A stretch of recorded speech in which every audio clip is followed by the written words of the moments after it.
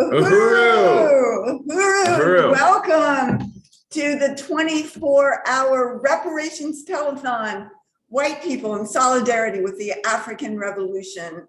Today is Giving Tuesday, November 30th. This is a time that we call Give Back Tuesday, because this is about paying reparations to the programs of the African People's Socialist Party, the Black Power Blueprint. Today, we're specifically raising resources for the basketball court that is a key part of the Black Power Blueprint in North St. Louis. Uhuru. Yes, Uhuru, Chairwoman Penny Hess. Great to be here on Giving Tuesday for the Black Power Blueprint, our third annual Reparations Telethon. It's really awesome to be here, and just want to salute everybody who's joining us and just say that this telethon is sponsored by the Uhuru Solidarity Movement, which is the organization of white people working under the leadership of the African People's Socialist Party, organizing in the white community for reparations to African people. And we're very honored to have the chair of the African People's Solidarity Committee, Penny Hess, with us here today. Uhuru. To be here with the chair of the Uhuru Solidarity Movement, Jesse Neville. Uhuru. And both of us and all of us that are part of this today, our comrades who are here engineering this incredible program, and our comrades who are going to be all over the US, as well as our honor of having members of the African People's Socialist Party here. But we begin by saluting Chairman Omali Yeshitela. Yes. This is his latest book, Vanguard. This is Chairman Omali Yeshitela, the leader of the African Revolution, the leader of the African People's Socialist Party, creating the African People's Socialist Party 50 years ago. In 1972, it will be celebrating their 50th anniversary this coming year. And it's incredibly historic. Chairman Omali Yeshitela has not only kept alive the African Revolution in the face of the very brutal military defeat by the US government that assassinated leaders of the movement of the 1960s, imprisoned people like Sundiata Acoli and so many others who are still in prison today, and destroyed organizations, creating a prison economy and intensifying police violence against African people, and destroying the economy, any economy that African people had. Right. This is a very serious time, but Chairman Omali Yeshitela has fought for not only the continuation of the African revolutionary movement around the world in the spirit of Marcus Garvey, that African people are one people all around the world, and Africa is their homeland and birthright, and all the resources of Africa must be repaid to African people, must go back. And so we salute Chairman Omali Yeshitela, who has led this incredible movement for 50 years in a relentless way, which is one of the key slogans for the upcoming party plenary meeting that is going to be in February of this year. But we're very excited to be here today. We also want to salute Deputy Chair Onezene Yeshitela, who is the brilliant coordinator and visionary of putting the Black Power Blueprint programs and the more than 50 economic institutions of the African People's Socialist Party on the ground, leading them as something that we don't see any place else in the world.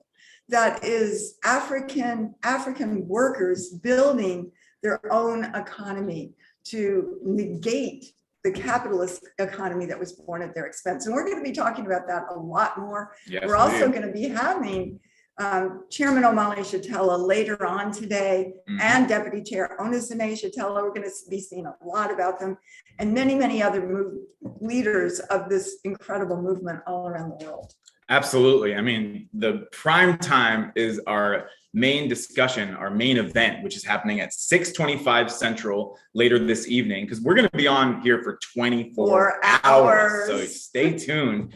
And you can continue going to facebook.com/Uhuru Solidarity or youtube.com/Uhuru Solidarity, or joining us here on Zoom literally for the next 24 hours. And Chairman Omali Yeshitela and Deputy Chair Onezene Yeshitela will be joining us later tonight at 6:25. We have so many amazing speakers, dozens and dozens of speakers, some of whom are arriving as we speak. And we're really honored to be joined by, people who make up the Black Power Blueprint here in St. Louis, members of the Uhuru Movement and the African People's Socialist Party here, and also from throughout the world. We're going to be joined later on by Secretary General Lwezi Kinshasa of the African Socialist International, who is joining us from the UK. He's originally from London. He's originally from Congo. Brilliant leader in the African Liberation Movement. Director Tafari Mugeri, who's joining us from South Africa, or occupied Azania.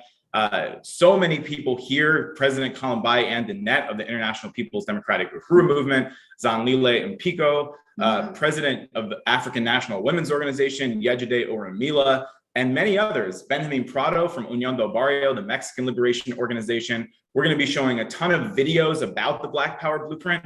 We're going to be interviewing people on the ground, like Mr. Gary Brooks, for whom the community garden is named after. And all of this is to raise the resources, the reparations needed to go ahead and get the completion and construction of the Black Power Blueprint's latest program, one of its many programs, which is the community basketball court on the north side of St. Louis on Florissant and College. That's what this telethon is about. We're currently at $94,447. And by the end of this 24-hour telethon, we want to be done with this funding campaign. We want to be at 130,000 to go ahead and make this happen. And that's so little. Yeah. That's so little. Yeah. That's just basically a tiny amount to finish this project and then move on to other incredible projects that Deputy Chair has in the works, that they've already gotten property for and gotten some grants and resources for, like the African Women's Center that is going to be part on the same strip of West Florissant, the retail center that's getting, that's in the works. And of course, there's the community garden, the Uhuru House, and the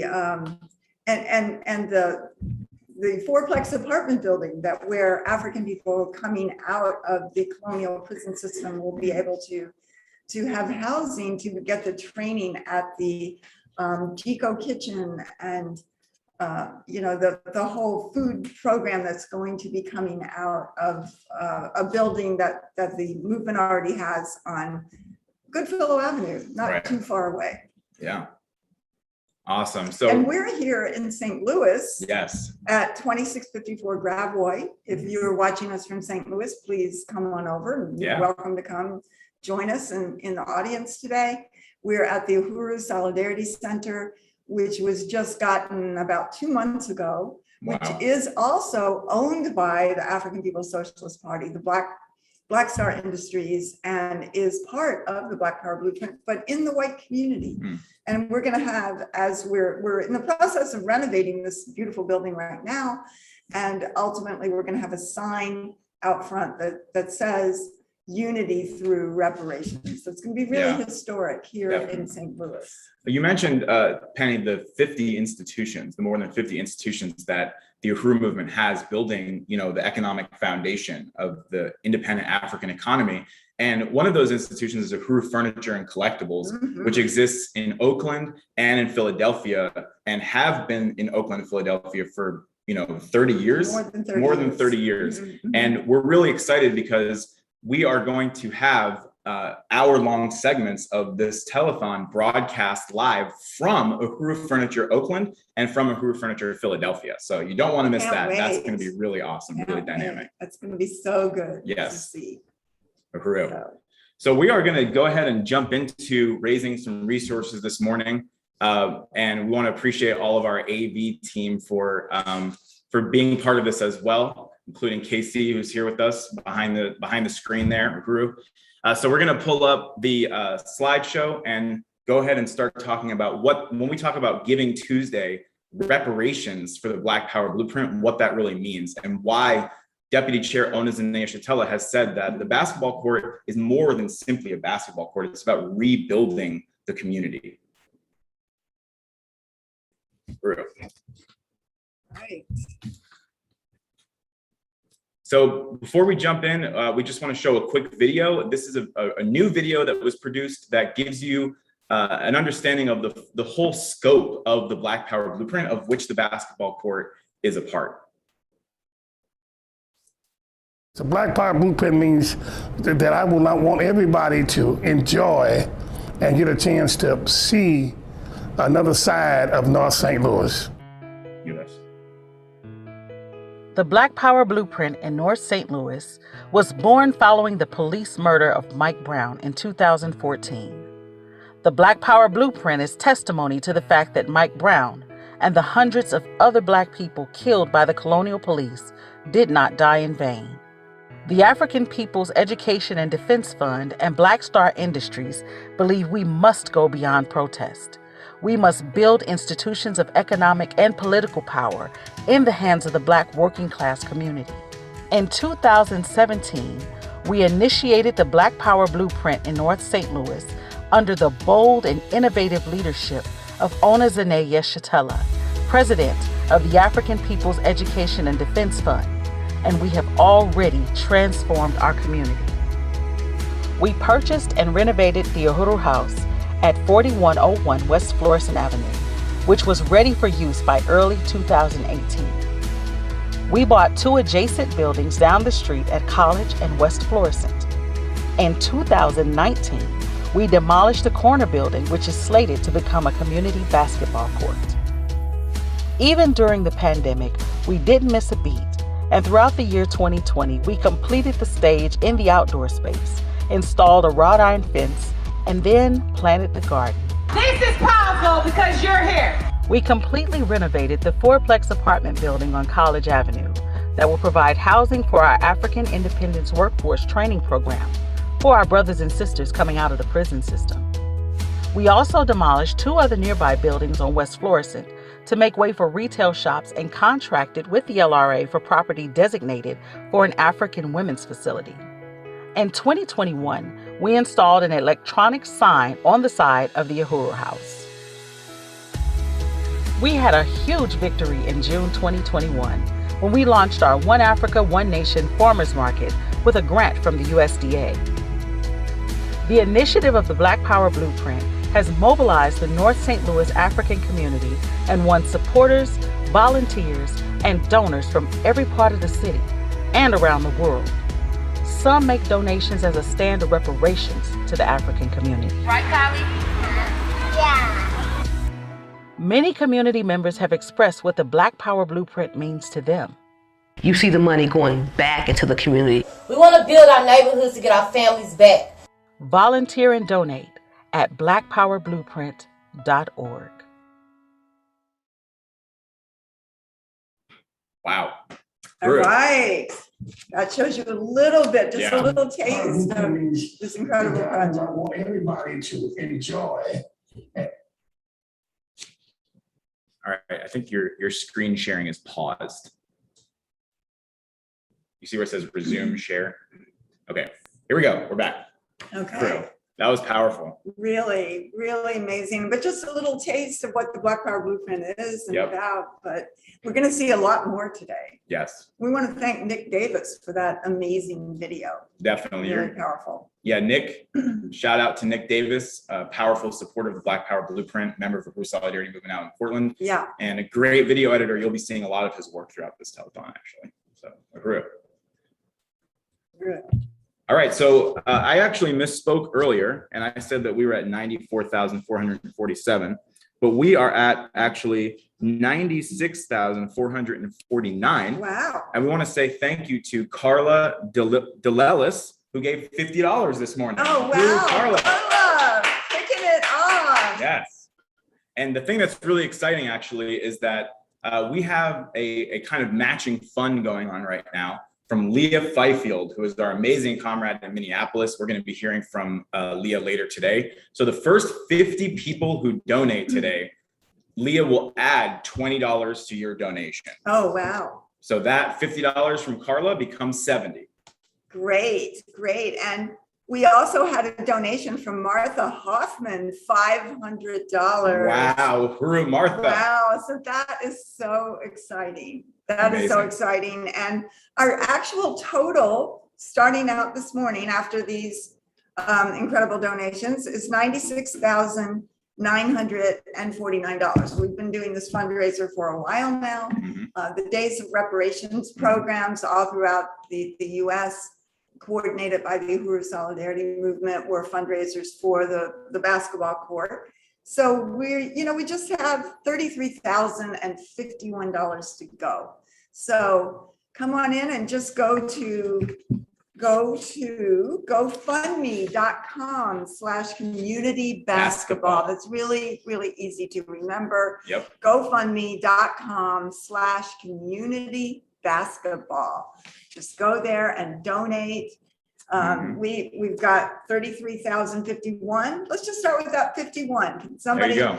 Somebody just put in that 51 and we'll be down at 33,000. That's going to be really, really exciting. Totally. Just keep chipping away at this goal, and we're going to do this today. So 51, which becomes 71, because Leah Fifield will add $20 to that. There you go. So go ahead to GoFundMe.com/community basketball. What you're seeing on screen right now are some of the various programs that make up the Black Power Blueprint. Yes. The community garden, named for Mr. Gary Brooks, who we are going to hear from later today. Yes. These are some of the work days.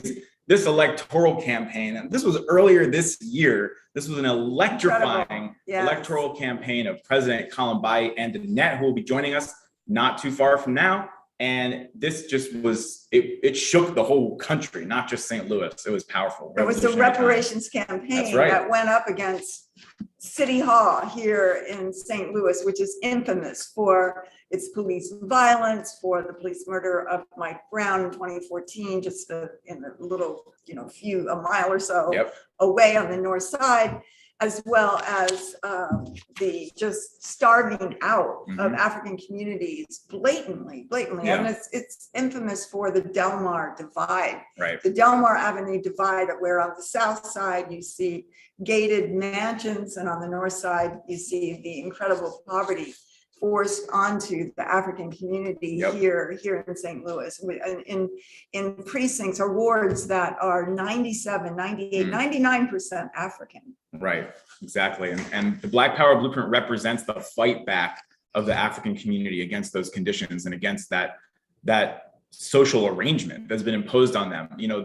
Talking about starving out the community, you hear this term food deserts. Yes. And the Uhuru movement has said it's actually food apartheid that's imposed on the African community. But that's why the One Africa, One Nation marketplace exists. This is another example of the Black Power Blueprint. We're going to be hearing a lot more about this. This is bringing fresh produce, bringing economic development, stimulating community commerce within the African working class community. And this is what it's about. So this is the Black Power Blueprint in action. This is the Halloween festival that was taking place at the last market. Keep it going. So Amanda, all right, Uhuru Comrade put in $51, which actually adds up to $71. All right. To remaining 33,000. There we go. All right, Salute we just Amanda. have to chip away at this 33,000. We thank you, Comrade Amanda, and know that we are going to do this today. We have 24 hours of incredible programming. Yes. It's going to show you something that doesn't exist anyplace else on this planet. And we just really want to appreciate Abdullah from the Black Power Blueprint, who has just joined us and will be joining us on screen in just a minute. To him in a few minutes. Yes. So just really want to welcome you. Thank you for being here. And so all of you, so we appreciate everybody that's donated so far. And this is concrete. This is real. And this is where the basketball court is going to be. And there was a condemned building there before.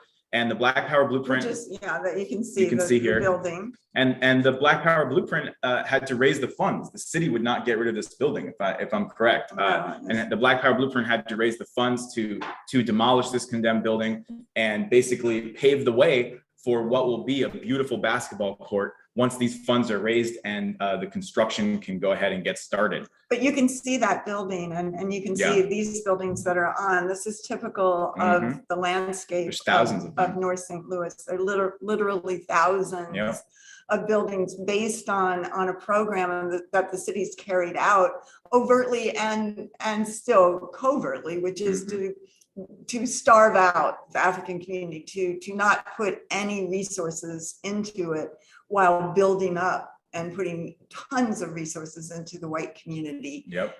So that there can, so that they can just wipe out this community. And ultimately, they want to gentrify North St. Louis and Absolutely. push out the African community. Exactly. And it's already And starting. that's why the Black Power Blueprint is turning that around. Yep. And creating commerce, creating community, creating the ability to say that African people are doing it for themselves. Right. And it's not a top-down thing. It's not something that relies on if the city is in a good mood or if somebody is going to give resources.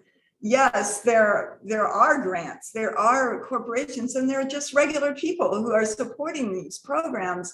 But this is led by the African working class, led by Deputy Chair Ona Zanae Shatella and Chairman O'Malley Shatella. That's right. And you are contributing to that when you go to GoFundMe.com/community basketball court. Absolutely. What you see, GoFundMe.com/community basketball court. Not basketball court, sorry. GoFundMe.com/community basketball. There we go. Okay. And so far, so as Penny mentioned, we've been involved in a fundraising campaign, and we are going to take some time later to thank all of the amazing hundreds of people who have contributed to this program up to now. Because of all of you, so far we have raised the money for the concrete work. So there you go, $33,540. So this is literally concrete work that we're will be the talking basis of the floor. Yes. of the outdoor basketball court. That's right. You're about to learn how a basketball court is built. Next slide. Surfacing, the surfacing. You It can see goes the on beautiful top of that. surfacing. Yeah. So 28,620. Next slide. The fence, that was the funds were raised for the fencing. Yes. And what we're raising money for right now is the lights. Mhm. That's going to be very spectacular. So $8,000 needed for the lights. So everything that you contribute right now will go directly towards fund. Somebody could put in $8,000. That's right. And you could be sponsoring the funding of these lights for this basketball court in the African community. So GoFundMe.com/community basketball and put in if you can do $8, that becomes $28 because Leah Fifield will add 20 to all donations for the first 50 people who contribute. So if you can do 8 or 8,000, every amount makes a difference. GoFundMe.com/community basketball. Right. Let's go ahead and put this in and really understanding that, that this country and this system is built on the assault on Africa, on Europe's enslavement of African people, kidnapping African human beings, and creating the vast capitalist economy that's built on that. And that white people, have access to this stolen wealth. This is the social wealth and the generational wealth that we have based on the fact that our lives sit on a pedestal of the oppression of African people. That's real. That's history. real. When we look at the history specific of St. Louis or of the United States, we're talking about genocide, enslavement. And this is something that has really been out there in the news, especially since the pandemic and during that time when the whole world saw the police murder George Floyd. And that, just elicited an enormous uprising from the African community with the support of many white people. And, this whole question of how does this world get rectified? How does it change? Well, reparations is at the core of that. Yes. Reparations is the stand that concretely, speaking of concrete, turns the resources back over. That's right. That from whom they've been stolen. I mean, it just makes sense. This is science. This is not some kind of idea based on an idealistic approach of can we unlearn ideas in our heads or anything like that. This is saying the best thing that we can do is turn over resources that we have access to the African working class community that is working to build self-sufficiency, dual and contending power in their own hands. That changes the world.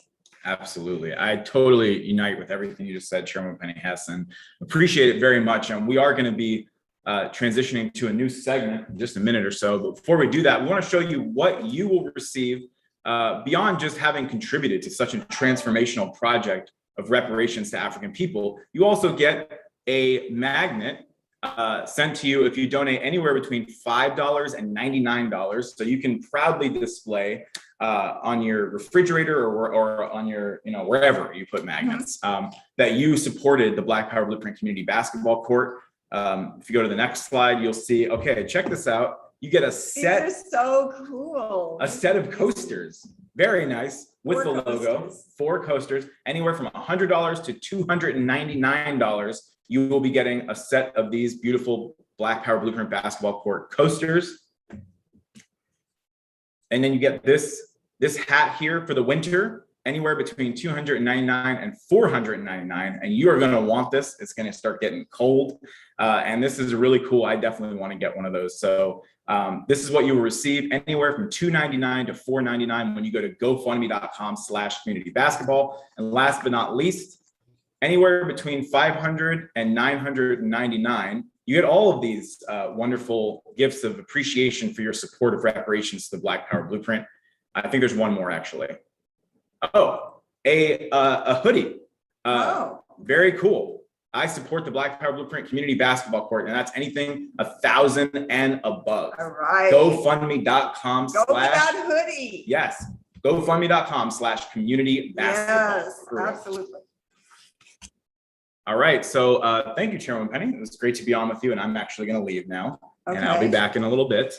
And I'm going to be replaced by Hallie Murray. Oh, okay. Yes. And I think we're going to bring on, so I think I'm leaving too. All right. Correct? So yes, we're going to bring on now. Okay, we're a little transition here. So we want to appreciate everybody. And now we're honored to be joined by Kitty Riley of the African People's Solidarity Committee and Abdullah Muhammad of the Black Power Blueprint, who's the outreach coordinator for the Black Power Blueprint. So let's give a round of applause.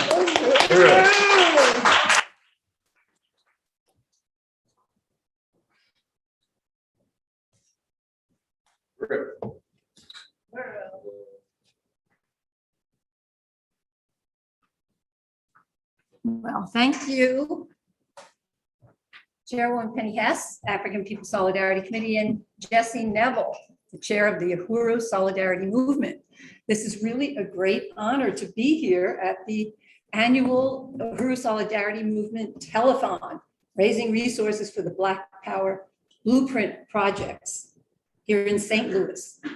So I have the honor of being here today with Abdullah Muhammad, who is a member of the African People's Socialist Party and is also quite a strategic, important, leader and volunteer in the Black Power Blueprint projects. So, Uhuru. Good morning, Abdullah. Good morning. Good morning. It's been such an honor to work with you in the Black Power Blueprint projects. And I just wanted to ask you how you came to find the Black Power Blueprint. Wow, that's interesting. Well, back in, I think, '89, I met a court and jury. I was in the county jail, Cook County Jail, with her nephew. And I think his name was Carlos Beck. And she asked us to write an article about Fred Hampton, and I did. And it appeared in the Burning Spear. And so that was my introduction. I started reading the Spear. I heard about it before. And I was really impressed with the teachings and the writings of Chairman Omali Yeshitela. And so that's my first introduction to the African People's Socialist Party. And so I would come here to St. Louis. I was living in Springfield, had been paroled to Springfield, Illinois. And I would come to St. Louis for the ambiance, the music, the jazz, the clubs and stuff. And I just, one night we were at a restaurant, Indian restaurant, and we saw the chairman. I kept looking at him, because I know he looked familiar. And his security team got apprehensive about me. So he was very gracious. We went up and talked to him, the fellows I was with, and he talked to us for maybe 10 to 15 minutes. And so we met to Charo Assembly at that time. He gave me some information. My wife and I at the time, Malika, started coming to St. Louis to the Uhuru House, to the rallies, the Sunday rallies and things like that and other events. And so that was my reintroduction to the party. It just shows the connectiveness of the entire movement and the Black Power Blueprint drawing upon the whole history of the struggle of the African community to really build economic and political power. And I know that as someone living right there in the community, in the ward, the neighborhood of the Black Power Blueprint, you then became, the outreach coordinator. And I will say that one of the programs that you led right up until COVID-19, meant a little bit of an interruption, was the Musa of Bantu Black Power Blueprint poetry and open mic nights. Can you tell us a little about that? It's a powerful program. Oh yeah, they were spectacular. And it drew on the local talent, that existed in the community. It's such a rich culture, a rich history of culture, in that St. Louis area. You have so many talented individuals, so many people that was full of poetry, full of life. We would have singers that come in, local singers, celebrities in that local community. And our objective was to enrich that community culturally, which was already there. But we wanted to provide a venue for people to come and to express themselves, to express their talents, to showcase their talents. And it's something that the community would be proud of, that these events were happening in the heart of this kind of downtrodden community that had been deprived of economic activity. So we wanted to regenerate that. And so we had great success with that, with the talent, showcasing the talent, and, just having vendors to come at the event and they would do well. And it was just the community would come, we would sell tickets in the community, we would put posters up in the community, we would put flyers up in the community, we'd go out to the community and tell them about the event. So they were very proud of that, very happy to have events going on, which had not been happening for quite a while there on 4101 West Forest. Well, I know I had the honor of attending some of them and they were really profound. And like you say, it brought out the rich, deep culture of the African working class community right there. And that has always been in St. Louis, has been known for. And, so of course, by talking about that, incredible program, it makes me want to also salute Deputy Chair Onizane Shatella, because that program happened within Aquaba Hall. Right. And a beautiful Aquaba Hall that is on the whole ground floor as an open community venue of the Uhuru House. And so it's only been since 2017, actually, that whole project started. So that's only 4 short years. And it's just so profound what has happened and been built. And I would like for you to take us, how we've done those tours, the Black Power Blueprint tours. I would like you to take us for a walk, from Aquaba Hall down just West Florissant. Right. Oh, wow, that's awesome. I'm glad that you mentioned awesome leadership of Deputy Chair Onizane Shatella. She's really powerful leader and very disciplined, very relentless in her leadership and in her desire and her commitment to revitalize the community. Yes. And so to that end, we demolished those one buildings that's at the Gary Brooks Community Garden. And we built this really beautiful, spectacular garden. We built this beautiful stage for talents and events. We have had so many events there. The Halloween event, the talents come to One Nation, One Africa, One Nation Marketplace events.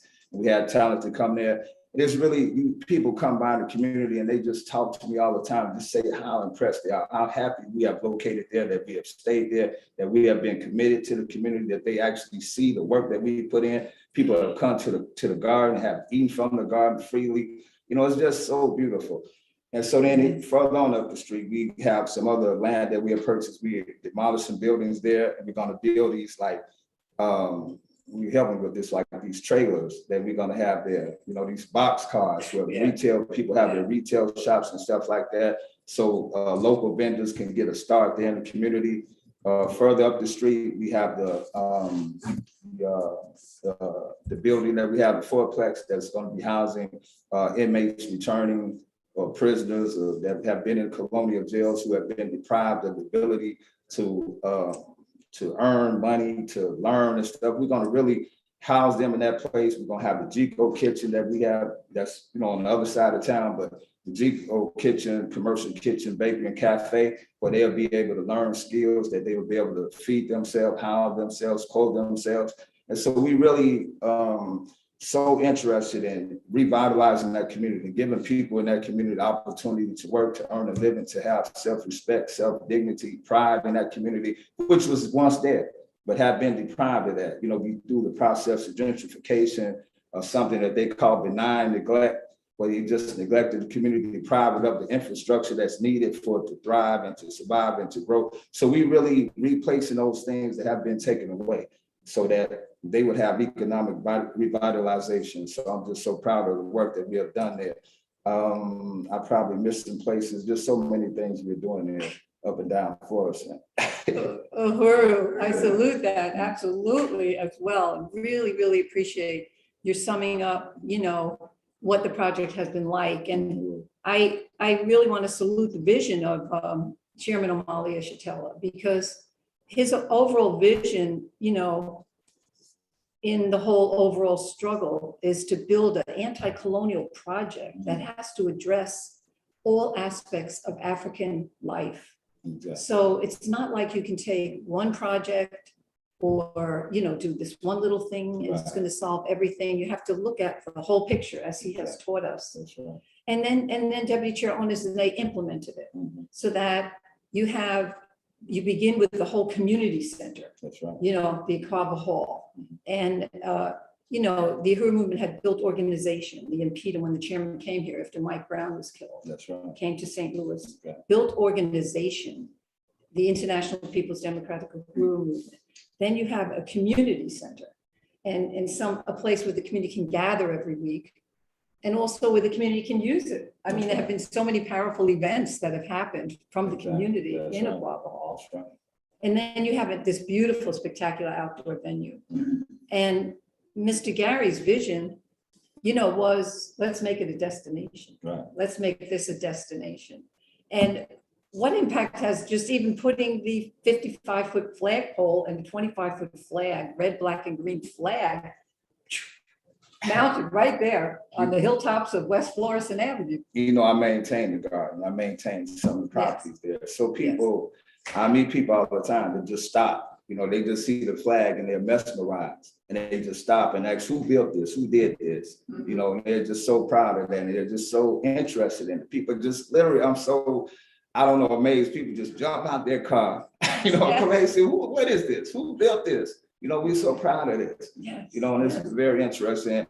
You know, building that infrastructure, having a place where the community can come and meet and discuss the issues that's affecting the community has just been so vitally important. You know, where we have political rallies, political events, where we inform the community of what's going on, what's happening, where they have knowledge, where we've been to so many political events where we have protested certain things that's going on in the community, the deprivation of resources, the neglect of the community. We have had an impact. We have forced them to do things in that community because of our voice, because of our organizing the community and coming to these events and demanding the resources that's due to us. So it's so important to provide that leadership, that disciplined leadership, so vitally important to the community. And that's why they love us. That's why they like us. That's why they want us there. That's why they want us to remain there. And we have been relentless in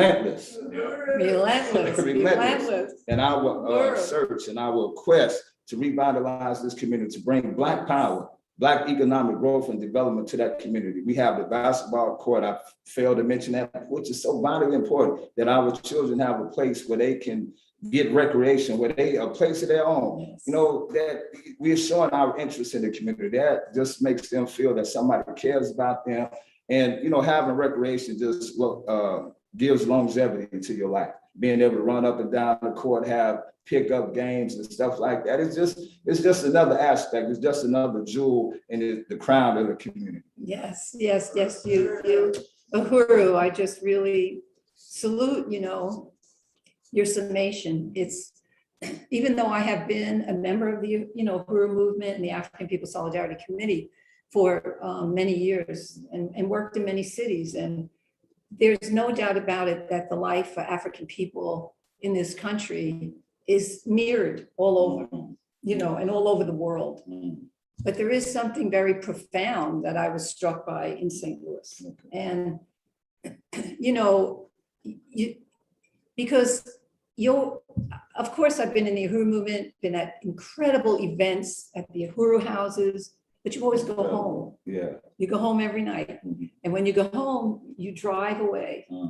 The stress is relieved, and, you know, tree-lined streets, and you pass cafes and you think, what am I gonna bring home to eat tonight? Should I stop here or should I stop there and get something to go? And I found myself, in North St. Louis for 2 years. The honor of actually living in the community, with, the movement. And it was, it was really a life-altering experience, because colonialism is a word, but it actually means sort of a profound depth of struggle every day to survive it, is what I could more closely observe. That's right.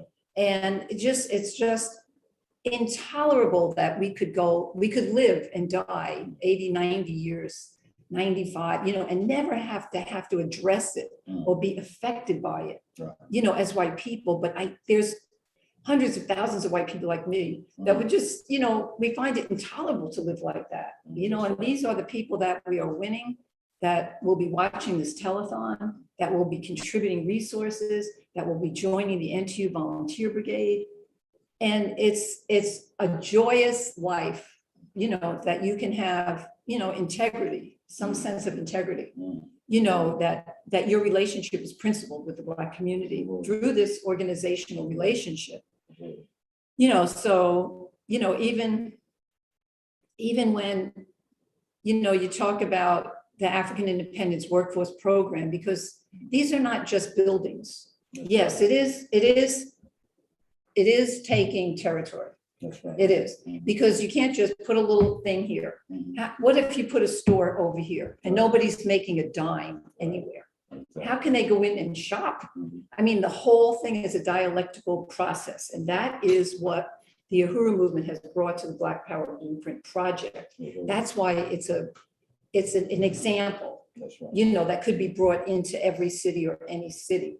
And that's the way it is, because like you said, it was by design that all the resources were extracted out of the North Side. That's right. So that, why not a basketball court? They're all over the white community. I mean, of course they are. It's like they want to deny, every bit of life that makes a community be whole. And yet you have people like Mr. Gary, who lived there for over 30 years, who will tell you, hey, there used to be a boxing ring across the street. So-and-so used to have a little store over there. People would tell us, you know what, when we were demolishing the buildings on the side of the basketball court, Right. people were pulling up saying, I grew up here, I've lived here for 54 years. There used to be a store, we got our kids' uniforms in over here. There was a big apartment building right there that's now just a, blown out building or empty lot, and I don't know, you know what I mean? It's like really, it's just really profound, Exactly. So you have, as you say, you've just been a stalwart of the beautiful upkeep and look of all the properties that everybody raves about. And I mean, I just think about some of our NTU volunteer work days. I mean, we've gotten down outside in that garden and the vegetable garden and the planting. And can you talk a little bit about that, the volunteer work days outside in the outdoor venue? It's so beautiful. It's like my pleasure to work in the community, but it makes me even prouder when people from the community come in and help to maintain the garden. Then I really have to salute the USM, the Rural Solidarity Movement, their leadership, Jesse Neville, and Penny has, they've just been wonderful. They're coming here to help us and realizing what their role is, what their responsibility is to get other white people, Europeans, to realize what has been done to Africans, that we have been set up, to self-destruct. Well, they'll call it self-destruction, but the conditions of deterioration have been set in motion. And so then they blame the victim for the consequences of the deprivation of resources. So, you're going to feed, house, and clothe yourself some type of way. So if they deprive you of the legitimate means of doing so, you're going to find illegitimate means, because that's all you've been left. So you have no choice but to be who you are. Again, you cannot blame Frankenstein for being a monster, because he didn't create himself, right? Someone else created him. So, but, I'm just so happy about this garden. I'm just so happy about the self-help programs that have been implemented, that we have had, that has had a powerful impact on the community, that's revitalized the community, bringing back interest. Other people are starting to purchase property in that community and starting to build in that community. the Yes. vendors that have come Yes. to the One Africa, One Nation marketplace, they're building their businesses. We're gonna have those box cars where people can expand their business. So I'm just so happy, I'm just so proud to have been part of that process. You know, part of the revitalization, part of the growth, and I'm just happy to be a member and do the work that I do. So thank you very much, Kitty Riley. All right, great.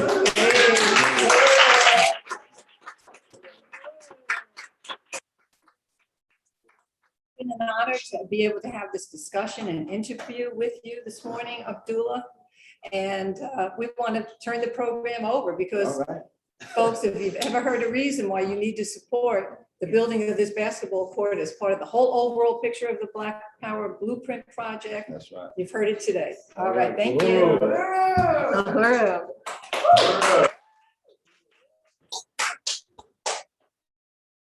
Guru. Wow, that was so powerful. Hallie, I'm doing this segment with Hallie Murray, incredible force living here in St. Louis now, who is coordinating the renovations of this beautiful building owned by the African People's Socialist Party for the use of white people to be in the belly of the beast, winning other white people just like ourselves to recognize that our future is in reparations to African people. Ruth, and I just really want to salute that incredible interview and presentation by Abdullah Alexander and Comrade Kitty Riley, who works directly under Deputy Chair Ona Zanaya Shatella, working on the projects and contributing so much to that here in North St. Louis. Yeah, that was a very powerful presentation. I really also want to salute Comrade Kitty and Abdullah for just laying it out, like what is the Black Power Blueprint, why we're here today raising resources for the community basketball project. So go right now to gofundme.com/communitybasketball, put in those donations, help us reach our goal. And I'm also just really honored to be live right now with Chairwoman of the African People's Solidarity Committee, Penny Hess. Really just salute your decades-long stance of reparations to African people. And for this segment, we want to take you back in time to learn more about the history of the first World Tribunal on Reparations to African people, which I know you were there in person so many years ago. So we just really want to first salute our chairman, Amalia Shatella, who founded that conference back in 1982 in Brooklyn, New York. That was the first time in the world that there was ever a tribunal on if reparations are owed to Black people, how much, where. There were tons of speakers. It was very powerful. So we just want to ask you to talk about that. Oh, I think we have a video first, really powerful 8-minute video. So we're gonna watch that now and then begin our interview right after that. Haru.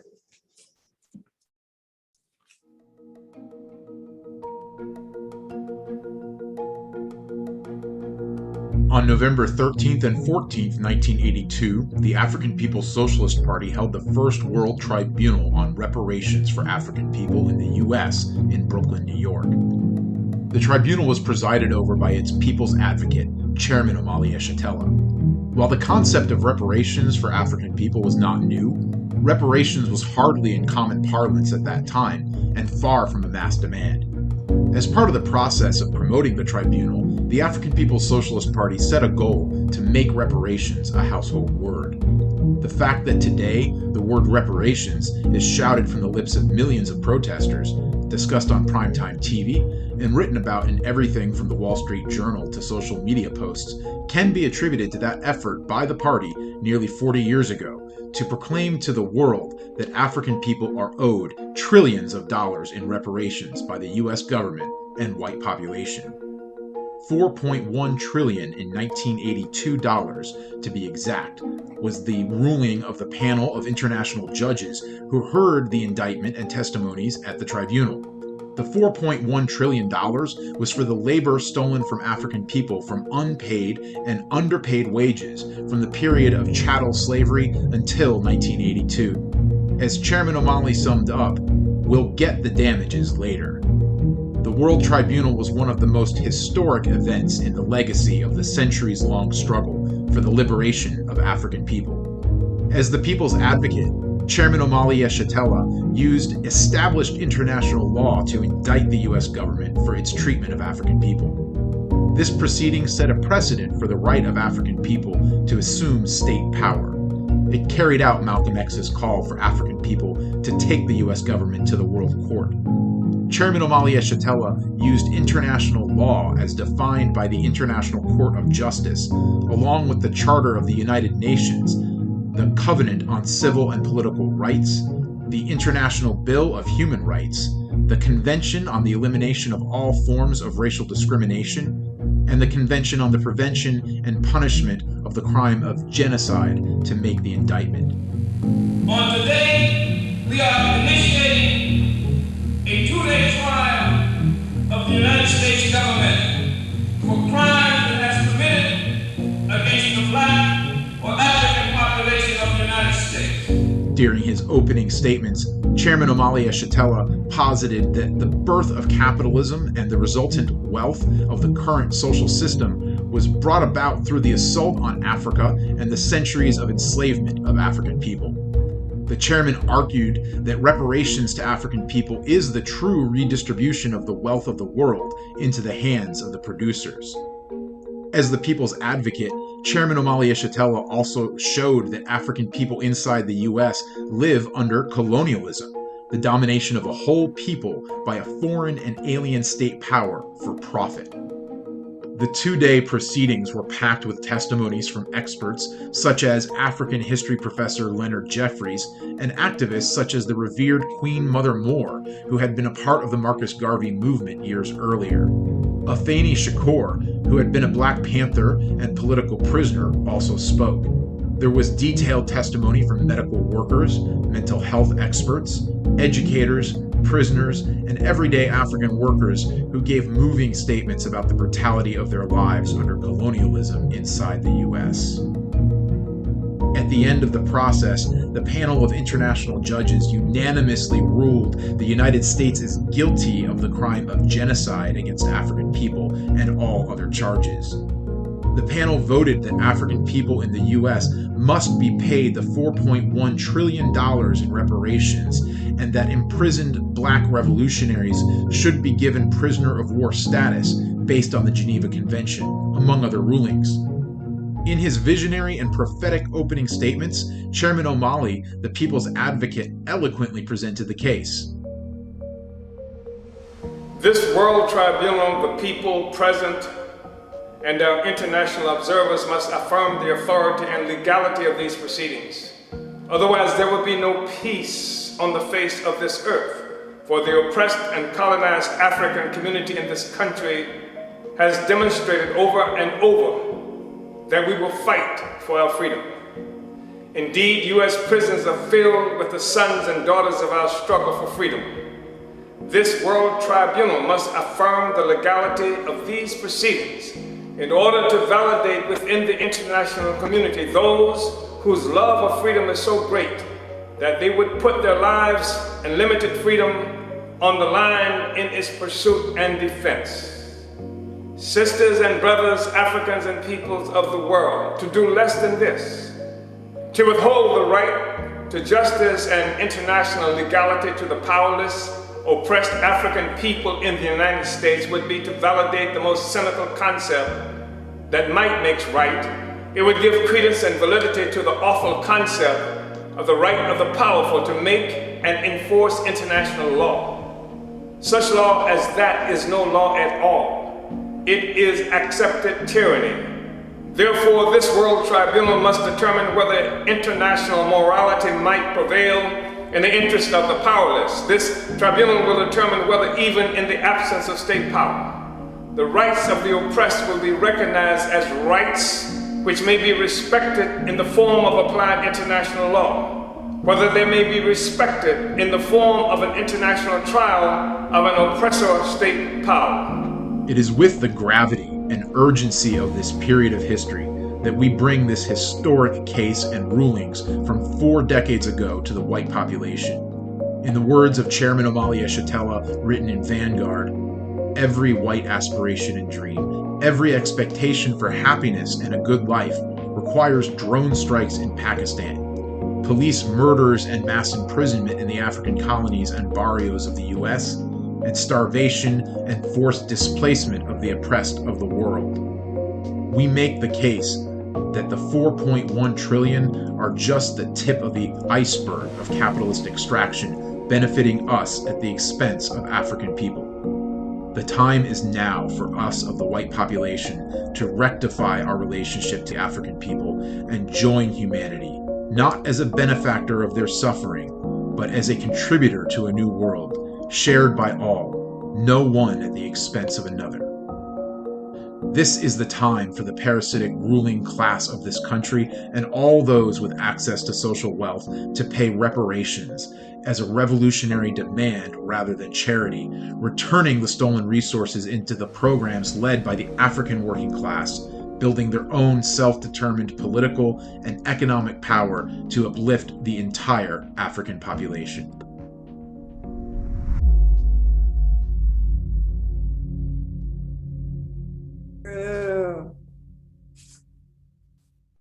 Wow, That is so powerful. I love seeing that video, and I love the words of Chairman Omali Yeshitela. It's so eloquent that he gave on that day, November 13th, 1982, almost 40 years ago, you know, when he said that describing the conditions of African people, that such law as that is no law at all, this accepted tyranny. Exactly. That there would be an acceptance of the conditions that African people are facing all around the world. And he said that, you know, to unite with this, to the conditions that they are now is a validation of the cynical concept that might makes right.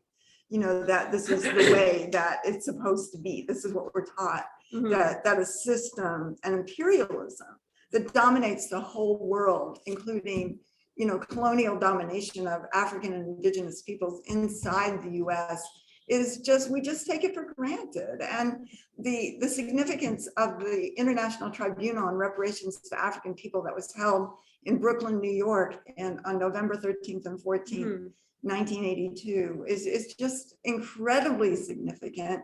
It's incredibly powerful. It must go down in history as, you know, an indictment of the US government. It wasn't begging for anything. It was indicting what US and the system of capitalism have done to African people, have enriched itself, and what is scientifically owed to African people, which at that time they determined was for $4.1 trillion in 1982 dollars. And that was just for stolen labor alone. And there's inside the US, you know, there's so much more that African people have been forced to has been extracted from them. Uhuru, yes, I also really just want to appreciate that video, just the historic footage that the African People's Socialist Party has saved for all these decades. Really want to salute Chairman Omali Yeshitela. And I would love to hear more from you, Chairwoman Penny. I know you were there in person that day in November 1982 in Brooklyn, New York. So could you tell us a bit more? What was it like to be there at the first Reparations Tribunal? It was incredible. I know, you know, Comrade Kitty was there, and Raya, I believe, Comrade Raya in Chicago was there.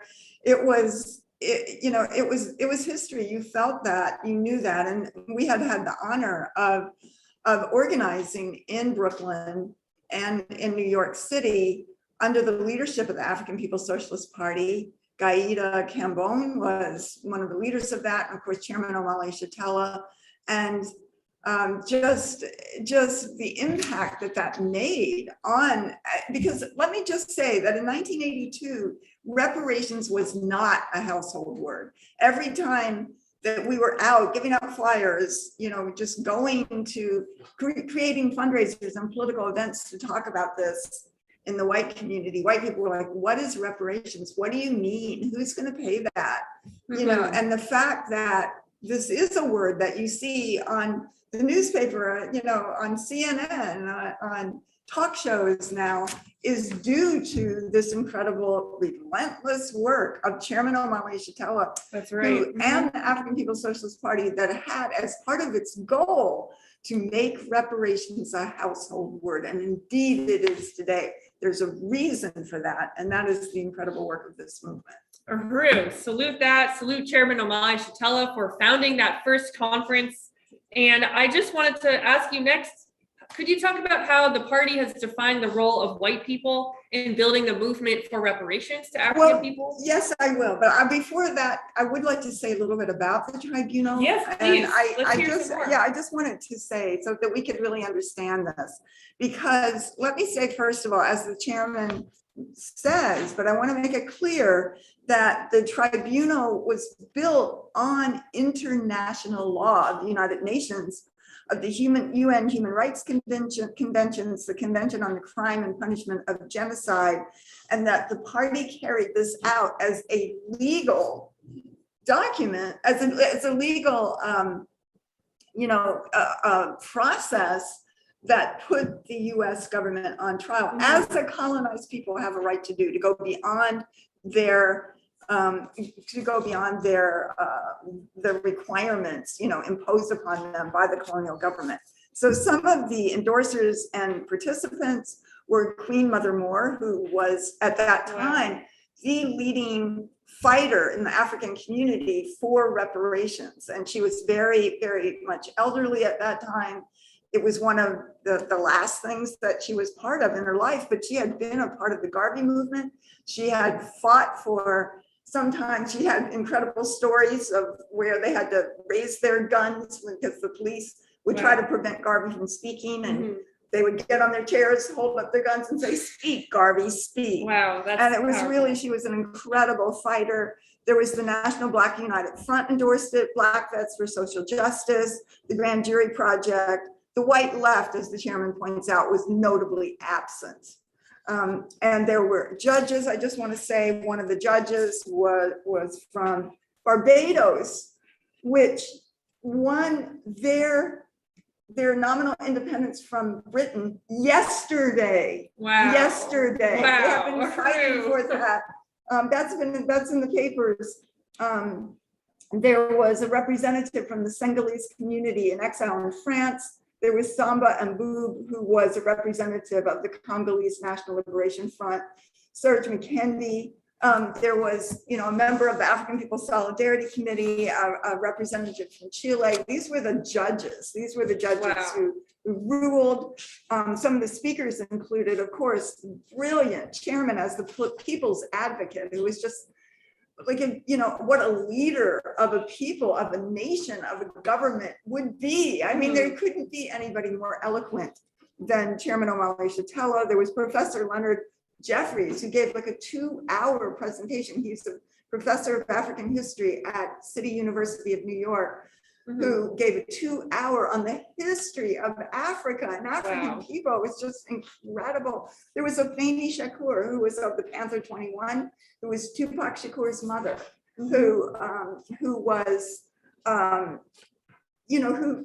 Tupac was there, and as a child, he was a young child then. There was Dr. John Bowling, Association of Black Psychiatrists, Professor Del Hunter, Medgar Evers College on African Education Struggle, Joe Mashariki, Black Vets for Social Justice, Kwame Braithwaite, who died recently, who actually, there was an article about him in the New York Times.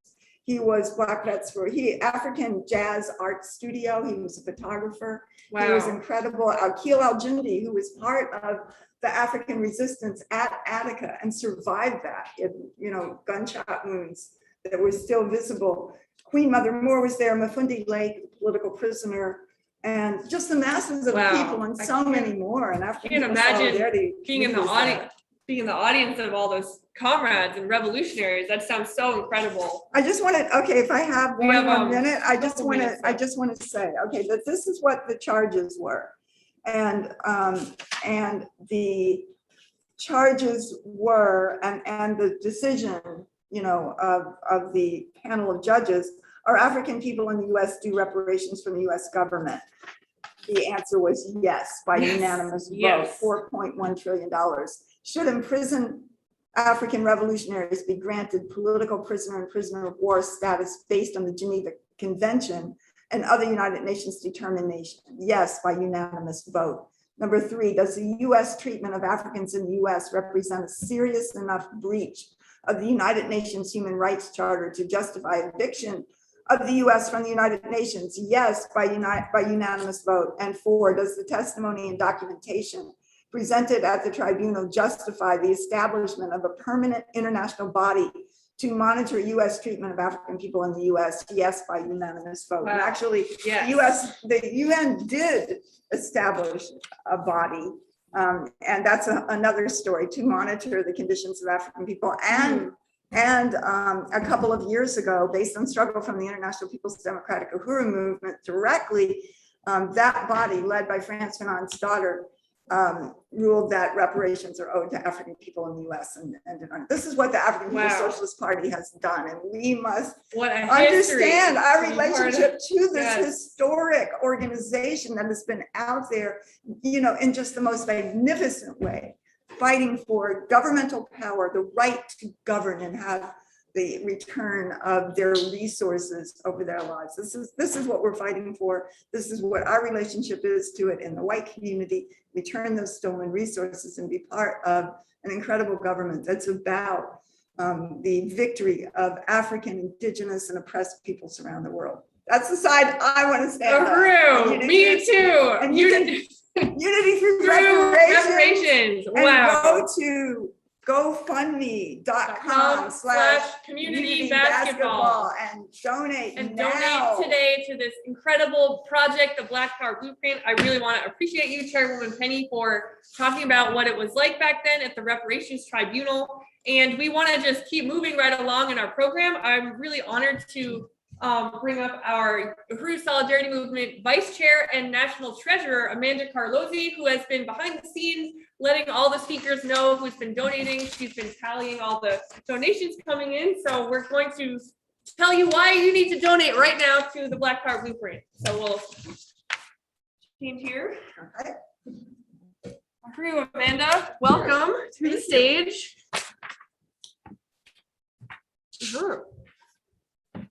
So we have a slideshow we're going to be showing you to talk about why we need everyone who's watching right now, even if you're watching later, we need you to donate right now to GoFundMe.com/community basketball, because this project is so critical to support Black self-determination, and especially from the white community. It's truly an act of reparations when we materially support Black self-determination, not just holding a poster at a protest and go home back to our comfortable white neighborhoods. We need to put in the work, put in the resources. So we have a video. We are going to show you a video about this project and then talk a bit more after it. So Uhuru, AV team, thank you.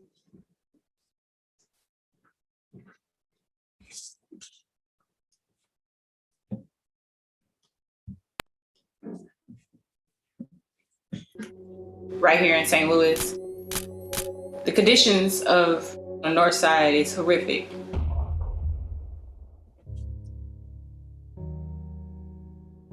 I just think that it's important to say that we believe in the democratic anti-colonial right to be able to have community control of every aspect of our lives and our communities. And I think the most fundamental, most democratic, most anti-colonial demand that I can conceive of is community control of basketball court.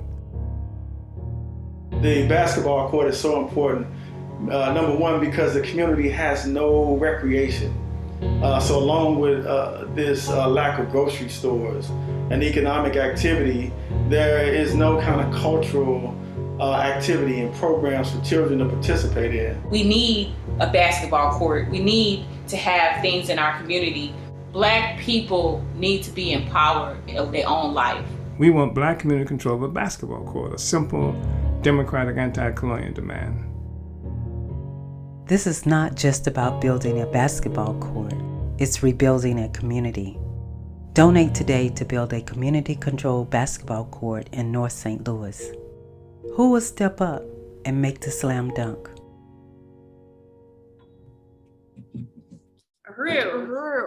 Uhuru, thank you for that video. And while our AV team is pulling up the slideshow, I just want to start by thanking some of the people who have donated so far before this telethon.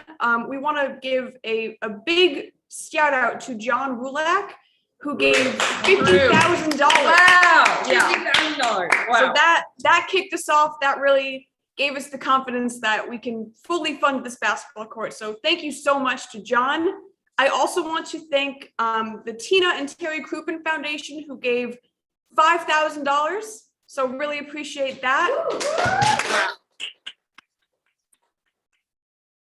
And there's many others. The last one I want to thank right now, more recently, we had a $3,000 contribution from the Community Arts and Media Project right here in St. Louis. So thank you so much. And we will be thanking people throughout the day, but every single person that's given so far, whether it's $5, $1,000, $50,000, it has contributed to where we are at right now, which is $98,080. Wow.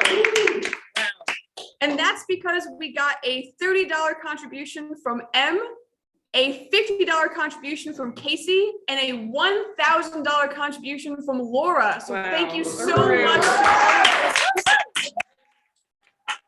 Amazing. And you can donate too by going to gofundme.com/community-basketball. You can go through the slideshow now.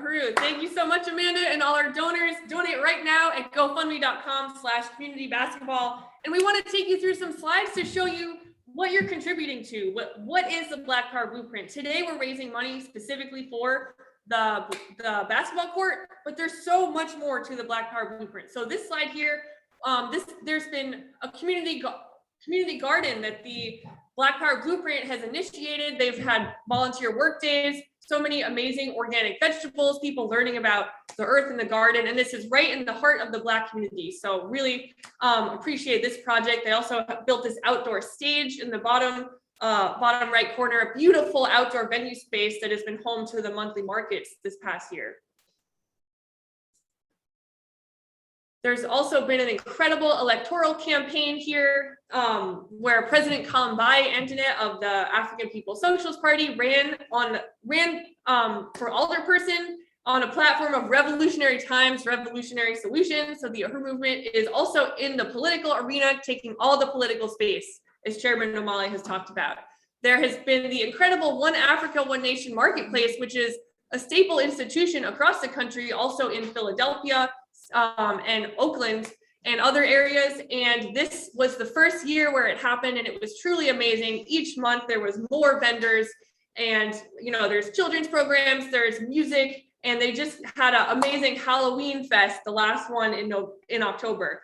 And this is just directly bringing economic development to the Black community, that anyone can just rent a table really cheap and sell their goods that they make. So when you donate today to the Black Power Blueprint, you are contributing to all of these programs at the same time. Yeah, they had the Halloween festival. APEDF, that's the nonprofit, the African People's Education and Defense Fund, which oversees the work of the Black Power Blueprint. They've purchased the lot to get the basketball court started on. It used to have this totally demoralized building there, and they've demolished that. And really just want to salute Jaff Construction, Trish and Andre for physically being on the ground, doing all the deconstructions to put something better there. So far we have raised the money for the following elements of the community basketball court. Do you want to go through some of these? Yeah. All right, So thanks to all of you so far, all of your contributions, we have raised the resources needed for the concrete work. So that's the first part of the basketball court, being able to lay the foundation. Then we also raised the resources needed for surfacing the court. So that's, not just a concrete slab, but actually the part that you are able to, actually utilize. And we have enough resources for the fencing. So almost it is looking like a basketball court, but here's what we have coming up next.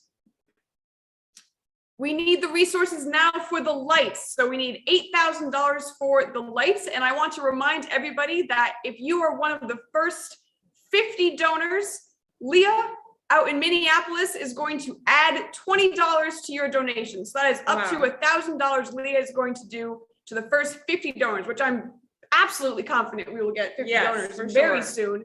And that includes the people who have donated so far, including the ones that we have mentioned in this segment.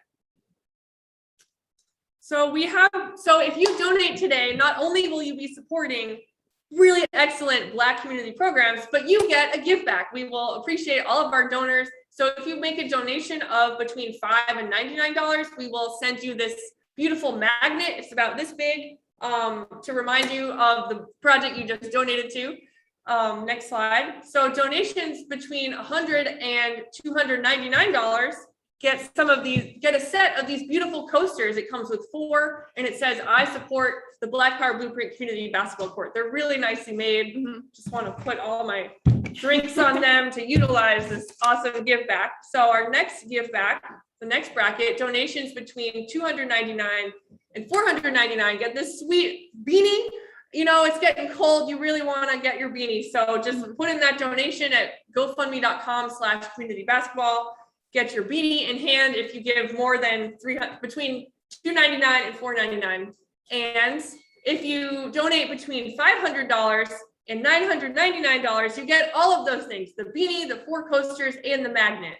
Very nice. And if you donate $1,000 or more, you get this really excellent Black Power Blueprint hoodie that says, "I support the community basketball court," which is such a great piece of propaganda if you're wearing, because people will ask you in the street, "Oh, what's that?" And you can be like, "I donated over $1,000 to this. So let's go play basketball on the new court that's part of the revolution." So, all right, next slide. So you want to talk about absolutely. So history? Yes. Well, can you tell me what this photo So this is just showing that the Uhuru movement has a long history of doing various community programs. This is a historic photo of a previous community project, a basketball project that APEDF has led. There's been many other basketball teams. So it's not even the first time they're doing something like this. Very nice. But it's so urgent that we need to build this today. So that's why we're really calling on you to donate at gofundme.com/communitybasketball. Yeah, so donate now. Donate to gofundme.com/communitybasketball.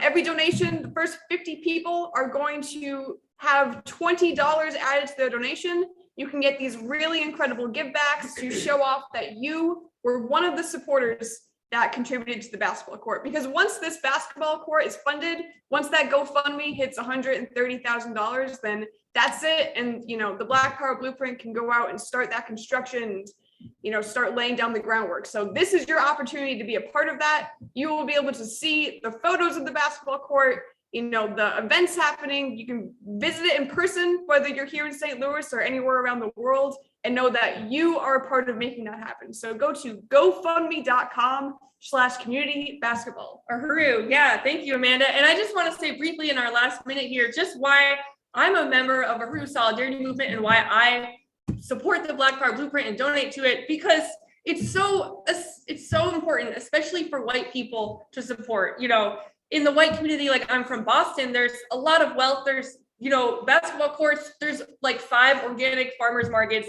in one part of the city at any given weekend. And so as a white person, it might not seem like a big deal for all the amazing projects that we just saw, the market, the basketball court, but being here, you know, I just moved here recently, and driving through, you know, the north side where this project is located, you can see with your eyes the difference in material condition. Like the north side and then the south side has so much more resources. So we're really trying to redistribute the wealth through reparations. You know, it's the ultimate redistribution of wealth. We're really calling on white people in particular to donate to this project. We welcome donations from everyone. So we really need you to go right now to gofundme.com/communitybasketball to make this project happen.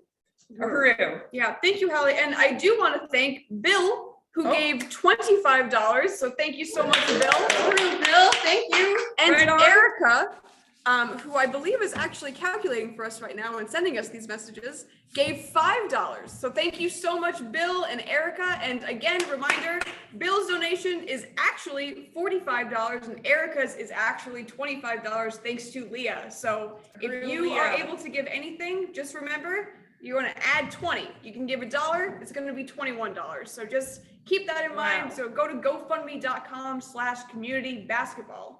Donate now. Haru, thank you so much, Amanda, and everyone for donating. So, and if you're watching, please put your questions in the chat. You know, we have people watching that. And yeah, so I think we're gonna move on to the next. Oh no, we're gonna keep going. Okay. We're gonna keep going. So yeah, so Amanda, why do you support the Black Power Blueprint? what Personally? a great question. So I just moved to St. Louis, and I've gotten the opportunity to see the Black Power Blueprint in person. And you know, the deputy chair, Anjane Shatella, she is the architect and just a really amazing visionary leader. She was able to see, you know, these condemned buildings or these buildings that are in really bad condition, and she doesn't, you know, she sees them for what they are going to be. So she saw the building that is now the beautiful Uhuru House Community Center, and she knew, you know, we're going to put in a beautiful floor, we're going to redecorate it, and it's going to have these really amazing events for the community that, you know, I have had the honor of being a part of. And then across the street, there is the USDA funded farmers market, which I got to go to that as well for the Halloween festival. And this year it was monthly, but next year it's actually going to be weekly. Wow. Starting in May, That's I so believe is the exciting. month. So the warmer months of the year. But yeah, so it's just, you know, deputy chair, she has a vision and she sets out and she gets it done. And you know that when you donate to the Black Power Blueprint, any of these projects, you're going to see it in real life rather quickly. So I think that's why I support it, because when I donate, I definitely see results, and all of you will see results as well.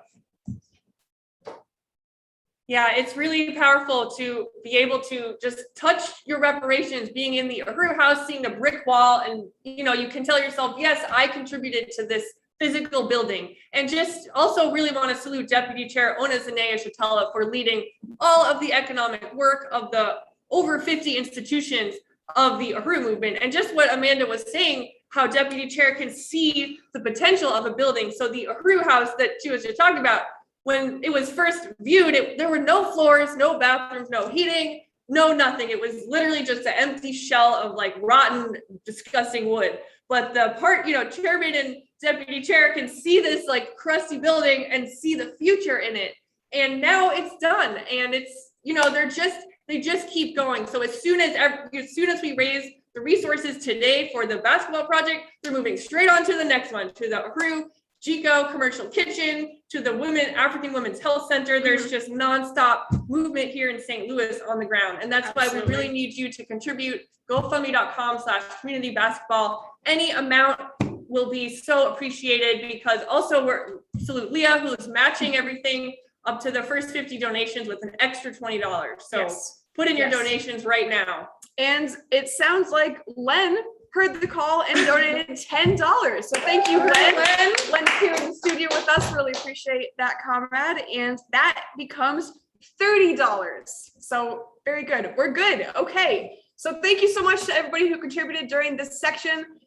We have really amazing programs coming up next. So I believe, are you going to introduce Yes. us? So thank you so much, Amanda. I really appreciate you for leading all of our treasury and all the numbers in the background. Salute, Amanda. And it's my honor now to bring back up Chairwoman Penny Hess of the African People's Solidarity Committee, who will be leading a discussion with a very special guest, Tafari Mugeri, who is the Director of Organization of the African continent for the African People's Socialist Party. He is located in South Africa, otherwise known as Occupied Azania, where he presides over a profound work to consolidate the African Revolution in every township on the ground and build the campaign for bread, peace, and Black power. So please welcome Director Tafari Mugeri of the African People's Socialist Party in Occupied Azania, and Chairwoman Penny, or Haru. Hurrah. Just really want to salute that fundraiser and just all the people who made incredibly important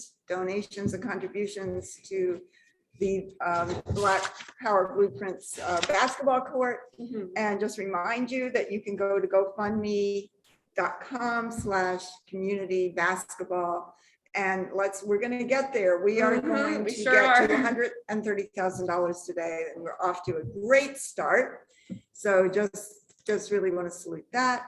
And I'm very honored to be part of welcoming Director of Organization for the African Continent of the African People's Socialist Party, Tafari Mugeri. Is he on yet? Is he with us yet? Momentarily. Just momentarily, we're going to be able to have him on, and just the incredible work in the townships, what's called the townships of Gauteng province, which is the province that Johannesburg is in. But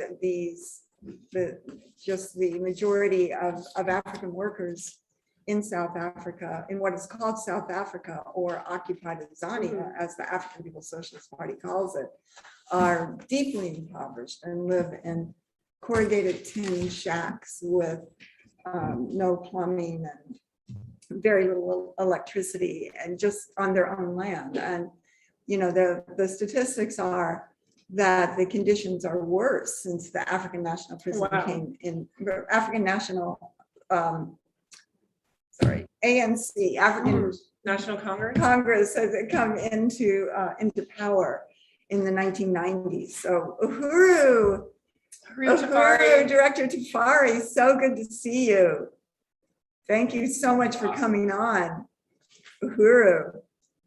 So welcome to our telethon today. We are, as you know, raising resources over here in St. Louis for the Black Power Blueprint, specifically for the community basketball court. And we're very honored, I just want to say that and reiterate for anybody that's tuning in right now, that Hallie and I are members of the African People's Solidarity Committee, the organization of white people who are organized under the leadership and by Chairman Omali Yeshitela and the African People's Socialist Party. And the African People's Solidarity Committee works in the white communities for reparations to African people. And we want to be building there in occupied Tanzania. So I want to say welcome and tell us a little bit about you, who you are, where you are, what is your position, and about your community. So tell us a little bit about yourself, Director Tafari. Welcome. Uhuru. Right. Uhuru comrades, Uhuru. Yeah, I want to really, first of all, just to salute this whole program and in your leadership, Chairwoman Penny Hess.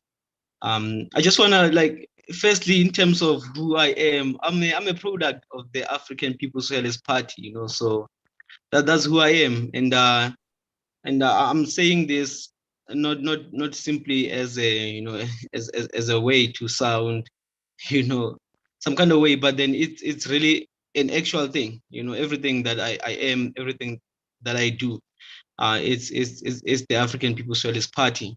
And I want to really appreciate the chairman for building the party, being the founder, and also developing the whole strategy and the philosophy of African internationalism. So I want to salute the chairman and my leadership, Secretary General Louise Kinshasa, this honor the entire Central Committee of the African People's Socialist Party.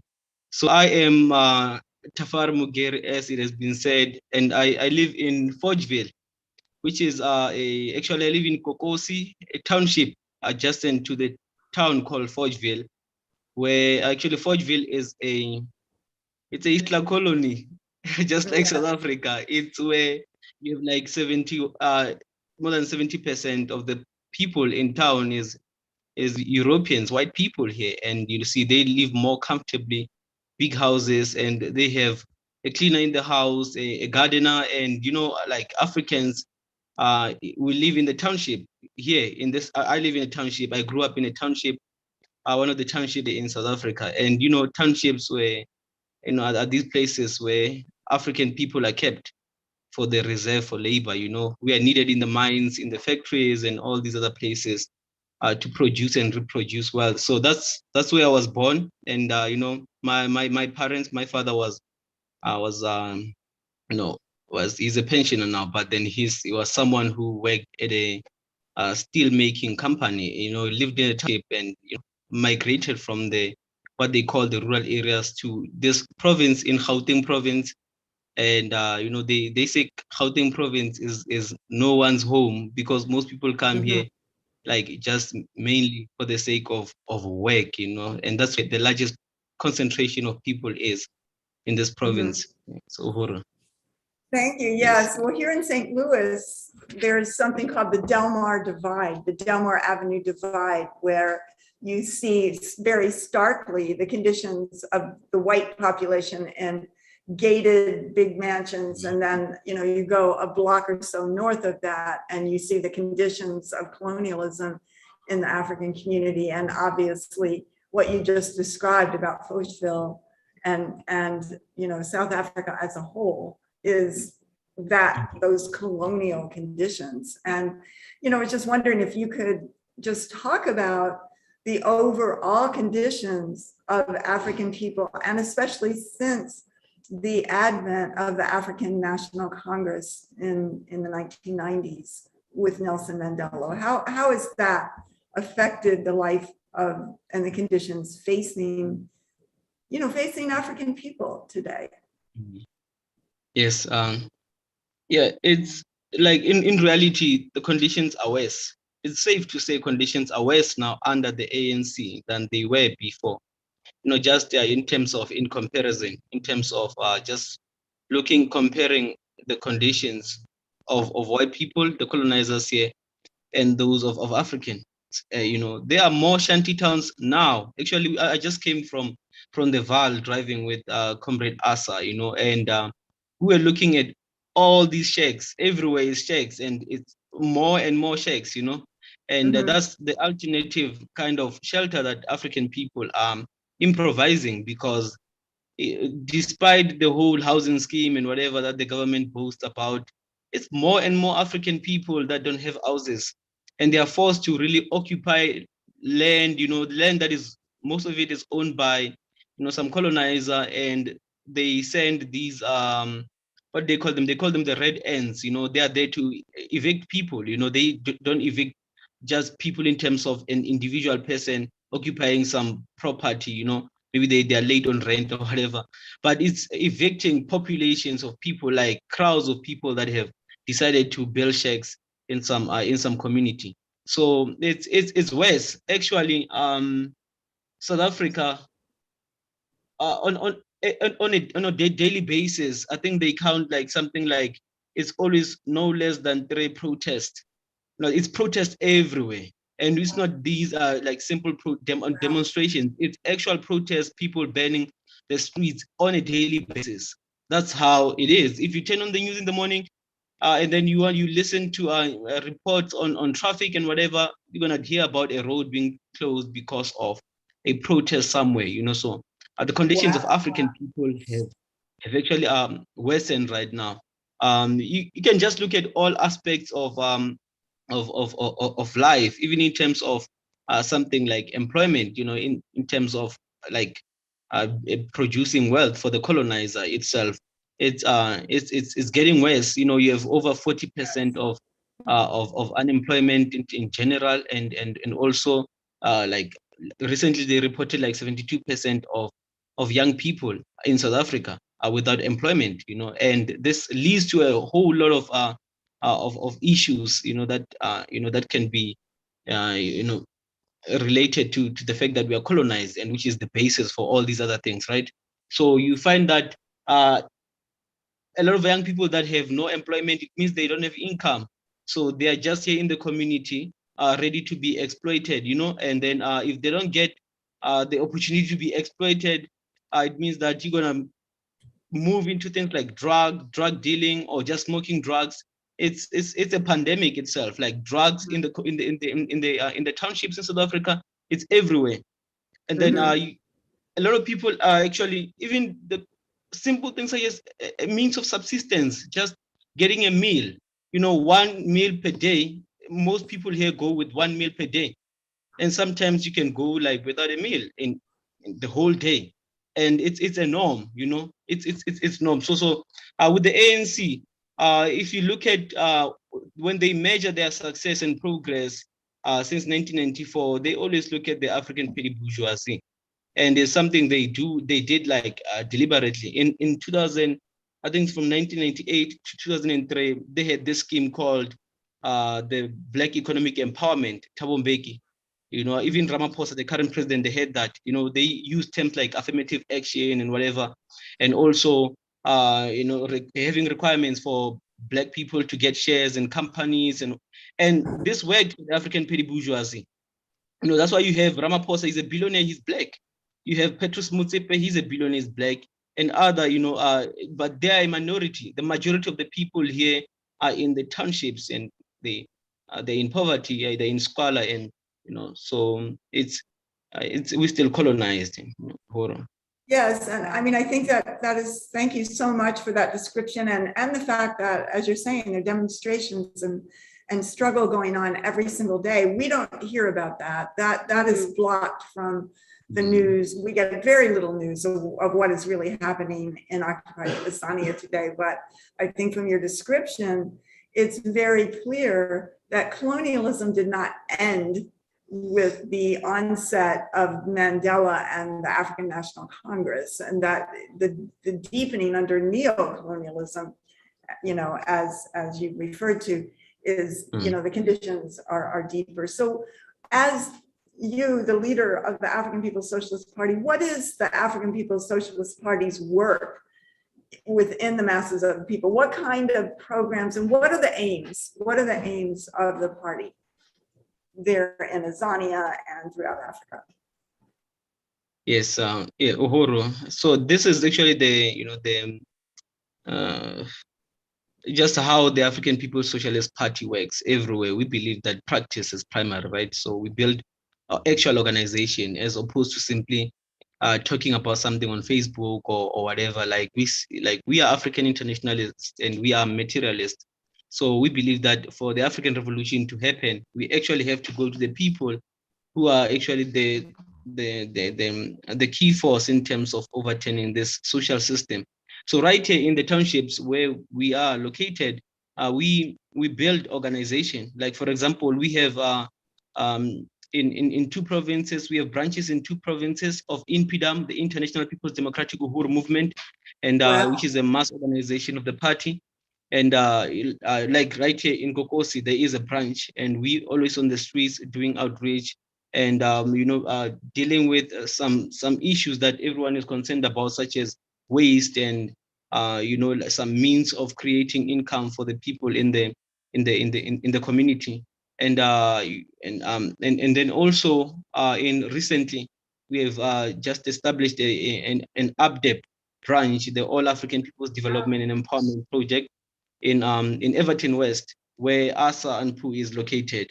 And so we have membership all over the country, and so we're working towards really establishing branches everywhere, because like the chairman has been saying, that we have to turn every community into like anti-colonial territories. Like everyone must know that we are colonized and we're fighting to get to repossess our capacity to produce and reproduce life for ourselves. So this is it's everywhere. Like recently, and the way we organize ourselves, we always help our people to recognize. Our people need to recognize that we are Africans. We are not South Africans. We're not trying to improve conditions simply for for Black people in South Africa, or to perfect South Africa in whatever. We are clear that South Africa is a colonial entity. It's a negation of our Africanness, our ability to to be self-determining and whatever. So everything that we do, we always make sure that the people understand that we're not South Africans, we're Africans. So we also organize Africans that are from maybe Zimbabwe. Like you get like over 2 million African people from Zimbabwe, who are here in South Africa. And some are from Mozambique, Malawi. They join and they become members of the African People's Socialist Party, or the Uhuru movement, one way or another. And also like I'm sure you heard about the turmoil in Swaziland with the king, King Mswati, right? Like the protests over there, the kind of repression, police, what they refer to as police brutality and whatever. And we went and did a demonstration there in the Swaziland embassy, and not in some kind of solidarity, with the people of Swaziland, to say that that's us right there. It's African people, and we are oppressed by this neo-colonial regime, that's referred to as some kind of monarchy. So, and also part of what we do, we want to win our people into the philosophy and ideology of African internationalism. So we do studies every Friday in the communities where we have branches. And, we have, we develop, like now we're translating some of the texts into like local languages so that people can have access to, because English is a real problem here. People don't really understand English, so and so we want to do everything that has to be done for our people to be won back to political life and to the revolution. Very, very exciting to Wow. hear. And I mean, can you explain to our people that are listening and watching, what is the relationship? How does the African People's Socialist Party see the relationship of African people in Africa and in occupied Tanzania to African people in Detroit and St. Louis here and in the Caribbean? How do you see that? How does that what is the goals of the party in that question? Yes, Uhuru, thank you for that question, comrade. It's capitalism, right? And most people, even those that are not in the party, recognize that the social system that we're fighting against is a capitalist social system that's based on, exploitation and profit making, right? That's what it is. But then we also say that capitalism, the basis of capitalism is colonialism. That's the mode of production, right? So capitalism was born through colonizing Africans, and the first, instance of colonizing African people was snatching us from, the coastlines of, Northwest Africa and so forth, and turning us into slaves. That was how colonialism was initiated. That's why we refer to it as colonial slavery, and and also it was part of the dispersal of the African nation, African people being dispersed all over the world. And Chairman O'Malley says that when we think of the dispersal, we don't only think of it in terms of Africans being taken to the US, to America, to the Americas, what they call the Americas, Europe, and so forth, but also within Africa itself. When in 1884 and 1885, when the imperialists in Germany decided to partition Africa into these different pieces, that was the dispersal of the African nation. So if I'm here in South Africa and someone is in Congo, we are not, like, there is a problem here because we're not supposed to see ourselves as Africans, as one thing, right? I'm a Congolese and someone else is a South African. So same thing with someone who's in Detroit is an African, and that person is, if I'm suffering colonialism and that person in Detroit is suffering colonialism. That's why like most of the issues, or almost all the issues, are quite the same. You talking about so-called unemployment is there.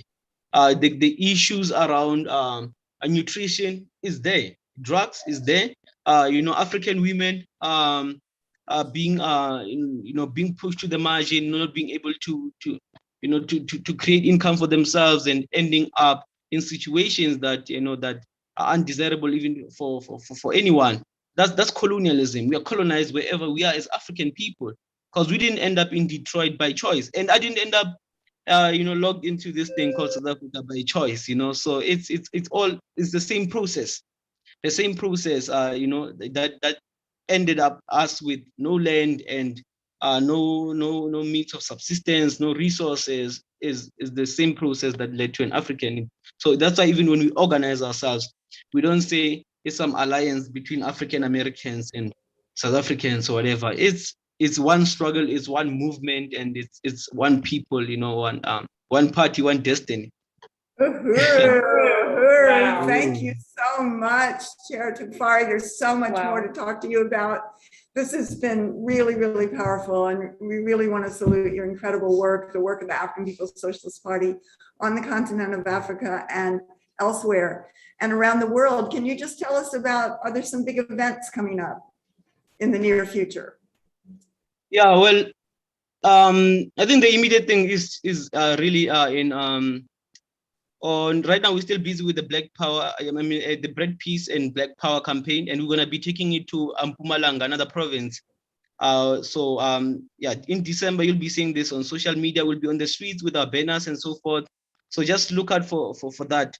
But also on next year, that's the 50th anniversary of our party, the African People's Party. That's historic, like in itself. It's a major thing all over the world. Our party will be having a celebration over this. And when the African People's Socialist Party celebrates, it's not just music and dance and whatever. It's actually advancing the African Revolution. It's part of the advancing the strategy, of the party of the chairman Omali Shitela. So are we going to be doing that? So just even in the beginning of the year on February, we will have a plenary. The third plenary from the 7th Congress of the African People's Socialist Party next year. So just we are everywhere. We are there in Swaziland right now. We have the party in Swaziland. So we'll have comrades in Swaziland participating in the plenary, comrades in Nigeria, in Sierra Leone, in even in East Africa, like Uganda as well as Tanzania. We're gonna be having this as well. Sierra Leone, even in Ghana. So the party is advancing, is growing throughout the continent.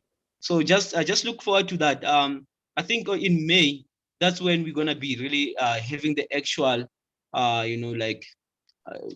commemoration of the 50th anniversary of the African People's Socialist Party. So and then in 2023, I know that you, Comrade Penny Hess, and the rest of the comrades will be here in Occupy Tanzania for the 8th Congress of the party, the first international Congress of the African Socialist Party. So that would be in 2023. So yeah, so just look out for that, Uhuru.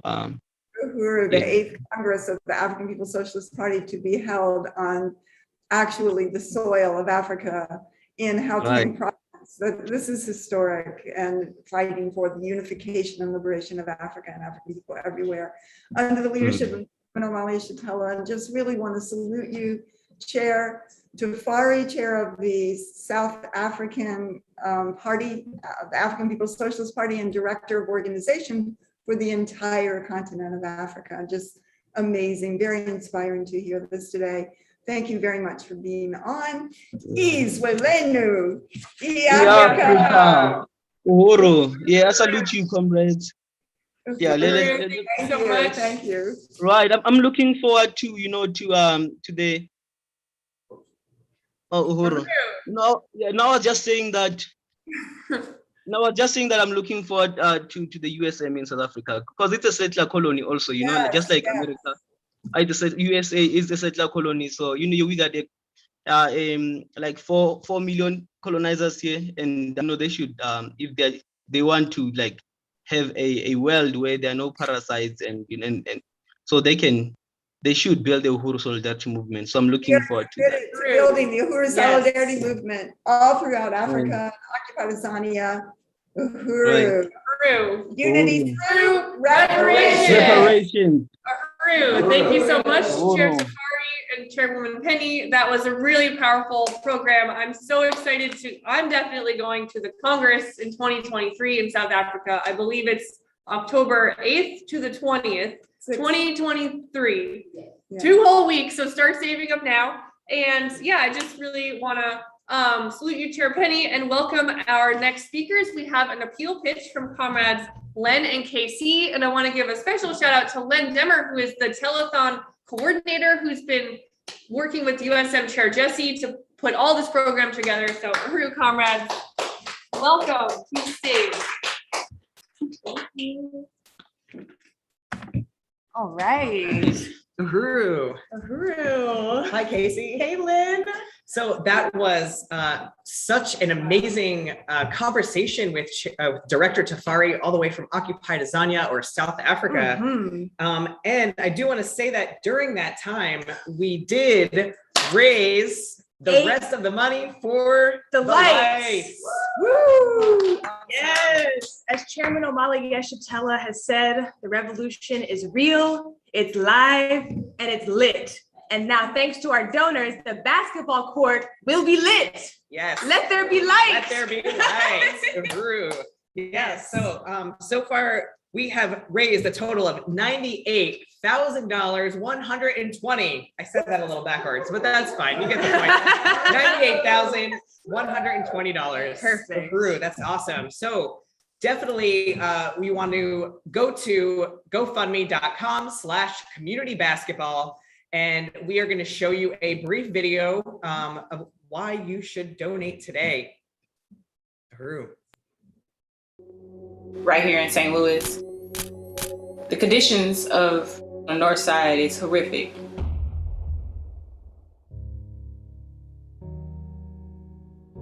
I just think that it's important to say that we believe in the democratic anti-colonial right to be able to have community control of every aspect of our lives in our communities. And I think the most fundamental, most democratic, most anti-colonial demand that I can conceive of is community control of the basketball court.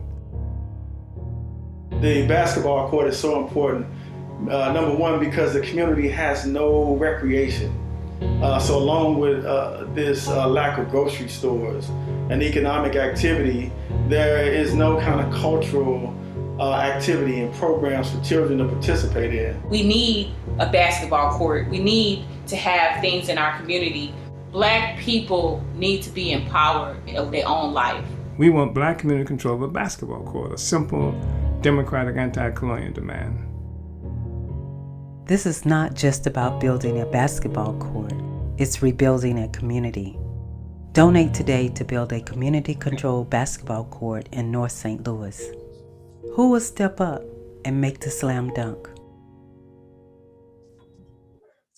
Peru. Powerful video. Really, really powerful video. So Lynn, where are we at with the donations? So great question. So far we have raised $975 towards the bleachers. And that means that we only need $772 in order to get 2 of the bleachers, which are $873 each.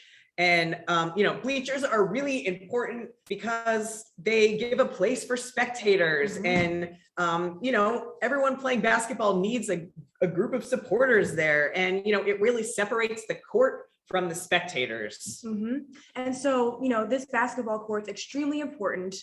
As you can see on the screen, there's a slideshow that shows kind of the history of the basketball court and how we've gotten to this point where now we're raising money for bleachers.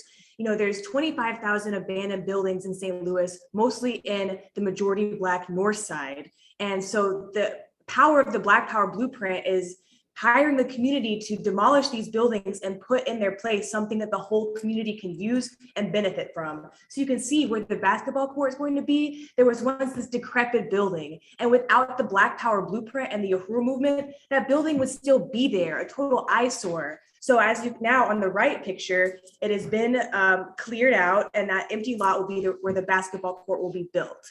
So next slide, please. So the building was demolished by Jaff Construction. Next slide. And we have raised money for the concrete work, which was $33,540. The concrete that's going to go over that grass and the empty lot that you saw. Solid.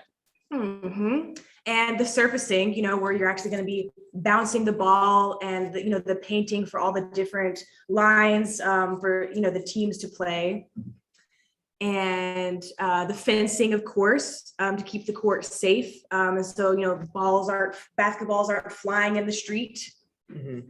And we have raised the money for the lights. Woo! It is lit. $8,000 from our donors have paid for the lights to light up the basketball court. And now we are raising money for, as Lynn said, the bleachers.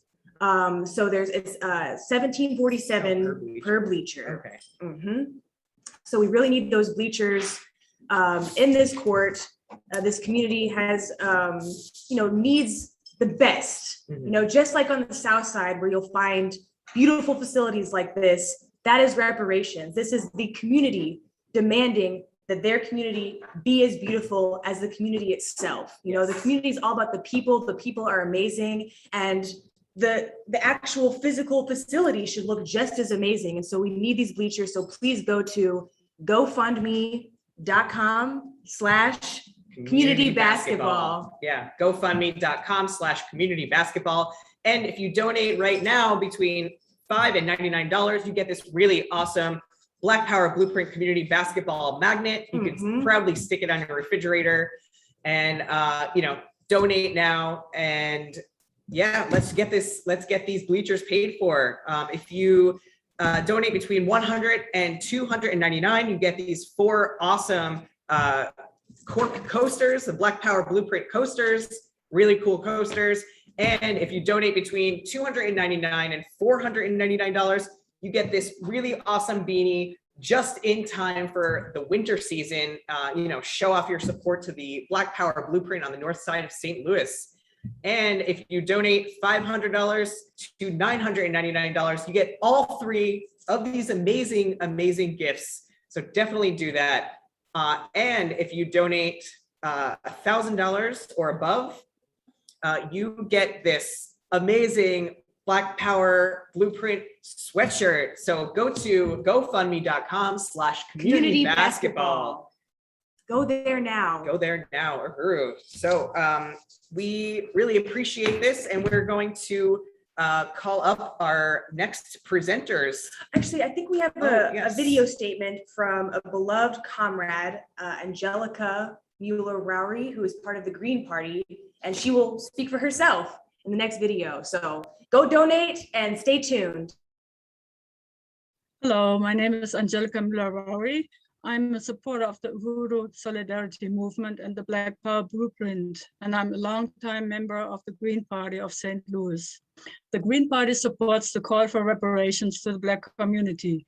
Our platform states, this country was built on stolen land and the backs of enslaved Africans who were never compensated for the more than 400 years of their forced labor and suffering. Exploitation, land loss, destruction of original identity, genocide, state violence, and systemic racism continued in chattel slavery's aftermath and still haunt the present in manifold ways. It is crucial to remember that this country's accumulation of wealth and global power, our highly industrialized capitalist economy, and our own standard of living is based on all these atrocities. This is why people of African ancestry have legitimate claims to reparations. This means reparations are a debt owed, not charity. And they are owed not only for past wrongs, but also for the ongoing looting of resources, oppression, and deliberate destruction of Black communities all over this country. Almost 50 years ago, I volunteered for a year in a community center on St. Louis North Side. Back then, College Hill was 85% Black. There were already signs of disinvestment and deterioration, but it was still a livable and vibrant community.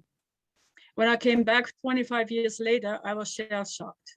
North City resembled a war zone. My first thought was, what does it do to people who have to walk past ruins and vacant lots every day, who see nothing but liquor stores, boarded up businesses, and decaying school buildings for sale, where police repression is a constant reminder that you live under siege. City Hall and even Black alders had declared the North Side a sacrifice zone, letting it deliberately bleed to death in preparation for future redevelopment. Meanwhile, another generation has grown up with the tragic compounding effects of economic depletion, systemic racism, cultural desolation, and intergenerational trauma caused by what can be rightfully termed neo-colonial conditions. Reparations are owed. The Green Party acknowledges the leadership on the question ought to come from the Black community. We recognize the right of the Black community to chart its own path of healing. Here in St. Louis, this path is laid out in the Black Power Blueprint. It is the concept to create self-determined projects of self-reliance for African and colonized communities everywhere. Since the Uhuru movement came to North St. Louis after the murder of Mike Brown in 2014, there has been a shift from food apartheid and a lack of economic productivity to a beautiful community garden with fresh vegetables and a monthly farmers market that connects with local Black growers. This One Africa, One Nation marketplace is the first of more economic development by and for the Black community, designed to contend with City Hall's strategy of pushing poor and working class Black people out. The Green Party of St. Louis demands an end to gentrifying the North Side.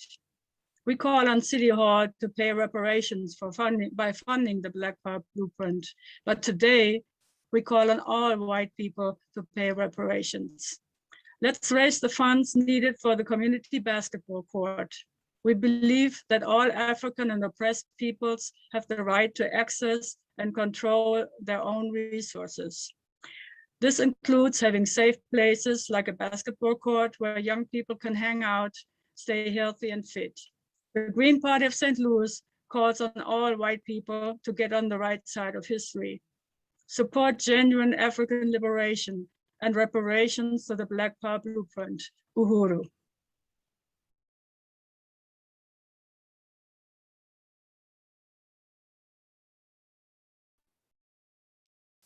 Uhuru, Uhuru. Wow, well, thank you so much from the Green Party, Angelica, and we really appreciate that statement. And now it is my tremendous honor to be able to welcome our next two guests, which are President Kalambai Andanette, the leader of the International People's Democratic and we have Sonlile, also a member of Impedum, a member of the African People's Socialist Party, as well as very active in the promotions committee for the Black Power Blueprint. Thank you so much for coming on today and for being here at the Uhuru Solidarity Center, one of the buildings, one of the properties of the Black Power Blueprint and Black Star Industries. So let me start with you, President Kalambai. So I know that you are the president of the International People's Democratic Uhuru Movement. So tell us a little bit about yourself, where you grew up, and why you are the president of the International People's Democratic Uhuru Movement. Okay, so I'm gonna start. We got 24 hours right now. Yes, well, I'm from right here, St. Louis, Missouri, born and raised here. My parents were born right here in St. Louis, Missouri.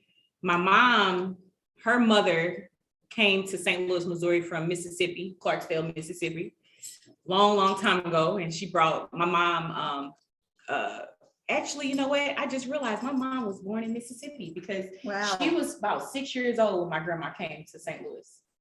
So she wasn't born here. I just realized that. She was born in Mississippi. So anyway, yeah, my mom was born in Mississippi. And she came here as a small girl and she lived in the 18th ward, which was like Jesse Todd's ward. Yes, Alderman Jesse Todd ward, which this ward was like Hollywood, you know what I'm saying?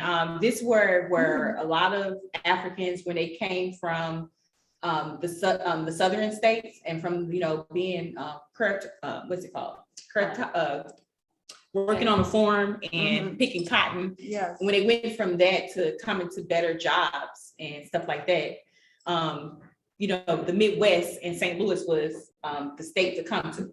So like you had, you know, St. Louis have a real history with blues and jazz and, you know, soul and culture. Yeah. So yeah, like the 18th ward was like Hollywood. It was the center of that. Yeah. Wow, I never knew that. Yeah. Amazing. So that's, you know, like, so that's a little bit about my background, you know, here in St. Louis. I got a long, extensive history being here in St. Louis. And I grew up in all of the wards, including the South Side. I lived pretty much all over the city because my family, we were very unstable. And so we moved a lot. Every time the lease was up, we were moving. And so it made me like really know this city very well. It's not too many corners that I don't know because of that. And I also lived in the city, but was part of a program where they bused You had to bus me out to the county schools. It was called a DSEG program, where they take kids from the urban city and bus us out to all predominantly white schools. So I was part of that, and so I seen both sides of the track because of that experience. My mom was an evangelist, and she was over like the youth, prison ministry and stuff. So I grew up going into prisons a lot, and my dad spent a lot of time back and forth from being in jail because of his addiction. Because being on crack cocaine as a black person meant that you go to jail. It wasn't seen as a 3 strikes you're out. Yeah, if you're African. So and so I lost 2 brothers. One died in 95 and the other one died in 97. And my mom and dad was married for over 50 years. And I had one other brother that went to jail in 92 after he was shot by a detective called Lake Shaw. I like to call his name out, continue to let him know that I remember and know what he did. So he shot my brother when he was 17, and they tried him as an adult at 17 years old. Because of Hillary Clinton back in 92 is when she declared war on the Black community in a real way. And my brother was one of those victims of that. And he did 27 years in jail. Wow. And so like all these experiences here bring me to August 9th. Mike Brown was murdered, and I lived in Ferguson and I worked in Ferguson on West Florissant at Buzz Westfall Plaza. And I met Mike Brown coming into the store, and I remember this gentle giant that came into City Gear, and then watching on my Facebook page of his body land, on Canfield Drive, and just the community outcry, and just how we were just treated like we were animals. They wouldn't even come and get his body, and people were begging for them to not let his body lay there. And they made it be us, like, we can't get to him, we can't move him because you're standing here. And how they treated people. So, and it was hot that day. Yeah, and I very hot. And so I met Chairman Amalia Shatella, and it changed my life. And I think that what stood out to me about Chairman is the first thing was his stance. He looked like he wasn't playing, you know what I'm saying? I didn't know who he was, but I had went to enough actions to see it change. It goes from a nice peaceful action, and then next thing you know, you ducking and trying to get away from tear gas. I had been shot with rubber bullets before. That hurts a lot. And so I wanted to stand by somebody that seemed like they could protect me, and Chairman fit that description. And so I stood by him, and I was walking, and he started like just talking. And the march that I went to, I had a sign that said "Lock up the killer cop." That's all my sign said, is "Lock up the killer cop." And they told me that I had to put it back in my car because it was a peaceful march. So Chairman was like, "Little sister, what did your sign say?" And I said, told him what it said, and he was proud of me. He was like, "Right on." That is the response that brought me from St. Petersburg, Florida. That's what I came here. Why? And then he started explaining colonialism, and like tears hit my eyes, because like I realized that, it was bigger than Mike Brown, why I was so angry. I understood for the first time that it wasn't some bad mistake that my dad made while he ended up on drugs, and what my mom went through, or losing my brothers. Like, for the first time, my life made sense, and it wasn't that it was a curse or me feeling bad or me becoming a real good liar, because I was afraid for people to know the truth about my experiences of being a colonized person. That kept me holding my head down. So like, I was just like, didn't want him to leave out my sight. I know he thought I was crazy, because I was like didn't want the march to end, because it made so much sense. And so, I got the Burnsville newspaper, and they pointed out page 10. So everywhere I went with all my friends, because I was reading page 10. Like, she was reading page 10. I was reading page 10. Like, I'm like, everywhere. I'm like, this is what we want, because I was thinking like, we can't be out here with no direction, so page 10, and Chairman like really helped me to understand like what we need as a community of Black people to make these things stop happening to our families and our generational families to come. So I joined the organization to say, you know, and the rest is history. The rest is history, yeah. So I think through that story, you might understand why I'm the president. I mean, the story is legendary, and I just, you know, it's so much part of the Uhuru movement. It's such an honor to be under the leadership of the African People's Socialist Party, and, you know, just your story and the relationship, you know, meeting Chairman Omali Shatella. And I don't know if our tech people can find that video, like we can show it at some point of you walking behind the chairman. You can see me. You're in a demonstration. It's really beautiful. Maybe we can show that a little bit later, but, you know, just really, really appreciate that. And you have been in the Uhuru movement since the 2014. Yeah, 7 years. Yes. Been, since that day. Yeah. And, you know, it just shows that Mike Brown didn't die in vain, that this is a movement that is going to fight till victory, till African people are free and liberated. And so, you know, just really, really. I really like that. You know, I really like what you're saying, what you just said, you know, that Mike Brown didn't die in vain. And the Uhuru movement is a testimony of that. And not just Mike Brown, but we can go all the way back to, you know, Emmett Till and countless Africans where we don't know their name and we don't say their name because, you know, they were murdered, they were hung on trees, they were murdered in the school system, they were murdered even through this recent COVID, you know what I'm saying? They were murdered, so many Africans that went to hospitals and they didn't go into their room and just left them there, and a community that they just, you know, just spit up on. And, you know, the Uhuru movement is fighting for every single blood of African people that has been slaved through colonialism for 600 years. So Uhuru to Chairman Omali Shatella. Salute Chairman Omali Shatella. And saluting, of course, Deputy Chair Owens. Yes, powerful leadership of, you know, of this project, the Black Power Blueprint, fighting for political and economic power in the hands of the African working class. And, you know, I just wanted to ask you, Emily, a little bit about your story. Well, born and raised here also. Actually, I grew up with Columbine when we was calling her Peaches. But my story almost sounds like Columbine. She was working for me. I worked at a little colonized store down in South City. I was the general manager, and I hired Columbine to pick up money or whatnot. And she worked a couple of weeks, and then I got this phone call one day.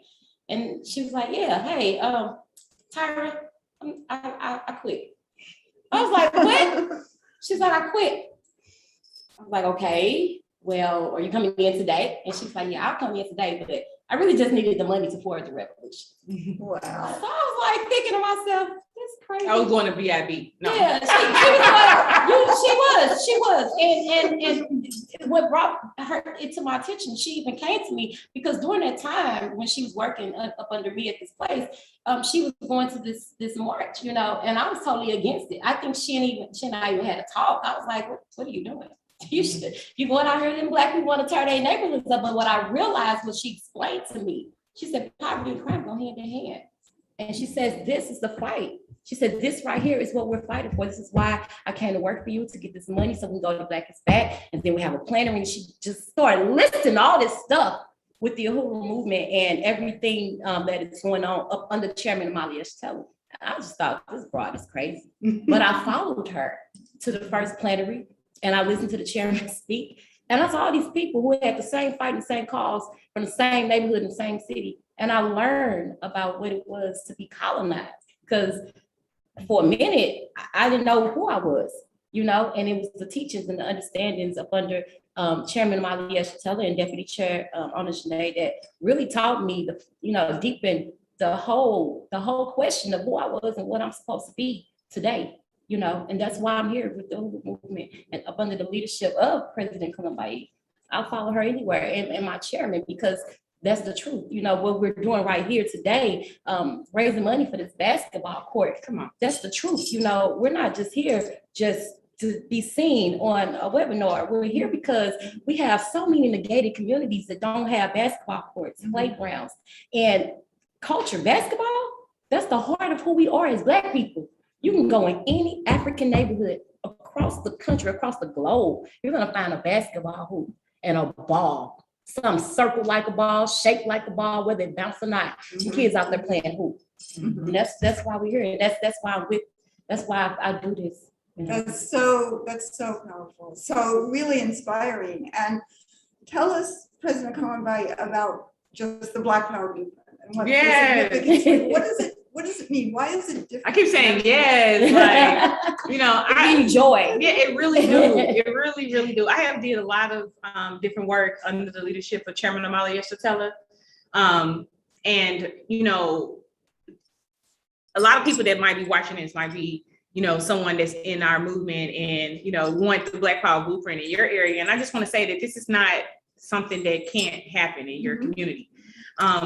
When Chairman came to St. Louis, the Ferguson area, we didn't have a member, you know, and he came as an organizer. We could use him as a template. You know, he came here, you know, and he had the message, he had the clipboard, and he had the faith of the people in his heart. And he went out with that, you know, zeal for the people. And he had confidence that the people can understand and hear the message. And he got our contact information, and we became members, and then we built the Black Power Blueprint under the leadership of Deputy Chair Zanasia Sotelo. And so she came in, you know, with a political report, literally a political report that was highlighted, and, you know, and she was in the car, and her car served as an office space. She woke up every morning at the same time to get in that car, to drive it, sit outside, you know, 4101 West Florissant, with her clipboard, with her meetings, with an agenda, what was going to get accomplished that day. And the next morning she did the same thing. And when contradictions happen, like we don't have a bathroom because we rehabbing this building, you know, we figured it out. She said, hey, we got some cups. You know, and then we met Mr. Brooks, you know, then we met Mr. Brooks. Yes, and we went to the bathroom. But you know, the Black Power Blueprint, what I'm trying to create and like paint a picture to say that the African working class is good. Yes. And we can lead our own struggle. And the Black Power Blueprint is a testimony of that. Like, not because we wish it, not because we want it real bad, not because we prayed on a stone, but because we made it happen. And an African working class woman from St. Petersburg, Florida, came with a political report that guided her work and what needed to happen. And that same confidence and faith in the people, she did that, you know, and she changed our life as organizers to be able to see the professionalism of this African working class woman. And so like the community got a chance to actually participate. We had work days where they got to paint and have a stake in the building. We seen somebody come in the early times and like take some equipment, you know, or whatever. And we made a political struggle with the community that this is your building. And so they brought the stuff back and said, nobody better not ever touch that building, you know, and that's what people felt about it. And so the whole Black Power Blueprint is about Black people being able to get the right tools to use to elevate our community. And the reason why our community look like that is because somebody is making it like that. Somebody is stealing from the community. Somebody is looting from the community. And they don't have access to things. And that's why they don't have it. And the Black Power Blueprint is showing that when white people that want to be part of humanity and want to see the world, the Delmore divide gone, they will participate and volunteer and donate to the Black Power Blueprint. Absolutely. Where you can see, we can actually see the Black Power Blueprint in the real world. That it is so powerful, and it does win people just to see it. And I love that it's anti-colonial. Yes. Against colonialism. Yes. You want to say something? Yes. You know, and that's so important. It's anti-colonial, And it's so important for people to actually know what colonialism is, you know, and so the Black Power Blueprint actually bring the African working class to be able to know and give a word to their conditions, that it's not just bad choices. It's not just bad upbringing or you didn't have a father in your life. It's because of colonialism. Yeah. You know what I'm saying? So it's an anti-colonial project, you know what I'm saying, that said that Black people deserve a basketball court because we need the exercise. Right, You it's know? not charity. It's not a good idea that we could maybe give to, but take it away if we want to. But this is like calling on the white community to be under the leadership of self-government of the African working class. Is there any place else in the world where anything like that is happening? No. Absolutely not. That's Even why the we good the white people. blueprint. That's why we are the blueprint. Yeah. That's why it's called the Black Power Blueprint. It is a model that you can take, and you can take this model into every city in the non-America and make it Black Power. And you know, because I don't sit in rooms with good white people. I have actually lived in a home with good white people that brought my parents blank checks for my brother's funeral. But they never was trying to give my parents anything to stop those conditions to happen. They wanted to feel good with their charity, but it made us feel horrible to have to receive their charity. Right. But this is making the African working class have our own pride in ourselves, and white people being able to participate in donating, you know what I'm saying? What we owe. What we owe, you know what I'm because saying? stolen. And then Black people we have the brilliance, we know what we need. Because you sit in those rooms, and I just participated with the good white people that want to come in and say that this is the kind of school we need. When no one from the community is sitting at the table, and everything they said was wrong. I know because I live in a community and I know what's best. So they should have invited us to tell them how we should, what the school should look like. But this is about African workers taking it into your own hands and creating the world that is the future. Yes. And I just really want to thank you for this incredible talk today, and want to call on white people to go to GoFundMe.com/communitybasketball, and we're raising $30,000 more today for we can do it to finish for the basketball court. We can do this because that's just nothing, in the social wealth of white community of what has been stolen from African people inside this country and around the world. So just really want to salute both of you. Thank you so much. Salute Deputy Chair. Thank you, Deputy Chair, for leading the Black Power Blueprint and all the work that you do. And Chairman Amalia Shatella, because the Black Power Blueprint allows the African working class have confidence in humanity. Seeing how, humanity participate in, giving back what is owed and mending that relationship that's not just based on subjective feelings, but actually concretely changing the lives and of that African people. Confidence, I know we over time, but that confidence, it gives and it turns into a fundamental that the Black African community can use to be economically free of all of colonialism's chains that they hold on to the community. It frees them, so. Thank you. Eat Africa! Community controlled basketball court in North St. Louis.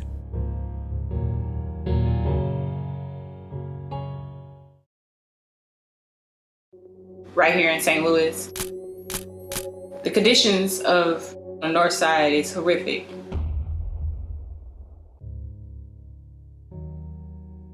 I just think that it's important to say that we believe the most fundamental, most democratic, most anti-colonial demand that I can conceive of is community control of the basketball court. This is not just about building a basketball court. It's rebuilding a community. Donate today to build a community-controlled basketball court in North St. Louis.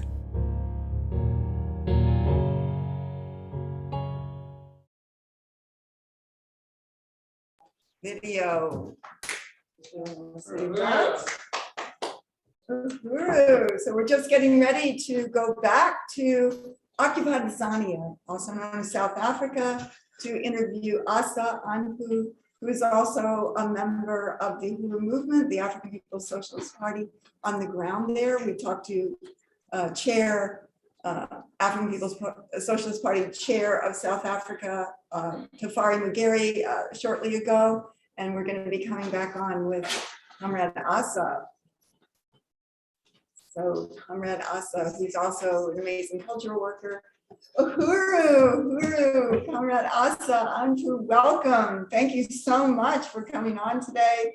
Really want to salute you, and can you tell us a little bit about yourself and where are you? What are you about? What is your work? Uhuru. I think you're muted. I think you're muted.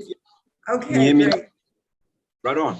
Uhuru comrades. My name is Somalian Poo, as presented.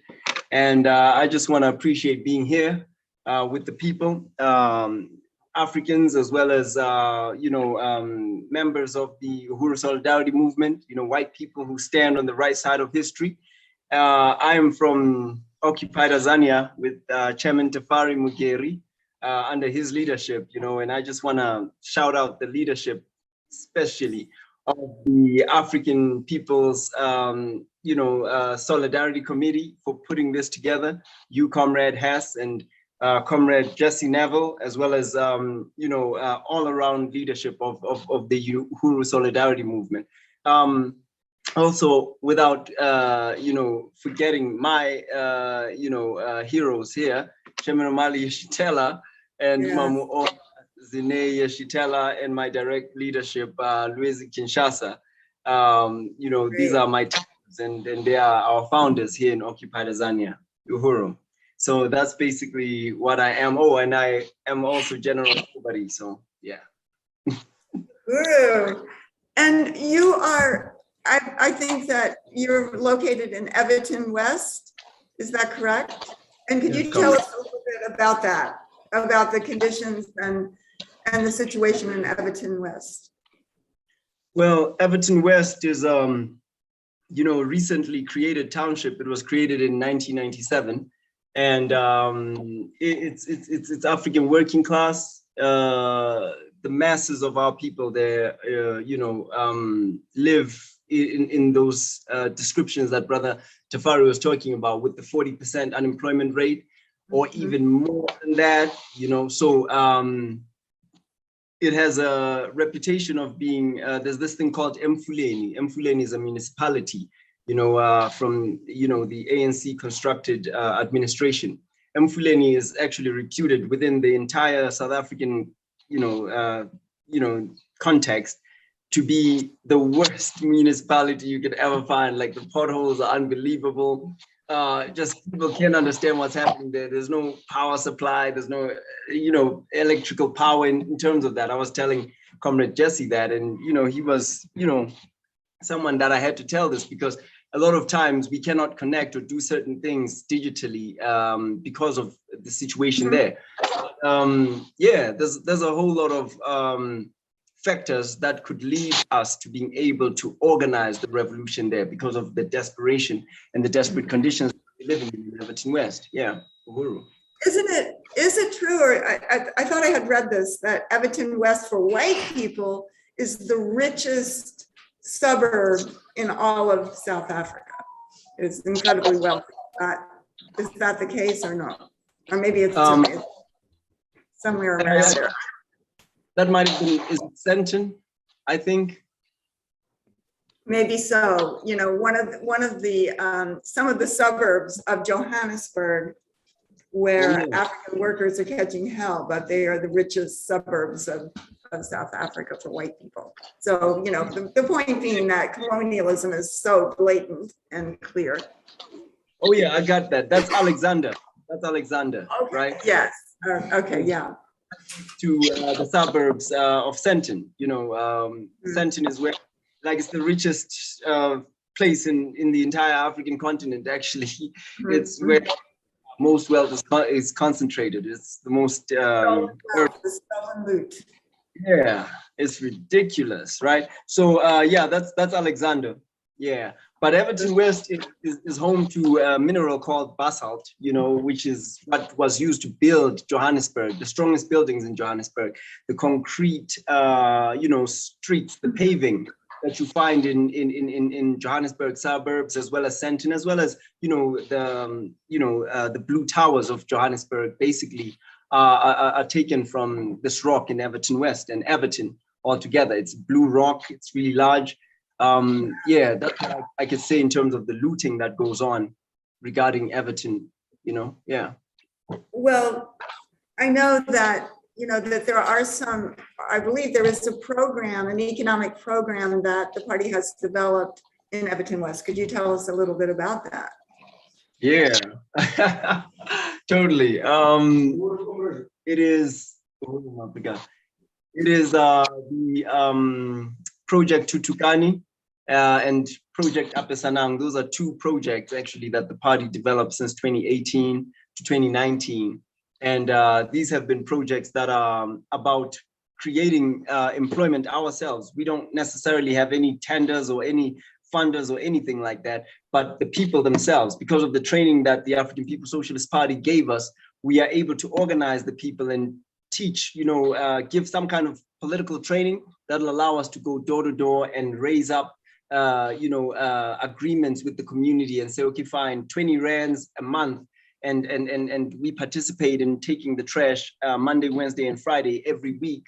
Then it allows us to be able to create employment opportunities for brothers and sisters in our community. We've done this in Everton West as well as in Forchville, but then we want to strengthen it in the coming year because it's going to be very necessary for our people to learn how to develop these things ourselves. Because South African, I love neocolonialism about one thing, if anything at all, is that neocolonialism exposes the true nature of colonialism. It fails to take care of African people. So we are not under the illusion that they keep giving us on TV. They give you an illusion on TV, but in real life, there's no food in the house, and that the corrupt officials are going to squander each and every resource that's going to be there. So that's why I'm saying, these are ripe conditions for revolution. Yeah. Very powerful to hear. And I just wanted to ask you before we close out about you. I know you're a cultural worker. You're a singer, a rapper, poet. Tell us a little bit about that and taking African internationalism to the world. Yeah. I would say singer and rapper maybe, but poet totally not, because I can't. Okay. In terms of that, I have to really shout out Uchemeno Mali Yeshitela, because most of my songs, are actually speeches or cuts of speeches that he's the real rapper. He's the real poet, to be honest. Absolutely. Yes. Mali Yeshitela, truly. Just cutting speeches by these great African giants. And Chairman O'Malley is somebody that I take a whole lot of sound bites from. So shouts to him.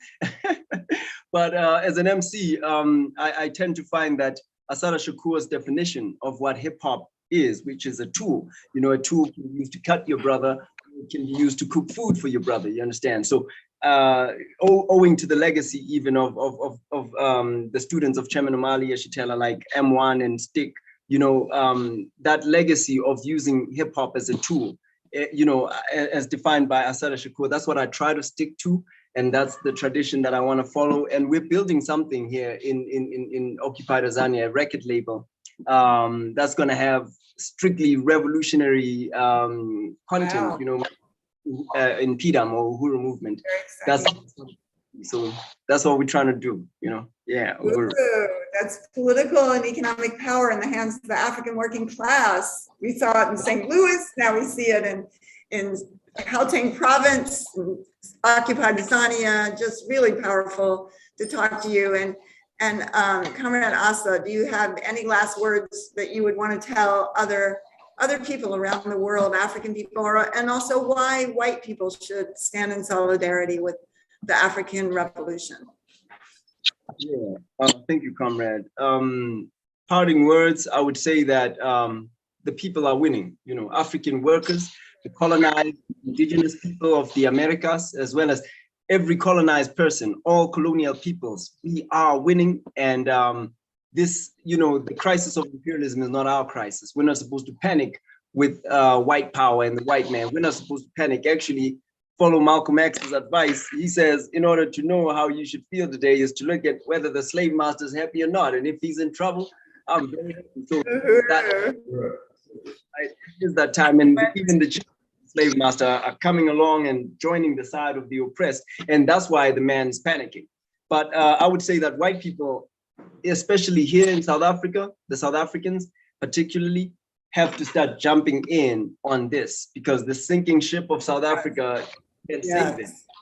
Uhuru Solidarity Movement, be like Penny Hess, be like Che Guevara, be like Jesse Neville, right? That's the legacy, Uhuru.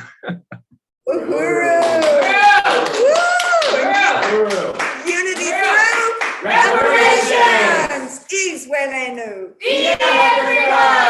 Uhuru.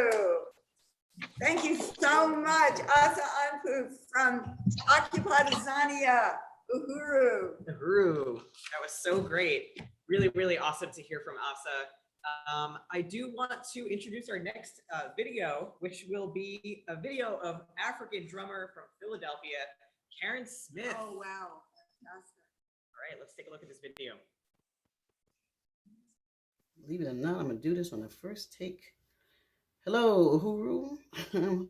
This is Karen Smith here live at my home in Philadelphia. Happy to be a part of this wonderful 24-hour marathon reparation telethon for Giving Tuesday.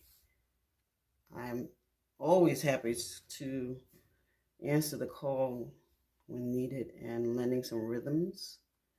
And this is honor to do this as well. And I love it. Besides, I love to play.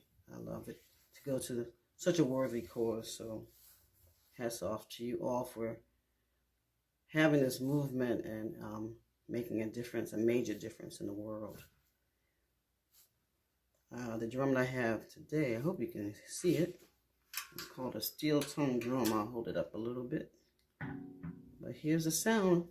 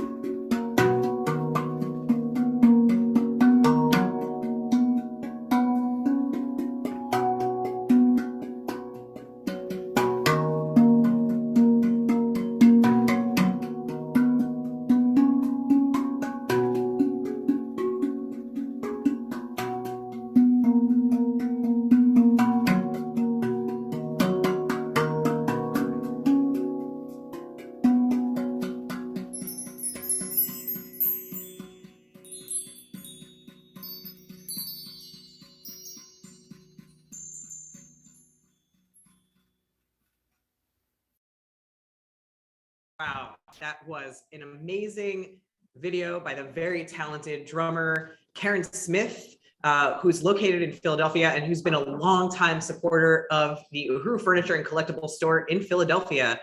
And I'm joined here now by Comrade Jamie Simpson. Uhuru, Jamie. Uhuru, Len, it's such an honor to be here today.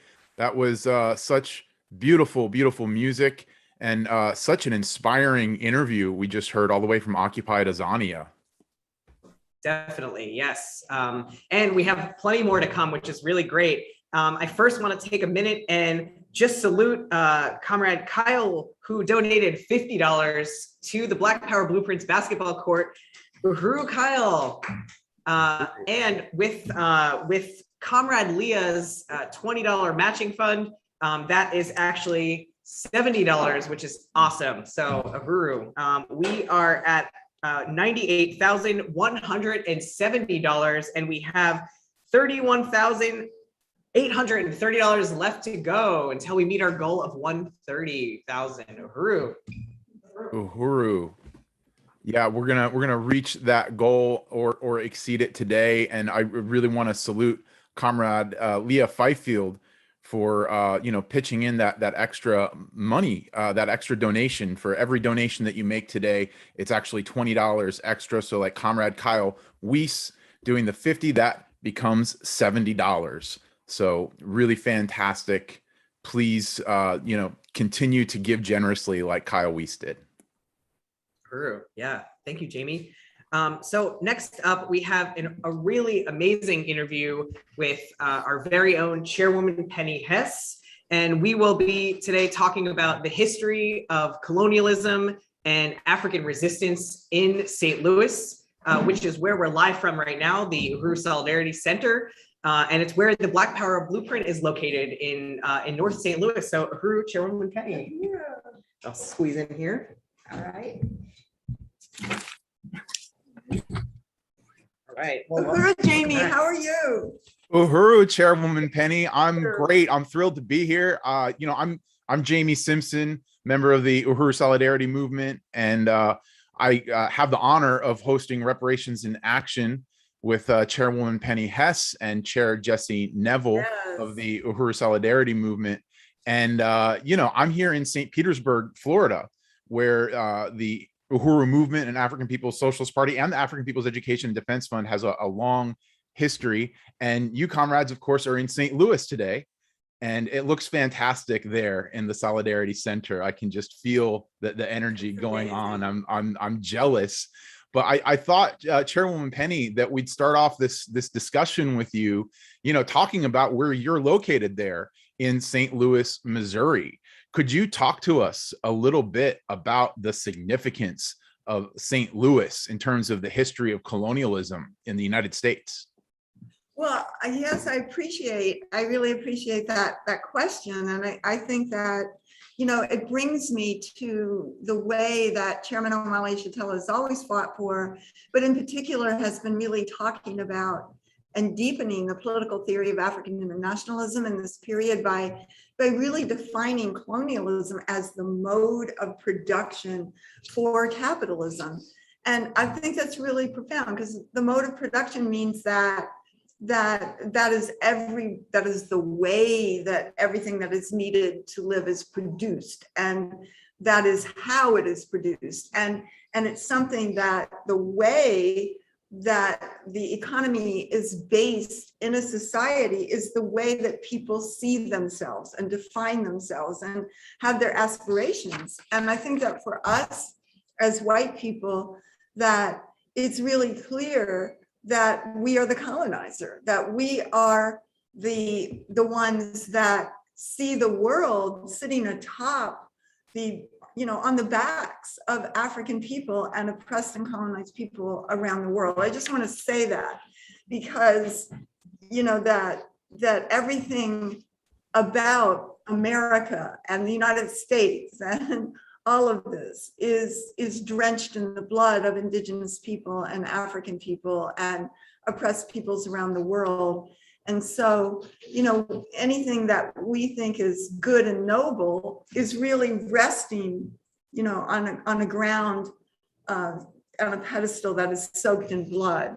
And that's what we have to look at. And I'm saying that because St. Louis has always played a very specific role in carrying out the colonial domination inside the United States, something that, you know, a lot of people, especially, you know, white leftists or even this government to a certain extent, want to deny that there is actually colonialism inside the US, and not, the problem is not racism or the ideas in people's heads, because colonialism is when, as the African People's Socialist Party says, a whole people is dominated by a foreign and alien state power, and that is for profit, for economic gain of that whole population, even white working people, even those of us who can say, well, I'm not Bill Gates, I'm not Bezos, I'm not this or that. But the fact is that all of us sit on this pedestal and experience social wealth and generational wealth and the ability to even, you know, as they say, be able to raise $3,000 in a crisis, you know, far more easily than an African petty bourgeois person, you know. So this is the reality of being the colonizer. The system works for us, and it comes at the expense of African people. And I just wanted to, I made some notes here because there's some things I wanted to say that, you know, sort of St. Louis is sort of the belly of the United States in a way. So it's right in the middle, and it's like this arch is the symbol, this huge gigantic arch is the symbol of St. Louis, and it's called the gateway to the West. And what that means is, you know, it's right on the Mississippi River, right in the Midwest, opening up to the Plains states, and then, you know, the western region of the US from the east. And that arch represents what was called manifest destiny, you know, genocide of the indigenous people. It's saying that white people have the right to take over this land and have the destiny to do it. The God thrust this on our shoulders that we are supposed to take this over. These are the lies, you know, that we hear. And, you know, so that arch represents colonialism. It represents the violence of over the enslavement of African people. I mean, there was a general in the city that during the time of enslavement had an enslaved African woman who this General Harney could not find his keys, so he beat her to death. And of course, he never paid any price. In fact, I was on Harney Street the other day. There's a Harney Street named after him in this town. And you know, everything about St. Louis represents colonialism and white power.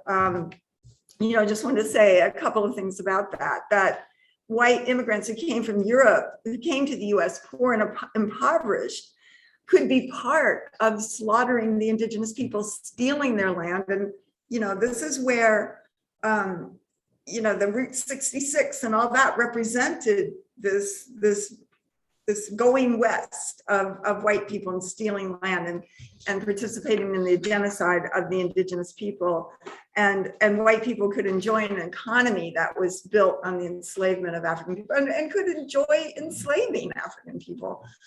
There's, you know, of course, there were the big plantations with hundreds of enslaved African people, but a lot of white people families had one or two Africans that they owned themselves. This was part of it. This is what it means, you know. This is what St. Louis means, and there's so much history of it that you could go into. But it was the staging ground for the genocide, and it was the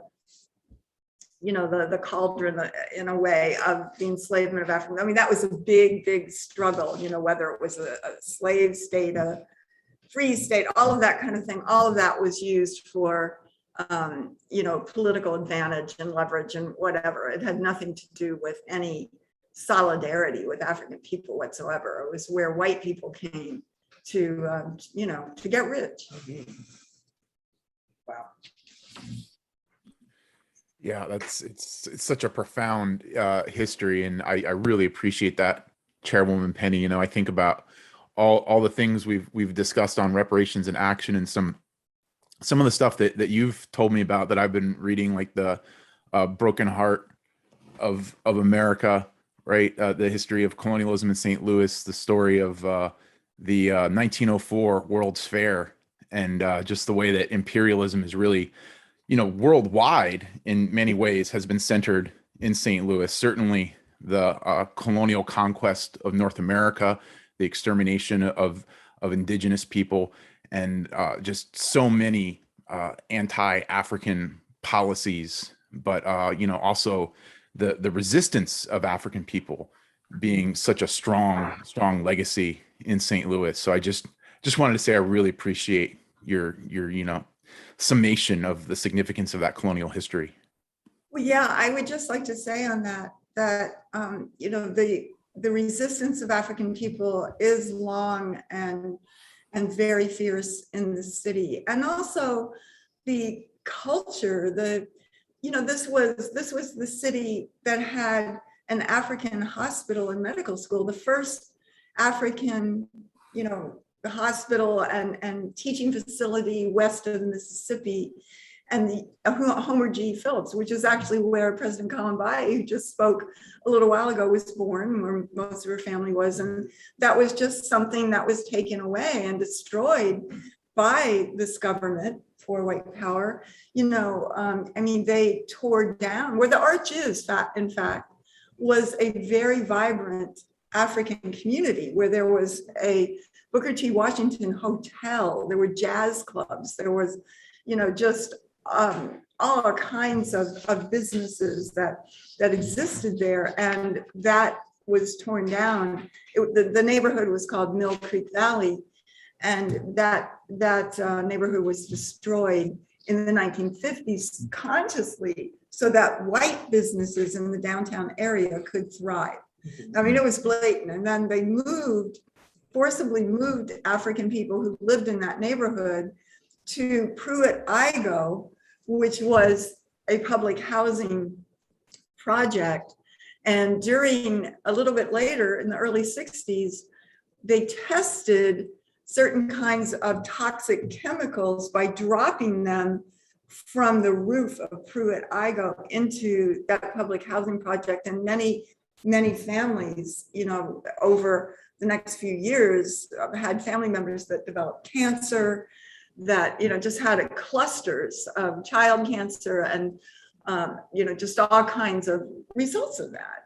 This is what happened. So they did that. And then ultimately Pruitt-Igoe was on the grounds of what is now being built as the National Geospatial Intelligence Agency, the NGA, a super secret spy agency that was consciously built in the middle of the African community of North St. Louis in order to basically be able to gentrify the whole north side. And it's quite a huge thing, but Pruitt-Igoe was on there. So they wiped out something like the houses of about 200 families right around Pruitt-Igoe to wipe that out and to clear the land so that they could build this enormous campus, or whatever you call it, of this super secret spy agency that's responsible for perfecting drone strikes against African people in Africa or,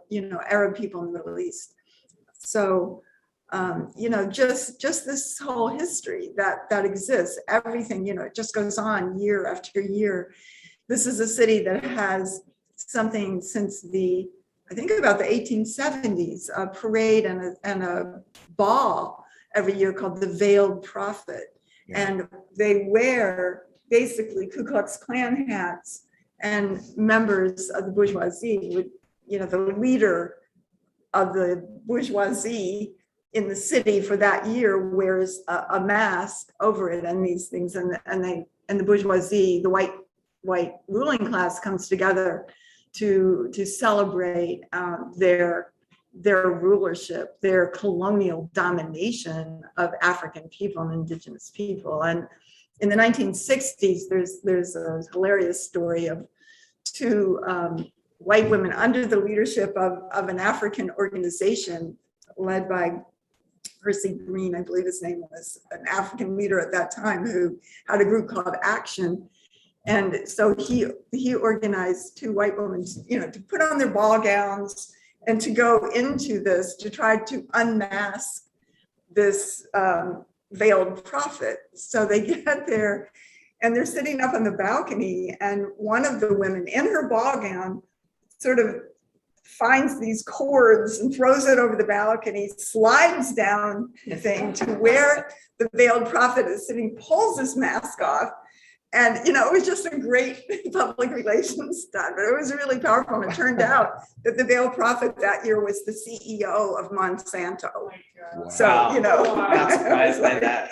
That was like in the 1960s. So just so many, just so much of what the city has done and consciously in an assault on African people. And what we're finding, I just want to say that really quickly, but it's very historic that the African People's Socialist Party has the Black Power blueprint.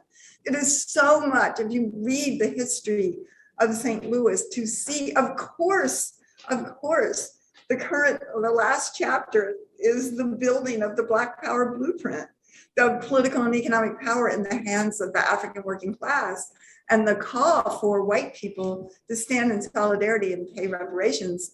And that part of the Black Power blueprint is literally this building where we are right now on the south side of St. Louis in the white community that, is based on unity through reparations and calling on white people to come and to join in solidarity. And we meet so many white people in the city who want to take that stand, who do not want to live in a city that has the Delmar divide and the arch, and do not want to live at the expense of anybody else. So just really want to say the history is still being made of this city, and the African Revolution is turning it around in a powerful way. And we want to call on white people, to donate to this Black Power Blueprint basketball court. Go to GoFundMe.com/basketball. Community basketball. Thank you. Community basketball. And, we just need to we're raising $33,000 today. We're getting there. We need to just go ahead and turn these resources over, turn them back over to North St. Louis, to have power in the hands of their children, their lives, their destiny, their economy, and to say that, as that incredible video showed, that the right to have a basketball court is a human right of African people, a democratic right. Yeah. Well, thank you so much, Chairwoman Penny, for breaking that down. That was really great presentation. It's just really important that you broke down that through African internationalism and the African working class, the lens of the African working class, and which we have from the African People's Socialist Party and Chairman Amalia Shatella. That's how we learned everything. And I mean, I'm just glad that you raised that one, because we can, as white people, we can embrace the point of view of the African working class and the African Revolution. It's not that Chairman Amalia Shatella had faith in us and fought to win us, that this isn't, oh, that's your thing and I support it. Right. This is just like colonialism has the colonizer and colonized. African internationalism has a place for the colonizer to embrace this, and a place within the African Revolution that we can take, and that is of reparations on every level, returning the stolen resources, and also winning other white people just like ourselves to stand under the leadership of political and economic power in the hands of the African working class. Very, very inspiring and powerful. Thank you, Chairwoman Penny. Uhuru. Thanks again. So that was really such an excellent, really excellent interview. And I do want to bring up now Chair Jesse Neville, and he and I will update you on our current fundraising goal. Jesse. Wow, I want to give another round of applause to Chairwoman Penny Hess. That was incredible. And Jamie, good to see you. How are you doing? Uhuru, Jesse, I'm doing great. It's fantastic to see you, comrade. Well, now we really feel like the telethon has begun now that you are here. Voice of reparations in action. Just really excited that you're here. And I just want to appreciate that previous interview because that's what this is about at the end of the day. I mean, that's why we have to fight for reparations to African people, not just in St. Louis, but all over the world. That history, those conditions. I mean, when we talk about like the buildings, the thousands of abandoned buildings in the north side of St. Louis, that didn't just happen. Those buildings didn't just end up that way by accident. That was deliberate. That was a deliberate scheme by the city government, by the status quo, that they actually used the phrase "let it rot." The idea was to let it rot to justify gentrification and pushing African people out. And that whole history that Chairwoman Penny Hess just talked about, I mean, should only fuel us even more to do everything we can to bring in the resources for the Black Power Blueprint's latest project, the community basketball court, and shows how it's so much more than a basketball court. I mean, we've heard about how the city of St. Louis shut down multiple basketball courts in the South Side. And the reason why they did that is because they wanted to keep African people out of the South Side. Africans were going there and using those courts and gathering. So they shut down those courts, replaced them with like pickleball or something that they assumed would be more amenable to white people. And now there's no basketball courts to be found. And for something as simple as a basketball court, I mean, it's not, when we say it's more than a court, that doesn't mean that the basketball court itself is not significant. Because we've seen examples of, we actually have some pictures that are later in the PowerPoint, so I'm confusing the AV tech here, but there's a picture that we're going to show you of the community basketball court, or the community basketball youth league that the Uhuru movement created in St. Petersburg many years ago. And it was a vibrant and powerful example of, African self-determination. But the thing is, they had to constantly fight with the city to have access to a gym for the young African athletes on that team to have a place to practice. So it's like everything under this colonial social system is designed to benefit white people at the expense of African people. And the Black Power Blueprint is just throwing a wrench in that and reversing the flow and bringing about, genuine development, economic development and terms like revitalization that you hear are often just code words for gentrification and displacement of African people, and which goes hand in hand with police murder. I mean, what President Columbayi described and the things that happened to her family and her brothers and so many other Africans is the same, it's part of the same social system and same agenda of colonialism that is responsible for the thousands of abandoned buildings on the north side. So this is about true repair. That's what Chairman Omali Yeshitela says. This is about repairing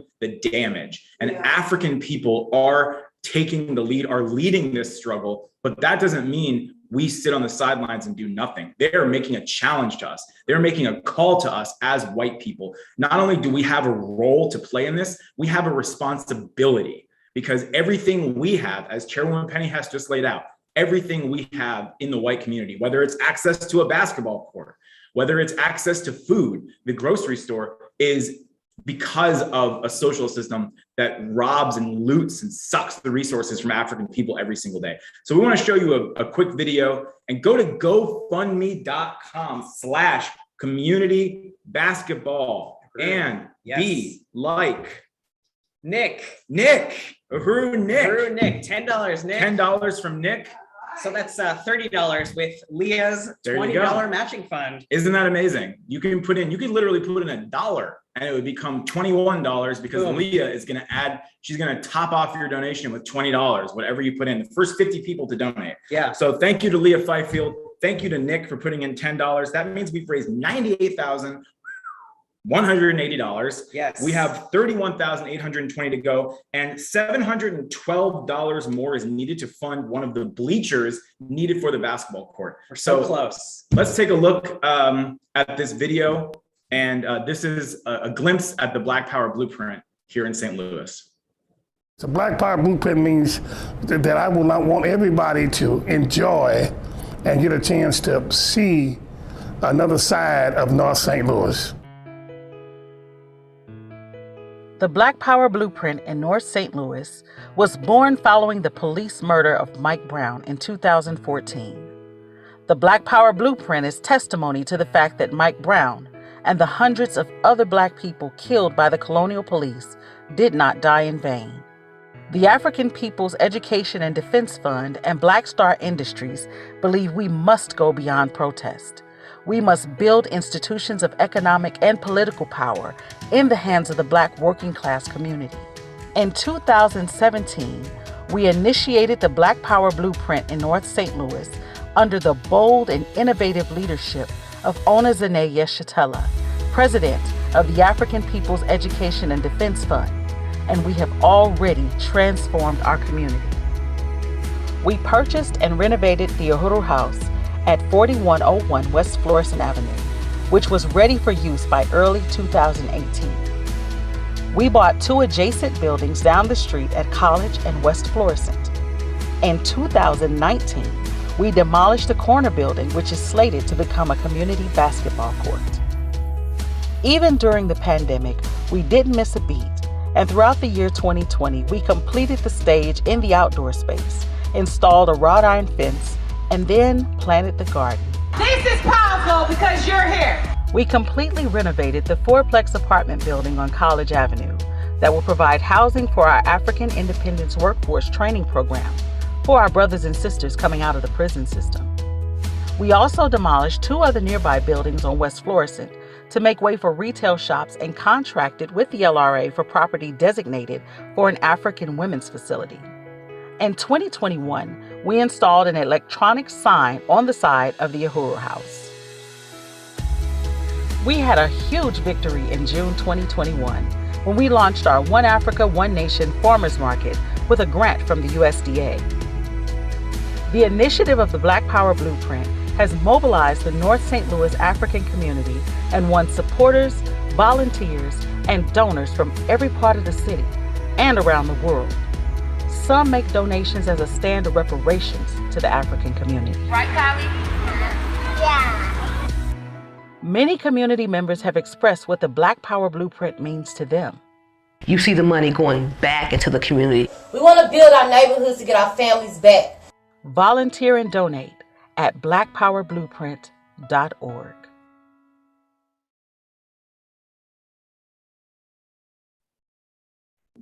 Uhuru. Wow. Wow, indeed. Wow, indeed, Len. You know, the thing about that video, that's not stock footage and, you know, or CGI or something like that. Yep. Like, that's really the Black Power Blueprint. That's actual footage. And that red, black, and green flag. I mean, you recently got to St. Louis. I did. What was it like when you drove up to the Uhuru House for the first time and saw that beautiful red, black, and green flag flying up there? Wow. I mean, it's almost hard to, I'm a little bit speechless. It's something that I have been talking about for a while. And I've just invested, time and resources and just wanting this project. This needs to be the everyday. And so, the feeling of seeing that in person, I mean, I was almost like starstruck just by like the flag, I just couldn't believe I was actually there in person and seeing, with my own eyes, the way that the community, is changing shape because of the African People's Socialist Party. Yeah, I mean, I remember during the pandemic, which is not over, of course, but I saw some white people talking about this idea of going on a news fast. Have you heard of this? No. Which is basically like, in order to stave off depression and anxiety, just like don't look at the news for a week or something like that, which is, kind of escapism and denial. But also it's because imperialism is in such crisis that there's no good news coming from like the New York Times or anything like that. I mean, everything it's falling apart. The economy is falling apart and people are committing suicide. White people are dying of drug overdoses, like 100,000 people overdosed from fentanyl related drug overdoses in the past year. Everything, the environment, I mean, there's like a possibility that this planet won't even be able to sustain life in the next 50 years because of capitalist induced climate change. So, but the thing is, the Black Power Blueprint is the only glimmer of hope, the only positive thing that's happening. And it just like President Colin Biden's Anile said, it's joyful to be a part of this. It's the resistance, it's the fight back, it's the defiance, it's the refusal of the African community, the colonized and oppressed African population, to just accept that this is the way it's going to be, that you're just going to lay down and die and let this monster just run all over you and do whatever it wants. And it's like, no, African people are saying, no, we're going to take back what belongs to us. Right. We're going to fight for our liberation. And anybody who wants to come with us can and should. And that includes us as white people. Yes, absolutely. That's what we have the opportunity to do when we take the stand for reparations to African people. So Yes. GoFundMe.com/community basketball. There it is. Yes. And just want to shout out Gary Fifield for contribution of $50. Woo! Gary. And Gary Fifield's donation is will trigger another $20 donation from Leah, because she is putting $20 on top of every contribution that comes in for the first 50 people who donate. So thank you so much, Gary and Leah Fifield. Ooh, yes, it's so great to see a whole family just really in support of reparations and African self-determination. Let's talk about some givebacks real quick, and then I'll get out of your way, Len. All right. Let's see here. So some givebacks, when you donate to GoFundMe.com/community basketball, you will get, oh yeah, okay. So between $5 and $99, if you go there now and donate, you will get this awesome magnet. I support the Black Power Blueprint. Probably put it Beautiful. on your refrigerator. Love it. What about this one? This is my personal favorite. The Black Power Blueprint Community Basketball coasters. So you don't want to stain your furniture. Right. You can put down your glass of water or whatever on this beautiful coaster. You get a set of 4, actually. They're very nice. We're using them here today. There we go. And you can go to GoFundMe.com/community basketball. Any donation between $100 and $299, you will receive this gift of appreciation for your support of the Black Power Blueprint. Yeah, and then you can have friends over, 3 friends, and you can talk about donating to the Black Power Blueprint. So. That's right. All right, and I then love this. Oh yeah, this is a really good one and appropriate. So if you donate $299 to $499, you will get this amazing Black Power Blueprint beanie, which is really nice and warm and fashionable. Very cool. Yeah. And you'll get all of what we just named for a contribution of $500 to $999, anywhere in that range.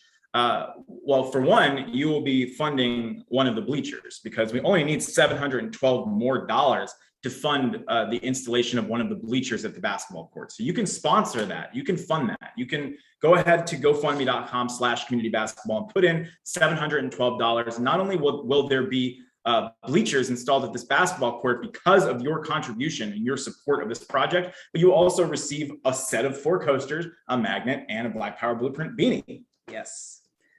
And if you can donate over $1,000 or above, then you get this really awesome, warm, I support the Black Power Blueprint community basketball court sweatshirt.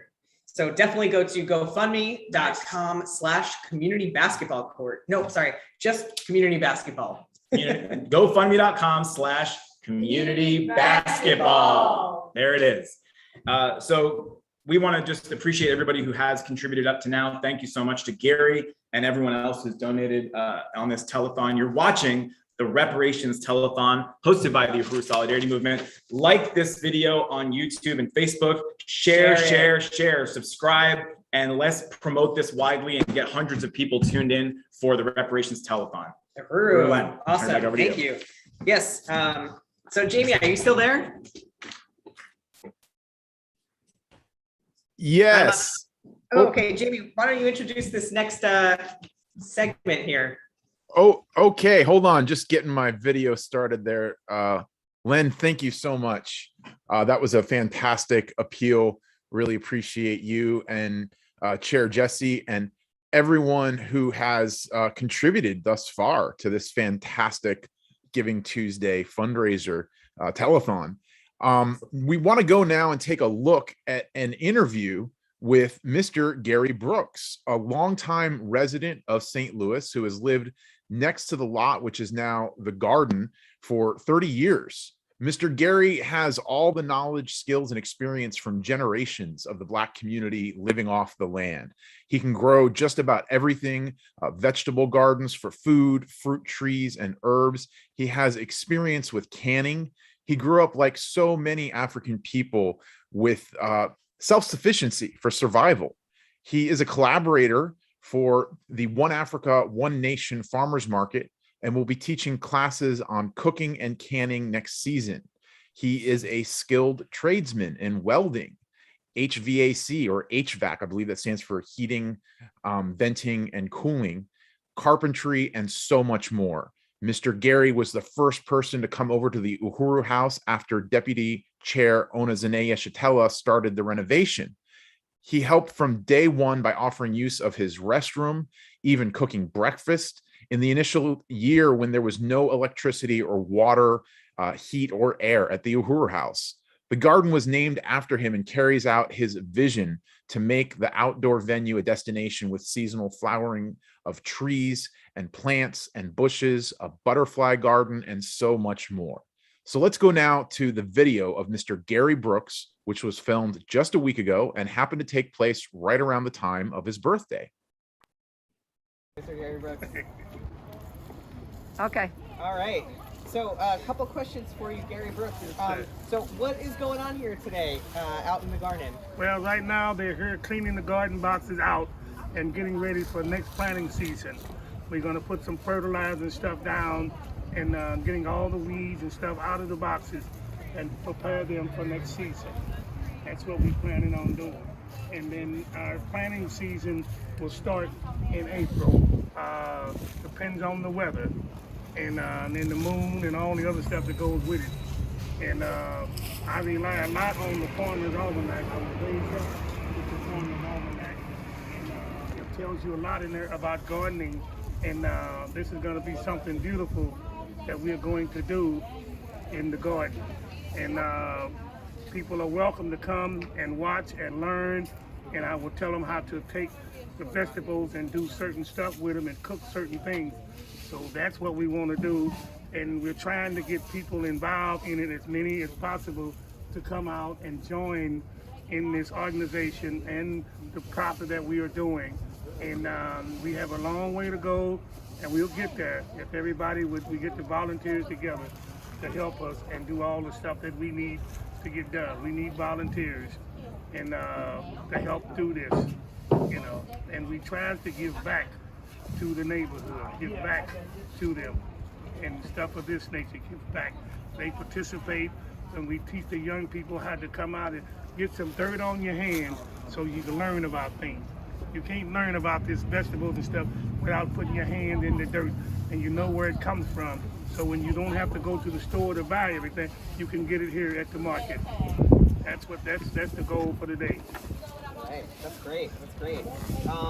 So another question: why? Well, you just kind of answered this, but why do you feel it's important to be a part of the Black Power Blueprint? The reason I believe the reason to be a part of it is the fact that it's time for our people, Black people, to step up and take part in their neighborhood and in they, in trying to survive with these people. You know, we can take care of ourselves if we just put our effort towards forward of trying to do it.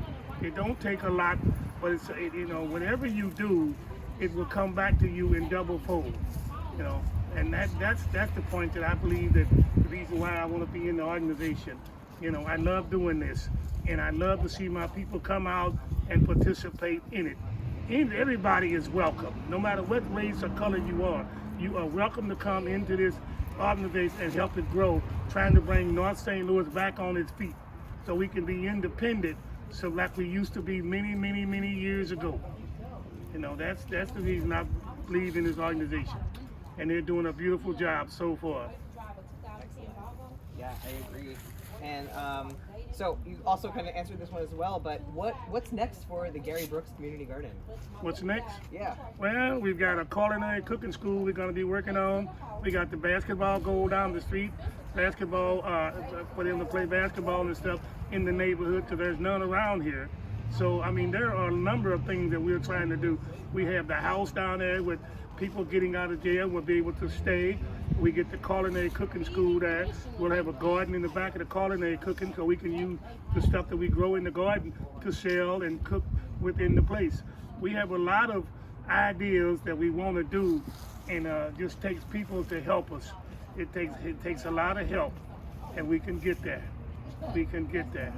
As big as this country is, and as strong as it is, there's enough. We can do it. We can do it. The Black movement power, we can do it. All we got to do is have help. And we keep on, keep it on, and we get there, you know. All right, excellent. And is there anything else that you want to say to our viewers? Well, the thing of it is with the viewers, I want y'all to come out and see, come out and participate. If you got any questions, you can ask me. Anybody can ask me questions about the garden and how to grow it. The only thing different about this garden, we don't have the hogs and chickens and the cows and that stuff. But if we had that, it would be beautiful. You know, maybe someday we will have a garden where we can have chickens in it. We can have ducks and stuff walking around there. So the kids will get a chance to get their hands on something. This generation today needs to put their hands on things. Can't keep on going to Snooks or Deerbirds and buying some food. Throw some of the shit yourself. You know what I mean? Don't nothing taste better than fresh eggs. People may not like go out there and raising the chicken up and get the eggs out Monday, but hey, that egg is good. That egg is good in the morning for breakfast. You know what I mean? Yeah. To me it is. And if I want a chicken, go out there and wring his neck off and make me a chicken. Fry me a chicken. He's a fresh chicken. He ain't been frozen nowhere. You know what I mean? And all the whole chicken is good. You know. So this is what we have to do. We have to do. And it's coming to that point in this country, we have to do it. All over this city, all over the county. You know, I've been in Chicago where they got the garden going on top of the building.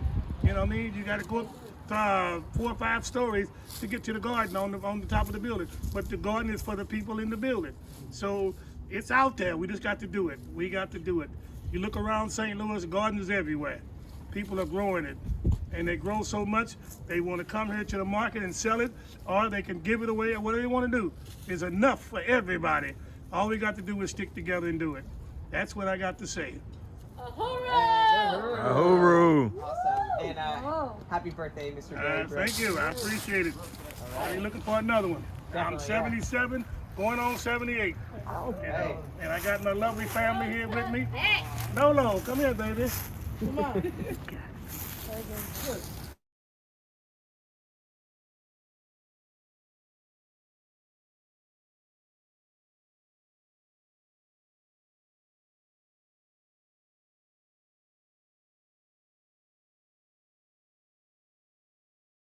Uhuru. Wow, that was just incredible. Making this garden a reality, helping us to maintain it is so vitally important to this community.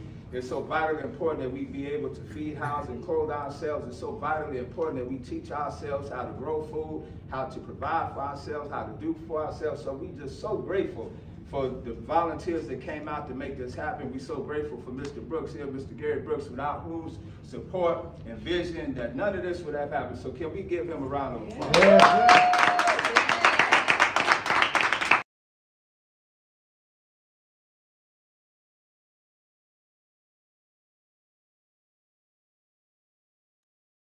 Happy birthday to you.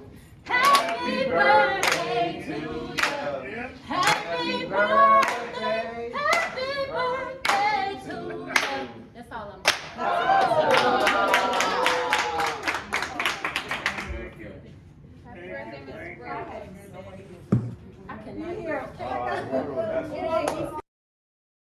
Uhuru.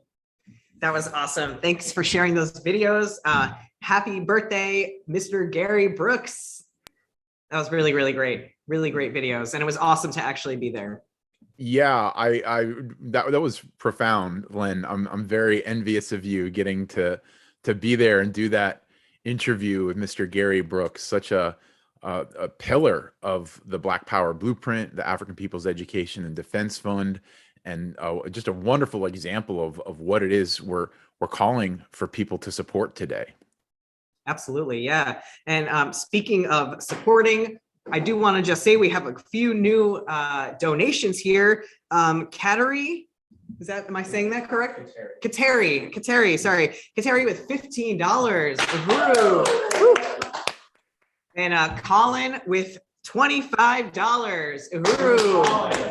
And I believe this is still including Leah's $20 matching fund, which is really great. So it's our total right now that we have raised is $98,720. Wow. True. That's awesome. So I do want to show, we're going to show one more video here. And so this will be a video of some of the gardening work that takes place at the Black Power Blueprint outside of the Uhuru House by the community garden. So let's take a look at this video.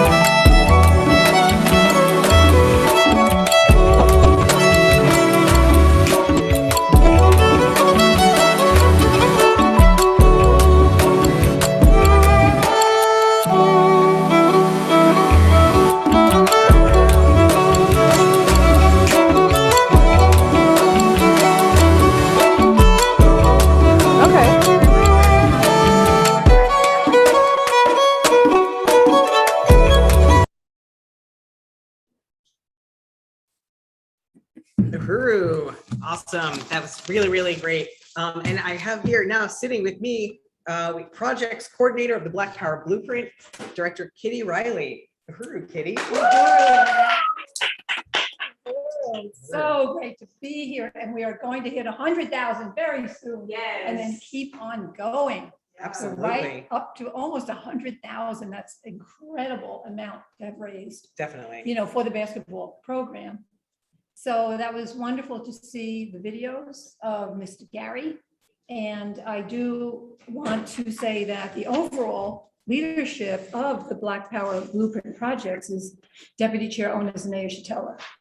And she has really carved the path, you know, going straight down West Florissant, project by project. And I mean, the projects are actually really profound.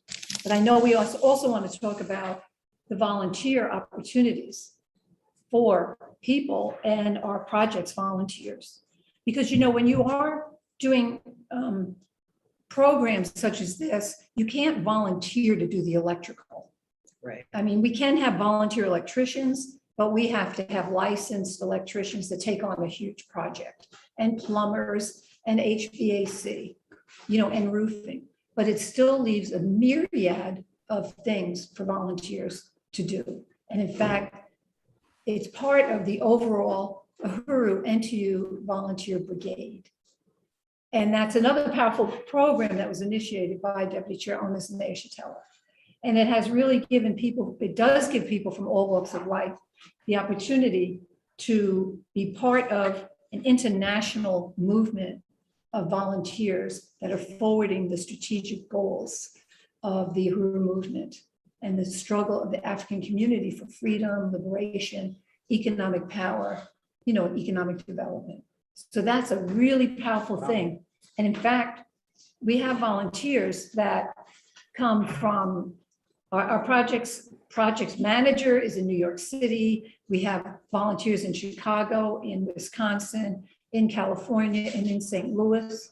We have volunteers that come from service learning student groups, college, university, students that come, students whose parents, either they were born, you know, in the Middle East, in China, in Europe, in Latin America, South America, or their parents were in their first generation. we have people from the white community, from the south side of St. Louis, and the white community all over that participate because of what that means to us to be able to have such a principled relationship, to have a concrete way to express our unity with the Black community's demands to transform this social system, you know, from a colonial mode of production, as Chairwoman Penny talked about, to one that's absolutely based on freedom and not oppression by one sector of people or another.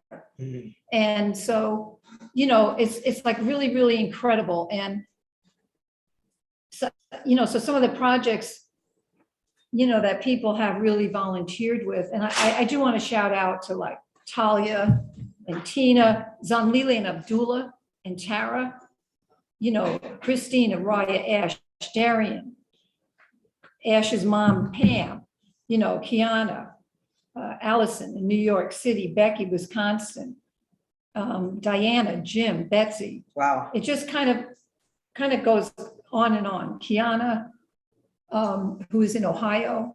So, you know, Wow, it's a lot of volunteers. and we can embrace the whole region and the country. And in fact, we can embrace people from around the world who have popped in and volunteered for different graphic arts projects. You know, Elizabeth, so many people have been part of it. People researching solar energy, you know, how to have a sustainable watering system in your garden, who's a donor. And many of our donors, Andrew, and many of our donors are volunteers, and many of our volunteers are donors. So, you know, I did want to just say that. And there's another aspect too, because sometimes you think about, what do you need to do a project? Well, you need a contractor, well, you need the architectural plans. Right. You know, you need the funding, which is absolutely primary. But, you know, and then you just submit it and everything goes. But when it's an anti-colonial project and everything, every victory of the Black Power Blueprint is the victory of the African working class community, then that exposes the status quo and what it has not done and what it does not do for the people. So there can be real opposition to the growth from politicians Right. and developers. So our volunteers, they join in to press conferences, going down to City Hall, sitting there for hours and hours and days until we get the attention we need for the project. And it's not slipped a few months away under a table, but it gets the attention it needs. We go to the Board of Adjustment hearing to win them, to okay the project. For example, when the stage was built, they came back and said, oh, we have no precedence for a house being built in a public open thing because it had a foundation. Wow. That's what it was, a foundation. It was bizarre, but it would have put a stop to it. Or you don't have parking.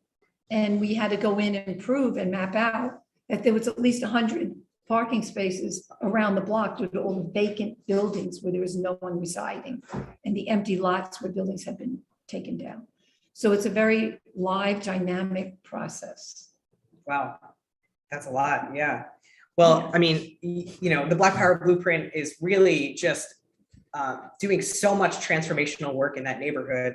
And it sounds like there are just a lot of volunteers that just want to help. How can people learn more about helping? Well, they can go to blackpowerblueprint.org and just put it right in there. They can call 727-776-6876 to volunteer. We will get right back to you. Great. Yeah. And we have some wonderful statements from some of our volunteers today. Oh, awesome. And one online. That's great. Really quick, I do want to shout out, we have a new donation from Great. Diane, $25. Guru, Diane. Wow. Excellent. Diane. All right, so let's hear from some of our volunteers. I wish I knew the last name, but I know you can't say it out Oh, loud I don't- anyway, yeah. because Diana and Jim are great volunteers from the beginning of the garden. Oh, okay, days. great. Absolutely. And it also could be someone else that works on a garden team. But we have a statement from Becky. Oh, it's Gainesville. All right. So we have a statement from Becky Camo, who lives in Wisconsin. Shall I read it? Yes. Yeah. All right.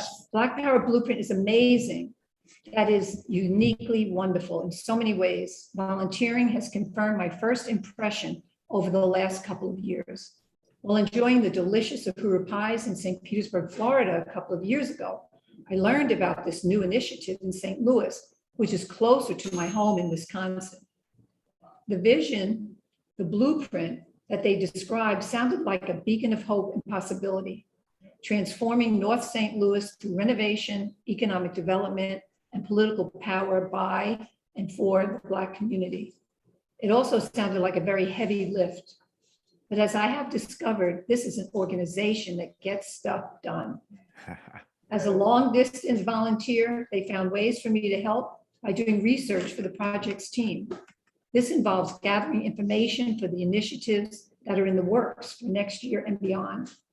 For example, the African Women's Health Center may be able to use shipping containers as part of the structure, and details are needed to find out costs and feasibility. Veteran volunteers guided me into the research and provided assistance along the way. Political education during the project meetings has deepened my understanding of the problems facing North St. Louis. They guided discussion of a book, The Broken Heart of America, St. Louis and the Violent History of the United States. Learning that St. Louis was the epicenter of mapping westward colonialism, as well as the ongoing theft and gentrification of African community resources, provides context and motivation to do the necessary work. Earlier this year, I was able to visit the opening of the One Africa, One Nation market and meet people in person for the first time. Among many others, Lile's joyful presence and uplifting words gave life to the event. The vendors and visitors were enthusiastic and welcoming. I was given a walking tour of West Florissant Avenue that shared insightful knowledge of what was happening in the community. It's clear to me that this is just the beginning of some serious change happening in North St. Louis, and really look forward to being a small part of next year's transformations. Excellent. Really powerful. And we salute you, Becky. And we salute your husband, Bob, who also has contributed so much. And also just to say that she couldn't be here today because they're getting their wood for the winter. They live in a real rural area. It's all lined up with the trucks and the drivers to get all the wood, for the winter. And she just couldn't reschedule it. So, wow. But Becky, we really salute you and appreciate everything that you contribute. Yes, Uhuru. That was such a beautiful, beautiful letter, Kitty. I really want to salute Becky and thank you for all the work you do, Kitty, with volunteers to the Black Power Blueprint. I think what that letter brought out is something I also noticed in the Mr. Gary Brooks video about getting your hands in the dirt, and just the vitality of something like a community garden. And then all the people that come to work with those things that are living from the earth. It really does. I think Becky said something about hope, right?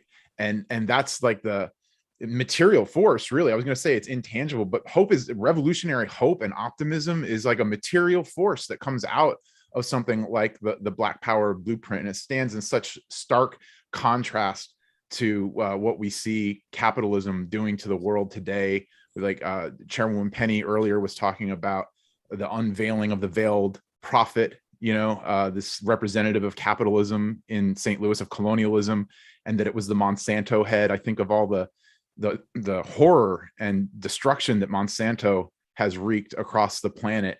That's what colonial capitalism does. But this revolutionary optimism is something so living and so hopeful. And if people can just come down like Becky did and get a tour of it and see it and meet all the fantastic volunteers, I think there's so much that's happening, and there's something that you can't even express in even a 24-hour telethon like this. Just the hope that exists in that. So I just really wanted to put you forward for bringing these testimonials, Comrade Kitty.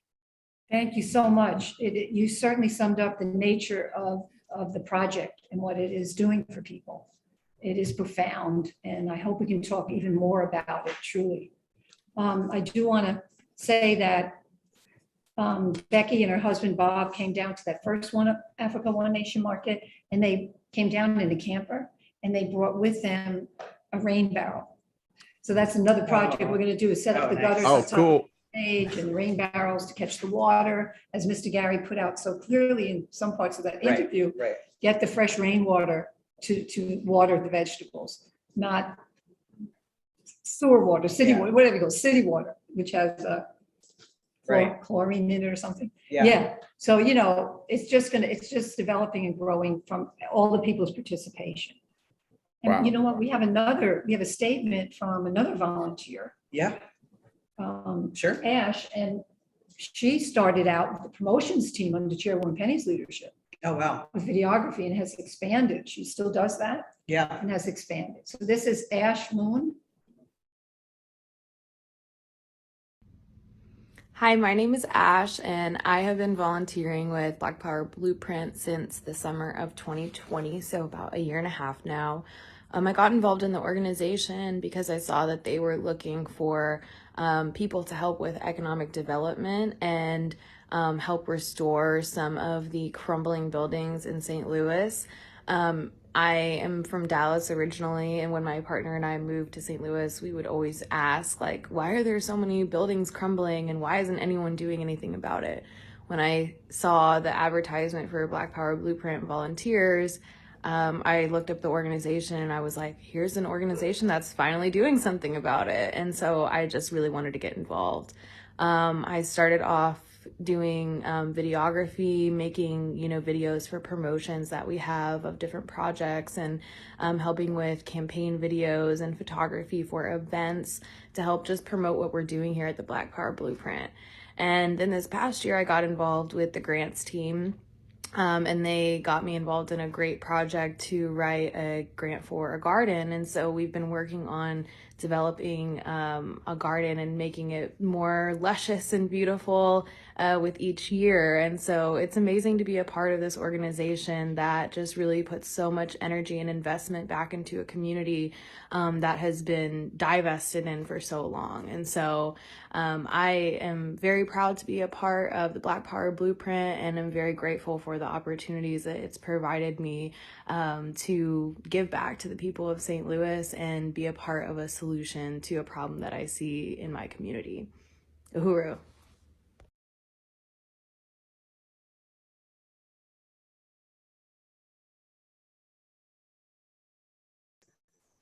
Thank you. Great statement from Ash. And she not only videography, she wrote the second year that we received the Brightside grant for flowers, shrubs, and mapped it out. I mean, she took just full responsibility. Wow. Her husband is a dedicated volunteer that she brings in, you know, Darian, and she brought her mom to the last volunteer who was visiting here from Dallas. But right. You know, we created a butterfly garden and ordered all the plants for that, which was part of Mr. Gary's vision right from the start. You know, and we had 2 more trees added to the 5 other trees that we got 2 years ago. Beautiful maple tree that's going to be growing behind the stage and provide shade for the stage. Wow. But the butterfly garden is going to be beautiful. Well, we have to move along, and I wanted to get Raya. Can we get Raya up? Yeah, Comrade Raya. Did you or Jamie want to ask Raya any questions or? Yeah, Uhuru Raya. Uhuru Raya. Uhuru Raya. Can I first say what Raya's role is? Yes. Okay. So Raya is on the steering committee of the Black Power Blueprint projects, and she was over our research team and does tremendous training in research, and also she now. Our team is now Allison and Becky, and Raya has moved into a strategic position of being the NTU volunteer coordinator under Zanlile, who is building that program. Yeah. All right. Uhuru Raya. Uhuru Raya. It's really good to see you. Uhuru. It's great to see you all. Sorry, the lighting, I can never get right. So looks great. Yeah, so how long have you been involved in, I know you've been a part of the Uhuru movement for a long time. How long have you been involved in the Black Power Blueprint? Since it started. Yeah. I mean, you know, since it started, from what I can recall. Yeah. Yeah. Wow, that's really great. So you have been coordinating volunteers, the NTU program. What does that look like? What kind of work does that take to coordinate all those? Thing. Can you hear me? Yeah. It basically, is it's really magical in a way, because the people, like you've heard, from Becky and, Ash, and there's so many, Amir, there's just so many people in addition to, to the names that Kitty mentioned, and so many more coming. And basically it is part of, under the leadership of Zanlile, and Deputy Chair Onizunea Shatella, and Chairman, of course, that long ago had a vision of the NTU, and the whole volunteer nurturing, because the people are everything, and how to nurture them and let people come in at their own level. Irregardless, there's a place for everyone. And I can speak for that personally as well. And, I think that it is basically the key part is that immediate follow-up, whether you're meeting somebody on the street, at a table, at an event, or you've made a post, that a lot of people see, like volunteer match and so forth. You straight away follow up with them, talk to them. And, sometimes, that's the key thing. And then establish a relationship and, with the orientation, and, right away get them hooked into activity. And for people that are remote, there's plenty, like what Becky was saying, what Kitty was saying, with Amazing Allison, Amazing Becky, and many others, it's sort of the central, it's what everything revolves around, is all the projects. So it's really profound.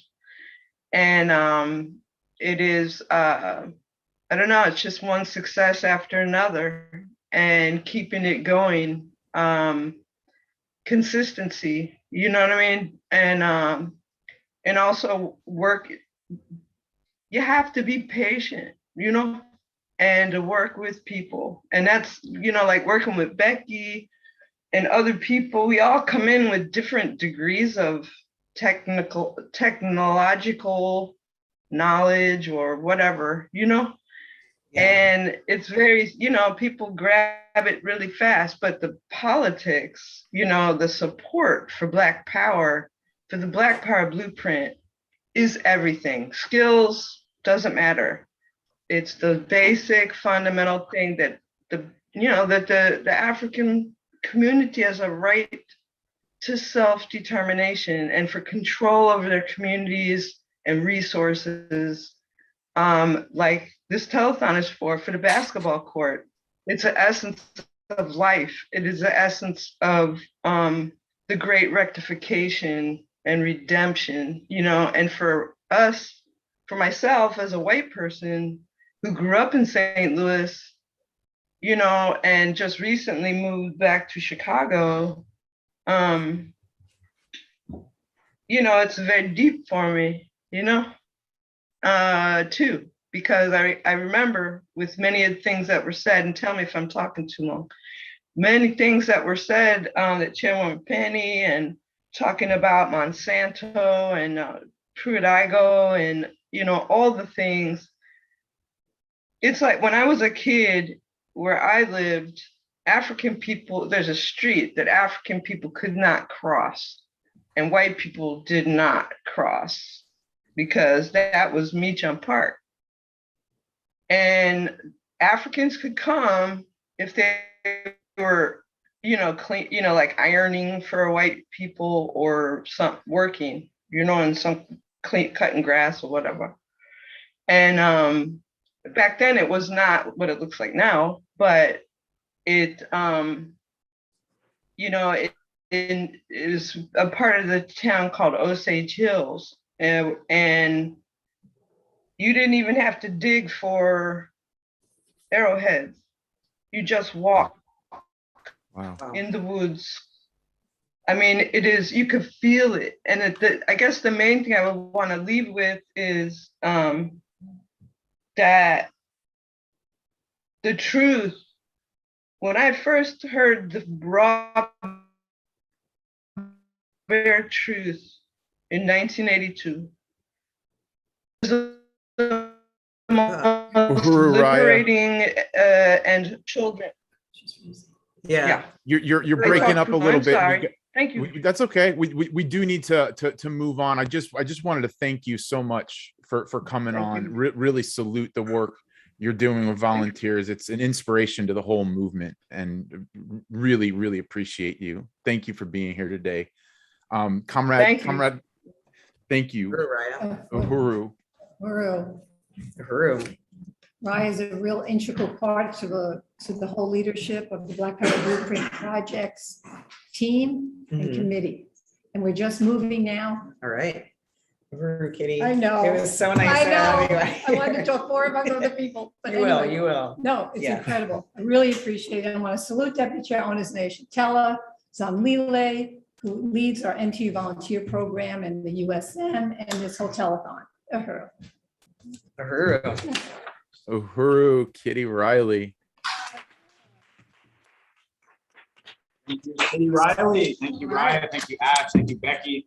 That was amazing. I love the story of having the pies in St. Pete and learning about the Black Power Blueprint in the Midwest. And just, this is an incredible movement.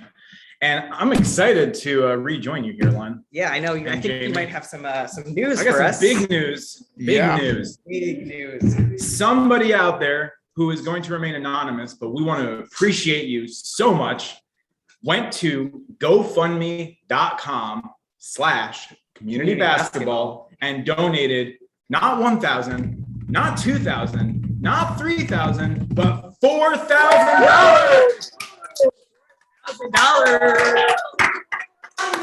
Yes. Wow. So that means we have officially shattered $100,000. Yes. Telethon today. By 11 o'clock in the morning. What are we? We're on hour 3 of our 24-hour telethon. If that's good math. Hour 4. I don't know. I'm not the math guy here, but 4. We still have 20 more hours, Len and Jamie. All right. Wow. This is incredible. So let's just keep it going. Thank you so much.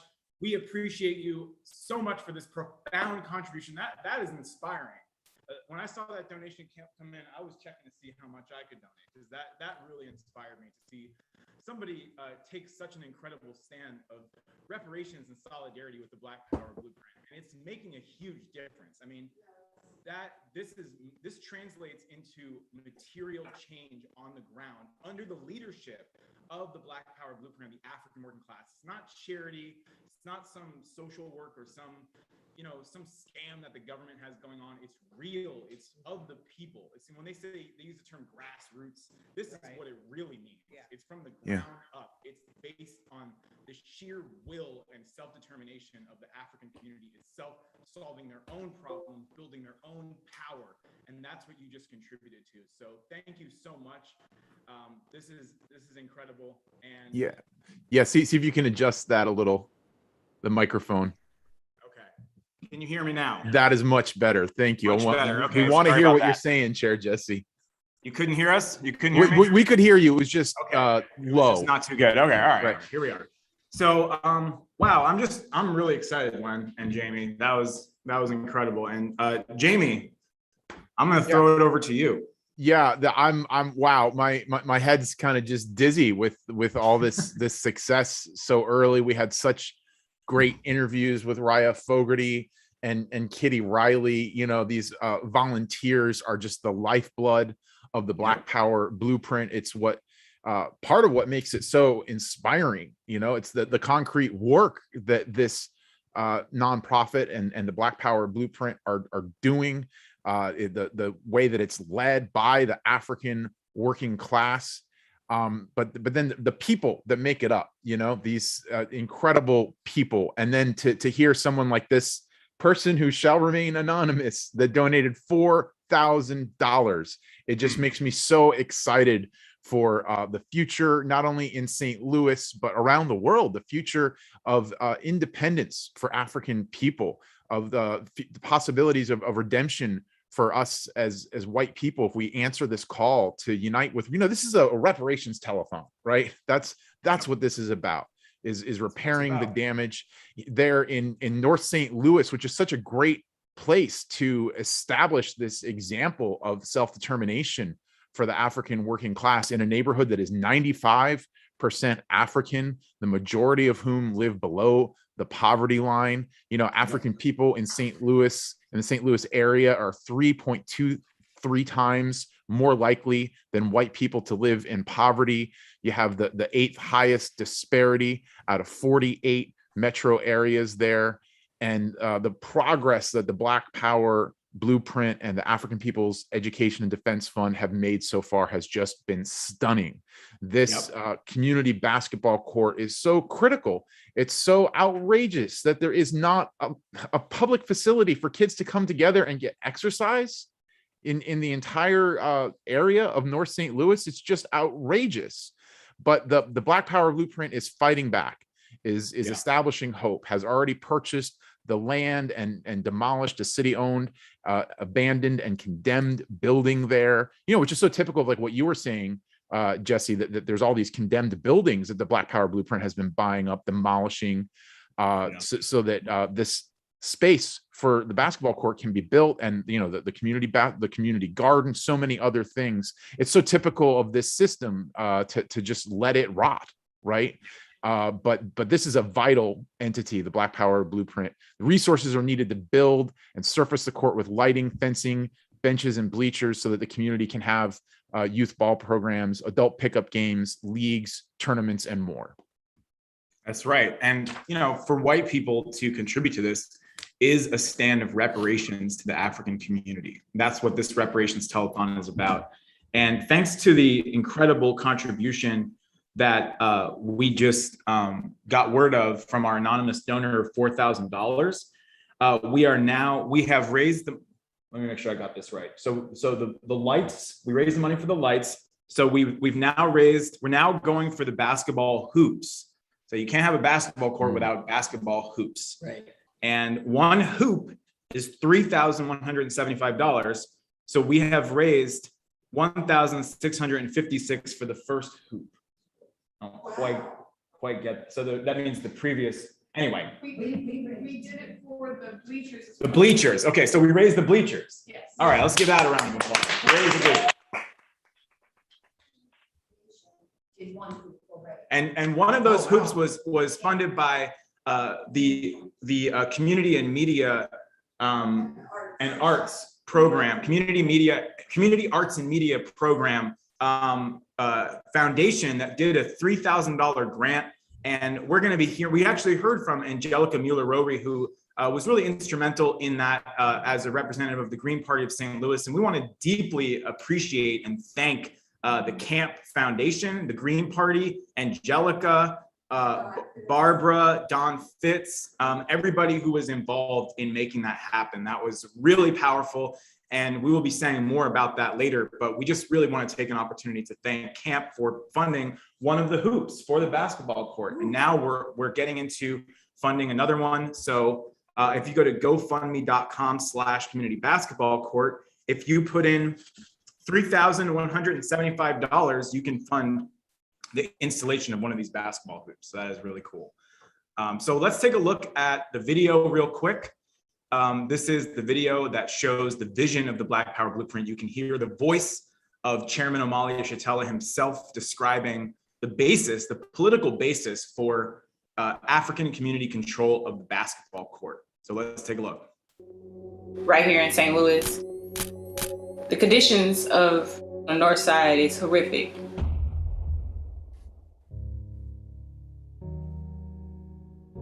I just think that it's important to say that we believe in the democratic anti-colonial right to be able to have community control of every aspect of our lives and our communities. And I think the most fundamental, most democratic, most anti-colonial demand that I can conceive of is community control of the basketball court. The basketball court is so important. Number one, because the community has no recreation. So along with this lack of grocery stores and economic activity, there is no kind of cultural activity and programs for children to participate in. We need a basketball court. We need to have things in our community. Black people need to be empowered of their own life. We want Black community control of a basketball court, a simple democratic anti-colonial demand. This is not just about building a basketball court, it's rebuilding a community. Donate today to build a community-controlled basketball court in North St. Louis. Who will step up and make the slam dunk? Uhuru, Jamie. Uhuru, Jesse. That's such a well-produced video. It's really inspiring. Really gets to the heart of. Yeah. This, I was thinking as it was going on, this truly is reparations in action. There's so many ways people can concretely contribute to self-determination, dignity for the African working class on the terms of the African working class. We just had this fantastic person step up, and is it the bleachers that were just provided for? Am I correct? The bleachers and part of a hoop, basically. So, wow. Yeah, that was amazing. And the theme of this upcoming year, Jamie, is the word relentless. This is the theme, right? So the party's getting ready to celebrate its 50th anniversary. And it's true of every aspect of the work that the Uhuru movement does, just the unceasing, unrelenting fight to go forward and build and grow and win and to struggle. And that is as true of the economic work as anything else. I mean, the work that has taken place under Deputy Chair Onizene Yeshitela's leadership in St. Louis since just the past, was it 5 or 6 years? A little bit more than that. I mean, it has been absolutely relentless and so fast. I mean, the Uhuru House was renovated and turned into a beautiful. I mean, and these buildings were not just quote unquote fixed up. They're beautiful. I mean, the Uhuru House is stunningly beautiful institution of African self-determination. The Aquaba Hall, it's a beautifully decorated building. It's a piece of art really that represents the African community, and that happened in like 9 months. So I remember when I first met this movement in St. Petersburg, there was a campaign at that time to raise the funds for a community commercial kitchen and a radio station. And those two things exist now in St. Petersburg. There's Black Power 96 community radio station. There is Uhuru Jiko community commercial kitchen. Everything that the Uhuru movement says it's going to do, this movement does it. They get it done. And that's because, as the chairman often quotes Malcolm X saying, African people are sitting on the hot stove and they experience the urgency of being colonized and what it means to really, to be living under this system every single day, and the urgency of fighting, the timeline, the rapid fire pace of the struggle to put an end to these conditions and bring about self-determination and liberation for African people. And you have a different take on reality when you are observing those who are on the hot stove. So I want to appreciate everybody who has gone to GoFundMe.com/community basketball court and donated as if you too are on the hot stove, as if you too can feel the urgency with which the African working class through the Uhuru movement is fighting to repair the damage of centuries of colonial domination and oppression. And that includes our anonymous donor and everybody who has contributed up to now. GoFundMe.com/community basketball. The Black Power Blueprint is reparations in practice. This is what repairing the damage looks like. It's more than a basketball court. It is rebuilding the community, the African community rebuilding itself, taking back their own resources and their own lives and the destinies of their children. So Jamie, why don't we quickly, I know we have like a few more minutes here. Why don't we take a look at some givebacks that people will receive when they make a contribution today? Let's take a look. All right. All right. So, you're okay. So you're calling on me. I don't have the. I know one of the givebacks. If I'm not mistaken. Sorry. That's okay. You can't see what I'm seeing. So it probably looks like I was just staring at you. Okay. Now we're looking. You should probably see it now, right? Yes. Okay. So for a donation of $5 to $99, let's see. Is this this is a poster? Help me out here. That is a magnet. It's a magnet, a beautiful magnet with the image of some young volunteers, young comrades of the Black Power Blueprint around the coming soon community basketball court sign, apedf.org. It says, I support the Black Power Blueprint community basketball court, economic power to transform the future. That would look fantastic on a refrigerator. I think that's where I would put it, or wherever you want a filing cabinet, anywhere you want to put a magnet. That's for $5 to $99 for going to GoFundMe.com/community basketball and contributing anywhere from $5 to $99. Nice. So the next slide shows you the coasters, the community basketball court logo coasters. You get a set of 4 when you contribute anywhere between $100 and $299 at GoFundMe.com/community basketball court. Those are beautiful. And then for a donation of $300 to $499, you can get is this a hat? Am I correct, Jesse? Yeah, this is a beautiful hat, perfect for the cold weather coming up. It says Black Power Blueprint. It has that logo with the continent of Africa and the red star in the middle. So that's $300 to $499 for this Black Power Blueprint hat. Real. And from, can't quite see it, $500 to $999, you can get all 3 of these givebacks, and that's really, really powerful. And again, this is just a way of appreciating everybody who is taking a concrete stand of unity with reparations to African people through contributing to the Black Power Blueprint community basketball court at GoFundMe.com/community basketball. Last but not least, nice. Ooh, a hoodie. Very nice for a donation of $1,000 or more. $4,000, $5,000, whatever you want to contribute, you can get this beautiful hoodie of the Black Power Blueprint with the image of the basketball, Africa with the red star in the middle. It says, I support the Black Power Blueprint community basketball court. That is just gorgeous. Yes, it is. So I think my time is up here, Jamie, but it was great to be on the telethon with you for these past 15 minutes, and just want to again appreciate our anonymous donor for $4,000 towards the community basketball court.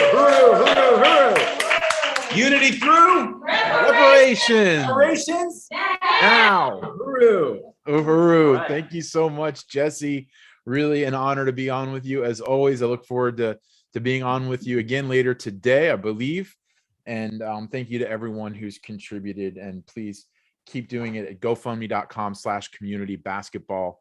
I am honored to have with us some really excellent guests today. Comrade Len, you're with me for this section. Am I correct? Yes, you are correct. Maybe I think I'm going to defer to you because I have in my head what's the guest we have on next, but that may be different in reality. Yeah, for sure. Well, so first, we are going to take a really brief break and watch some of Comrade Asa, who you met earlier, just some of his culture. You know, he's a brilliant musician, revolutionary musician. So let's take a look at that for a couple minutes. Uhuru. Yeah, so salute. Now that that's delivered and done, we just want to say all power to the people, Black power to the African community, reparations now. Yeah, I want to salute the leadership of Uhuru Solidarity Movement, and this is a presentation that we're making as a cultural worker. I came here as Asa and Pooh, and also General Nobody, RBG. So here's what we have, okay? So I hope you're ready. It's called Death to White Power, and it goes this way. Have you ever been hated or discriminated against? I have been protested against, killed for my nation. Picket lines drew across my land by them white tribes. Sick in the mind I became from hearing their white lies. All this commercialist poaching as all these crackers are approaching, morning from morning to morning. Born when death was encroaching, not taking nothing from no one. Just look how long we've been giving, working from can't see in the morning until can't see in the evening, breathing, bleeding, feeding you while we have no food in our mouths. See, you disfigured me, and now you wanna figure me out. Egyptologists took my religion and flipped it around. Now I'm waking up, your lies look so ridiculous now. Yeah, okay. Hope you understand that, huh? Yo, we just wanna have the land back. Simple as that. And we don't need to be anything else other than free.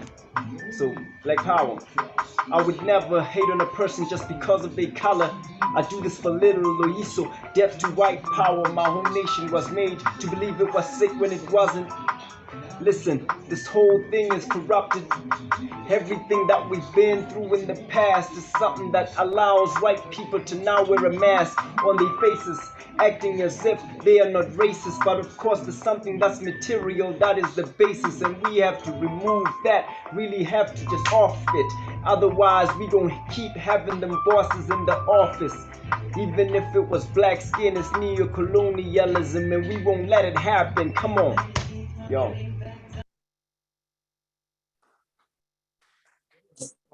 Wow. All right. Wow, that was so powerful. Yeah, it really, really was. Yeah, so awesome to see culture all the way from, you know, occupied Azania. Just really, really powerful comrade, you know, strong force in the Uhuru movement.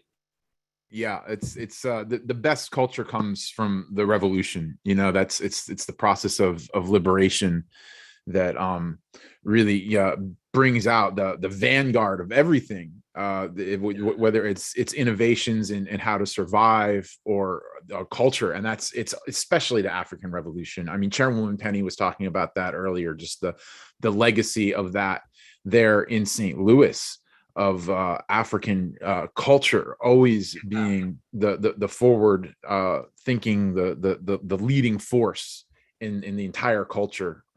So really salute Comrade Asa for that performance.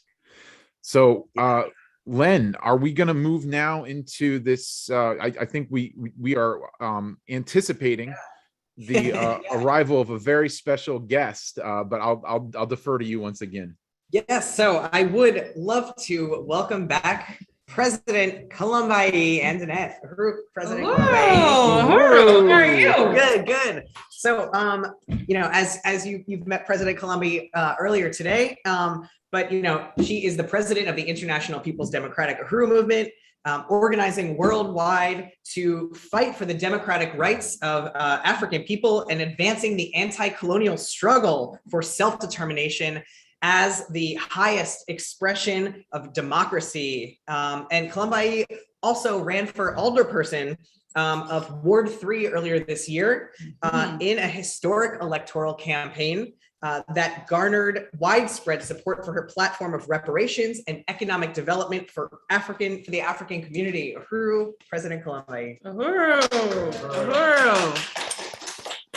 So Jamie and I just wanted to talk to you a little bit about the Uhuru, Jamie. Uhuru. President Columbi. It's so good to see you, comrade. Yeah, we would love to talk to you about the garden today. Okay. The One Africa, One Nation market. Yes, let's do that. All right. That was some amazing work. I just want to say, just very, very powerful work. And, you know, I did not have a garden, or I didn't really know if I was even interested in a garden, you know? And so the One Africa, One Nation market like really deepened my understanding of the relationship that African and indigenous people have with the land, and why, you know, I didn't think that I had any interest, and how far, because of slavery and colonialism, you know, made us run from, you know, gardening, something that has been rooted in us. from birth. It's something that we always done. And it was nothing wrong with us, gardening. It was that the relationship, this hostile relationship that we have with colonialism that made, generation after generation, like just dispersed from the whole idea of farms, gardening, and things like that. So this work was very, I learned so much.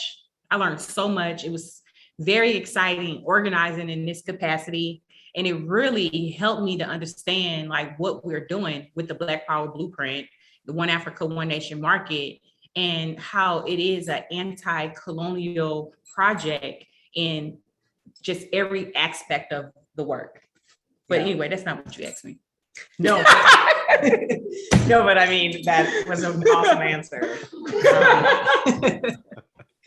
I mean, it's so great to hear about all of the work that has been happening in the garden and just, the market bringing together, local Black growers and just people from the community that want to make their own money, economic development. Yeah, so I worked under the leadership of Deputy Chair Onizane Yeshatela, that was over the One Africa, One Nation market and other people that works under her direct leadership in her office. And so EPDM is right here in St. Louis, and we had an opportunity to be able to participate in some of these beautiful pictures. That's my son with his cotton candy, and so, we were able to bring economic development to the Black community in a real sense.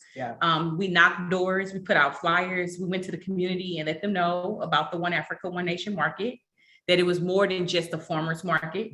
We live in a food desert, a real food apartheid on the north side, where it is just like maybe one bad food place in walking distance, and most people that live on the north side are living off barely $5 a day and don't have transportation.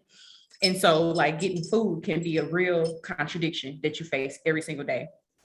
And we were able to not only bring fresh vegetables, but, really started organizing Black farmers, which blew my mind. And I'm hoping that Mitch, that might be having some technical issues, why he's not here now, I hope we will be able to interview Mitch.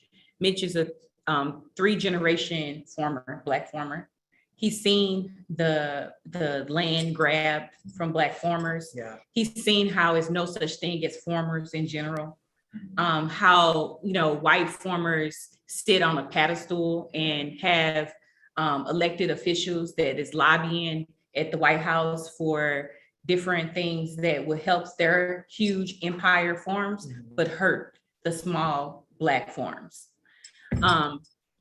So, as the International People Democratic Uhuru Movement and as an organizer, I've seen how everything sits on kind of colonized Africans' life, and how we have to organize and we have to bring the working class into political life, because it's no aspect of our life that's not being under attack.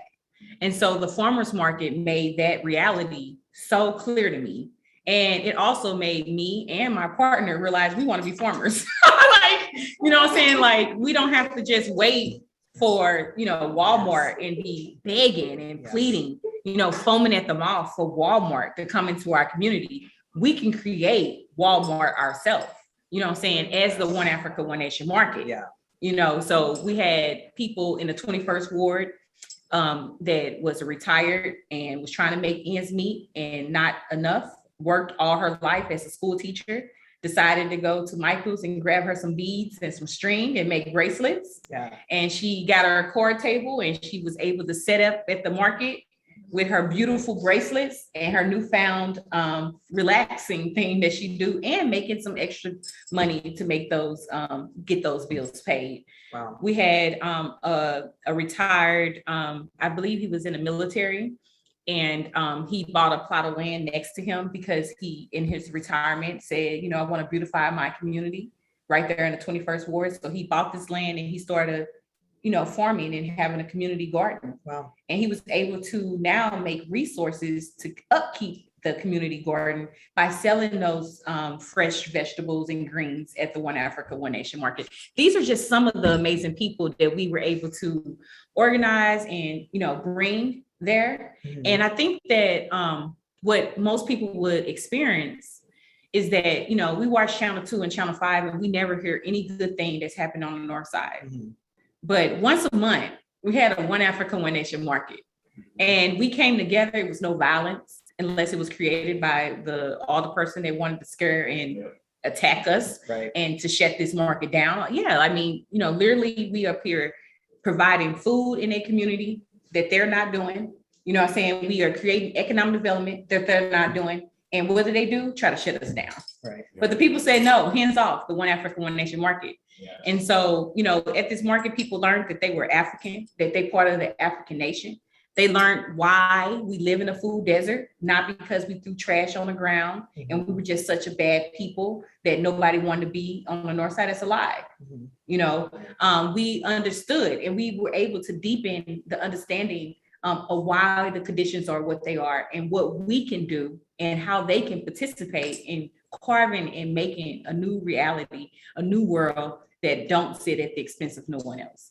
So it was really, really amazing work that we were able to do. And, you know, seeing, you know, we had vendors like USM that participated. That, you know, was very important because we did outreach in the white neighborhood to bring those resources to spend money with our Black farmers, to spend money with our Black economic development boost that was there.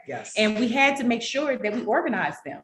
So we had USM with a table, with a banner that's saying that this is the appropriate response from white people that want to show solidarity.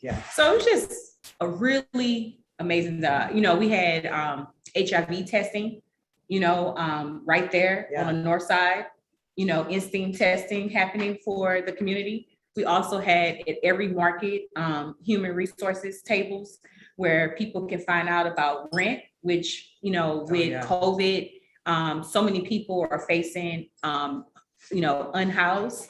And so when we even talk about the unhoused in a place like St. Louis, where we have horrific winters, that this has been extended because now, you know, mom had to move out of her house and move in with her daughter or her son, and they are homeless too. They had to move not because they want to, but because of economic and financial reasons. And so we had booths there that was able to, you know, talk about, you know, and bring those resources there. So the One Africa, One Nation market was an economic development.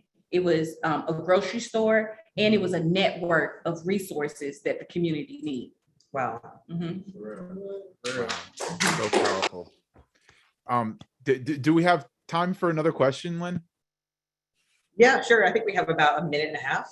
All right, I just wanted to really salute you and all the work that you've been doing, President Colombayi. It's so inspiring. You know, I was thinking about what you were saying about how there's no such thing as farmers in general, and how this question of food is really a revolutionary topic. You know, it has been a part of the colonial contradiction for African people, just being able to grow their own food. And I was wondering if you could speak to the significance a little bit more of African farmers and the One Africa, One Nation farmers market as a revolutionary strategy. Yeah, it's so important. And I didn't even realize, you know, but Chairman said everything is concentrated economics, right? And what I realized is that the One Africa, One Nation market was very important. And farmers like Mitch that were trying to understand what was happening with being a third generation farmers and what they are dealing with. And, you know, it's no particular organization that is fighting for Black farmers like that, right? And so with us coming to the table, Mitch is like, hey, Colombayi, we having a meeting. We need you there. You know, hey, can you bring USM there? Because it is some white people that are friendly, that are sympathetic, but they have to have the right position. And so I think the One Africa, One Nation market is way different than any other market because of the analysis that come from our organization that is put out there that really help just bring so much clarity of looking at the world as it is and not as what you want it to be. You know what I'm saying? Looking at the contradiction, exactly what it is and what we have to do as a people to overturn it.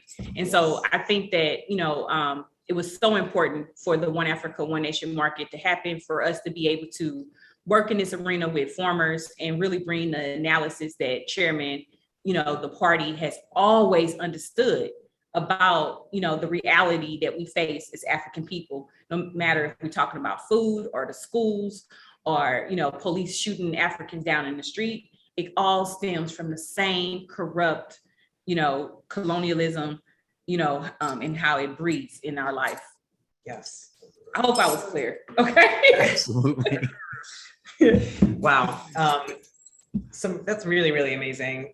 It's really, it's just so great to hear about the market and just the stance that white people need to take, and, we are under the leadership of the chairman in the African People's Socialist Party. And, African internationalism says that, we exist at the expense of African and colonized people. And, that's why today for Giving Tuesday, we as white people need to be paying reparations to the Black Power Blueprint. It's not just a donation, but it's a return of stolen resources. And we just really, really appreciate it's so important, like on how, I just really appreciate the work that we do in the Uhuru movement, and I'm a very proud member of this organization. And I always say on Giving Tuesday, as you sit and contemplating and figure out like where you're going to give those resources to, like your dollar could not be used as best as it's going to be used with Giving to the Black Power Blueprint. Yeah. Like you will actually be able to concretely know that your resources went to change the world. Not only right here in St. Louis for a basketball court or whatever the resources go for the Black Power Blueprint, but this is a testimony to the world of what we can do and what we can do to change the reality that we are faced with every single day, because all of us are tired. Yeah. But the African working class have to be liberated and free and redeemed. And through that, we will redeem humanity. Yes. Wow. Wow. So inspiring. And you know what? I think we have someone to point out as an example of giving back to this incredibly positive vision of self-determination. We had Mads, right? Giving $100 about 7 minutes ago. Oh, Mads! Yeah. That is an organizer right there. Let's give it up for Mads. Oh, yeah. Yes. Big salute to Comrade Mads. And I also want to thank and salute Roberto, who also donated $100. Yeah. Roberto. Okay. Awesome. Great. Yeah. So now we are going to go to Philadelphia, PA. We're going to check out the Uhuru Furniture and Collectibles store, which is a staple not only in the community but also in the Uhuru movement and raising reparations. So let's welcome Ruby and Secretary General Ali. Uhuru.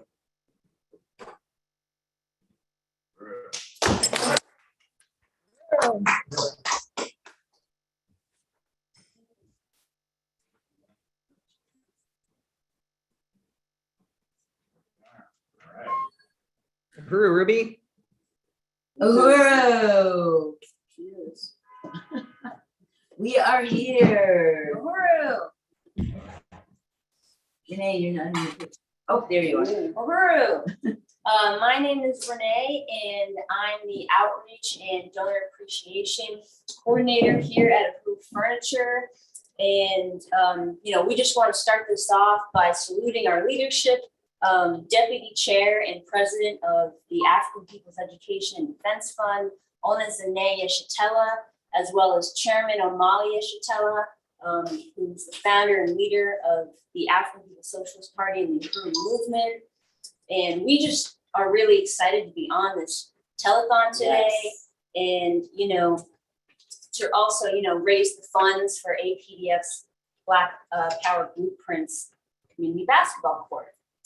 And, I just wanted to start this off by saying that Uhuru Furniture is, much more than just a store. It is an economic development institution of the African People's Education and Defense Fund.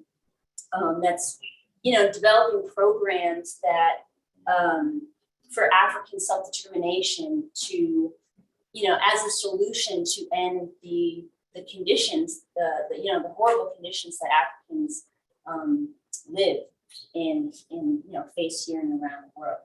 So, Uhuru. Thank you, Renee. And I am Ruby. I am the marketing coordinator and the volunteer coordinator here at Uhuru Furniture. And it's such an honor to be here. And, like Renee was saying, Uhuru Furniture is much more than a regular store. This is a Black community-led institution. This is an institution of economic development and self-determination that is pushing back gentrification right here in North Philadelphia by providing good quality, low cost, beautiful, like how Onizine Yeshitela, our president, says, only the best for the African working class. And that's what we carry here at Uhuru Furniture. And it also is hiring, creating jobs, creating employment, and volunteer opportunities. So this store is a real resource for the African community that was already here and has been here for generations, and pushing back the gentrification that is encroaching in this area right now. We've got some fantastic guests that we are so happy that we have today. Karen Smith, who you saw earlier, playing on tape, is playing live here as part of this hour. Uhuru, welcome, Karen. Love Karen Smith. The crowd goes wild for Karen Smith. We also are going to be interviewing two of the key leaders of Uhuru Furniture, Derek Bub Myers and Ali Hutley. We're going to be interviewing Uhuru Furniture manager, Allison Haney. And so we've got a really packed show for you guys today. And I just want to say one exciting thing. We have a $1,000 matching fund for this hour. So anything that is donated in this hour will be doubled. So think about it when you're donating. If you want to stretch your donation, and our goal is $1,000, and we can do it, we can make it for the basketball court. And we're calling on all our friends, all our family, everybody to go today to GoFundMe.com, GoFundMe.com/community basketball, which is linked in the chat in Facebook and Instagram. Okay, here's Renee back. all right, so, please comment and let us know if you're tuning in, and we'll give you a shout out on the live. And, before we go any further, we want to take you on a walkthrough of Uhuru Furniture in this next video. And, it'll show you that we have 2 floors full of, all donated, gently used furniture, home decor items, and really beautiful Enzo painted furniture. And, we get items in every day. So let's just go ahead and watch the video.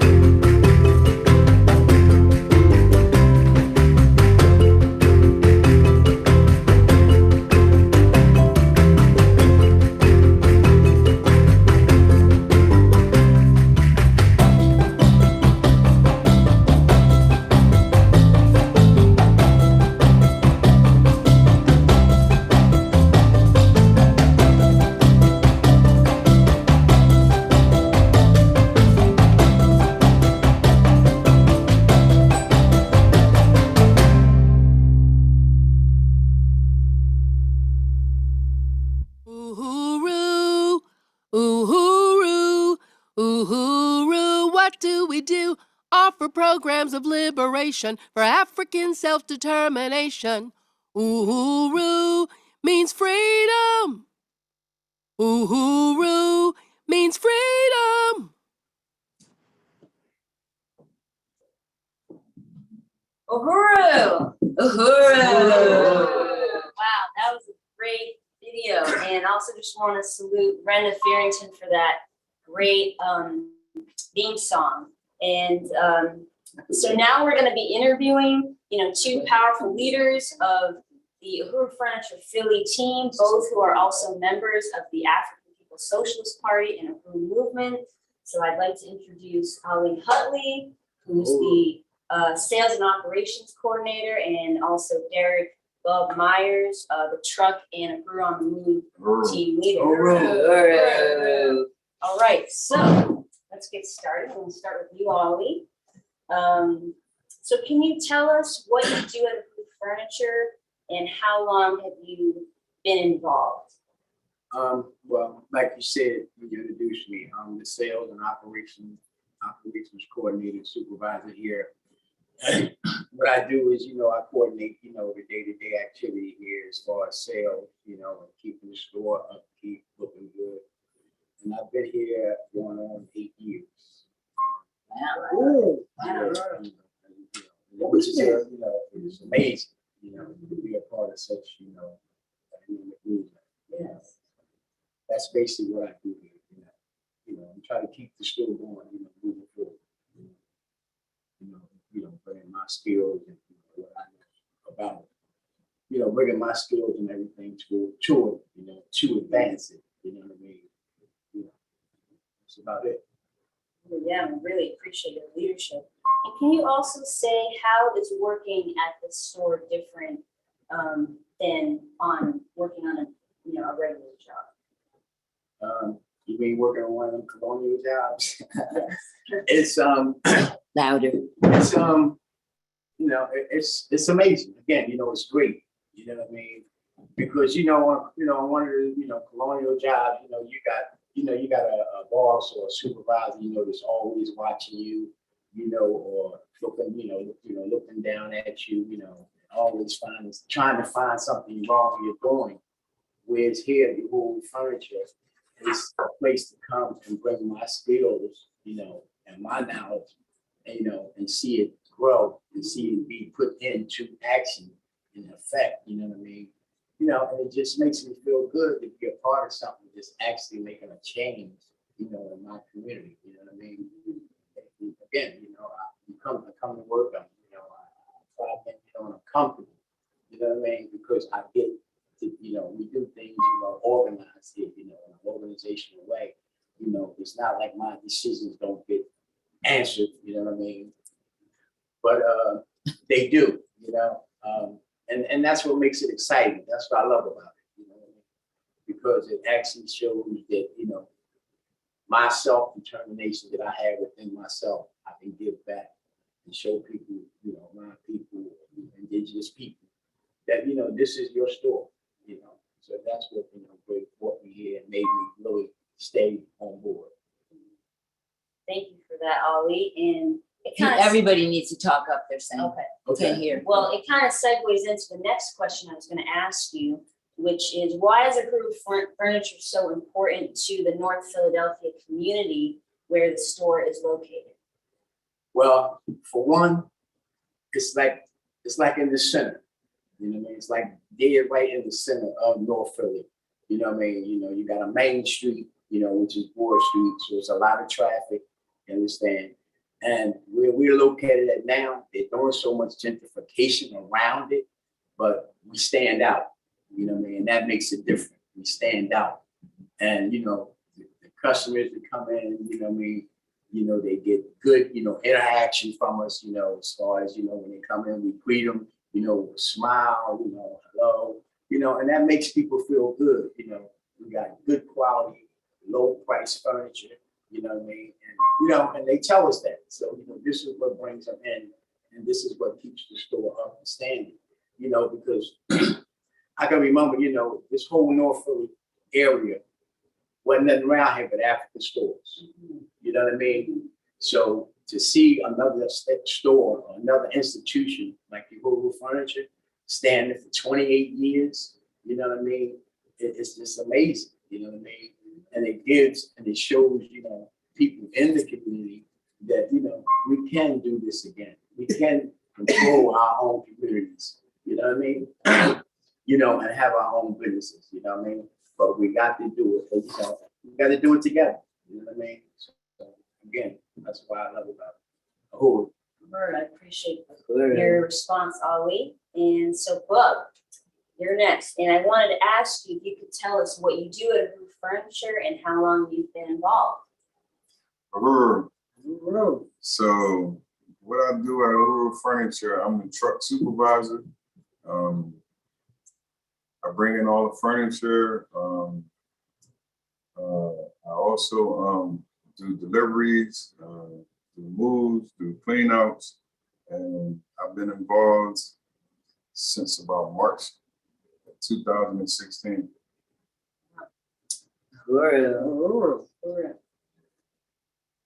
Oh, okay. And can you, thank you. Can you also tell us about Uhuru on the Move, which is the newest institution that has grown out of Uhuru Furniture, and you know, just tell us a little more about the role that you've played in making Uhuru on the Move a reality. Well, Uhuru on the Move is a reality because I'm willing to take on the challenges as far as in the movement.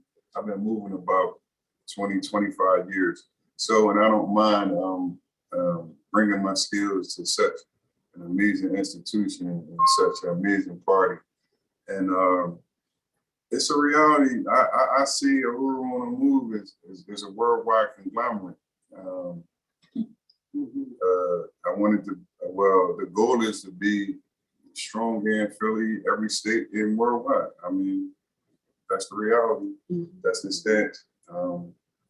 That's what we're shooting for.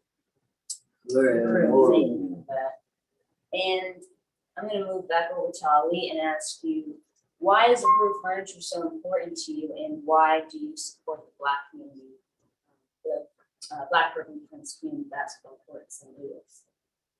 Well, it's so important to me, you know, for one, just to be a part of it, you know what I mean? And again, to, you know, like Bub said, it's reality, you know, it's reality in effect, you know what I mean?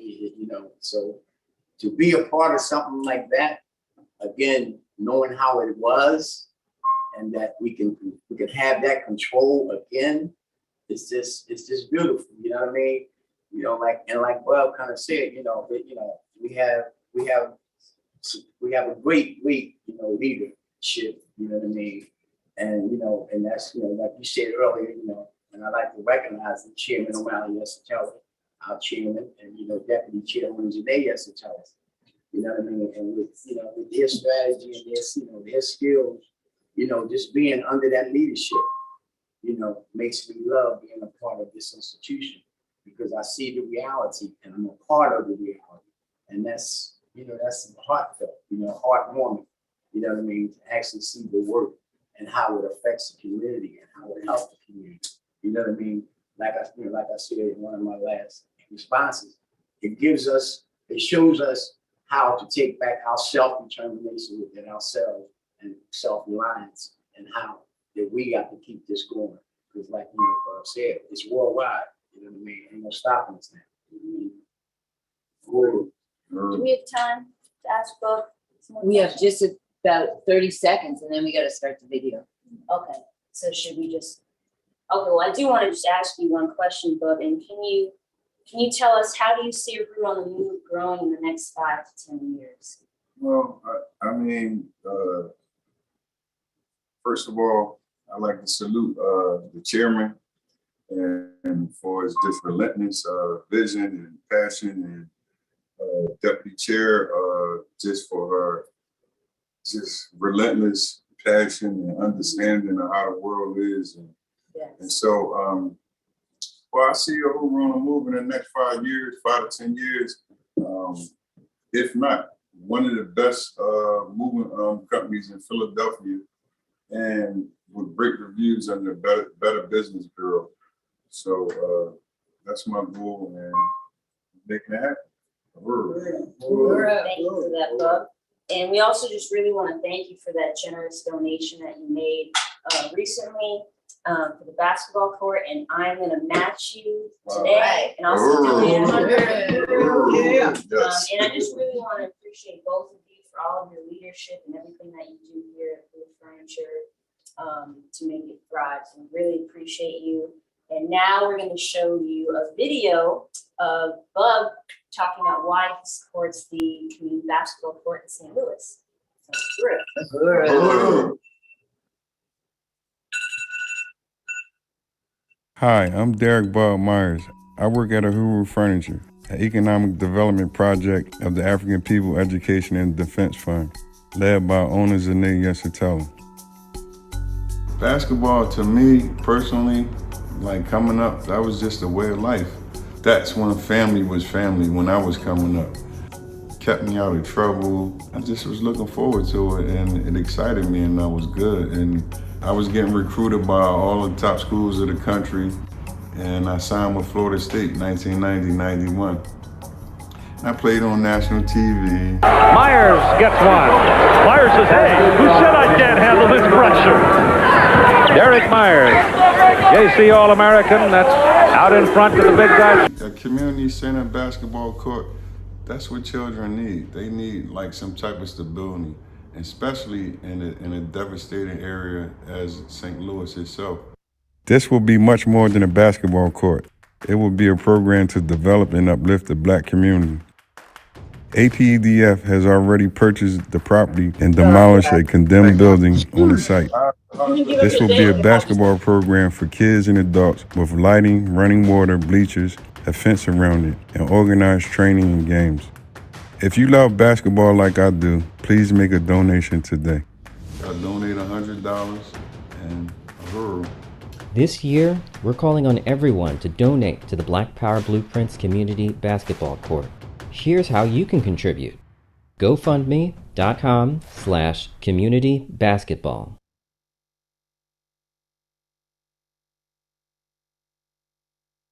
Uhuru. Uhuru. Thank you all so much for that powerful video. Thank you, Bub, for donating that $100 in the video. Renee for matching them. And we've got some more donations in.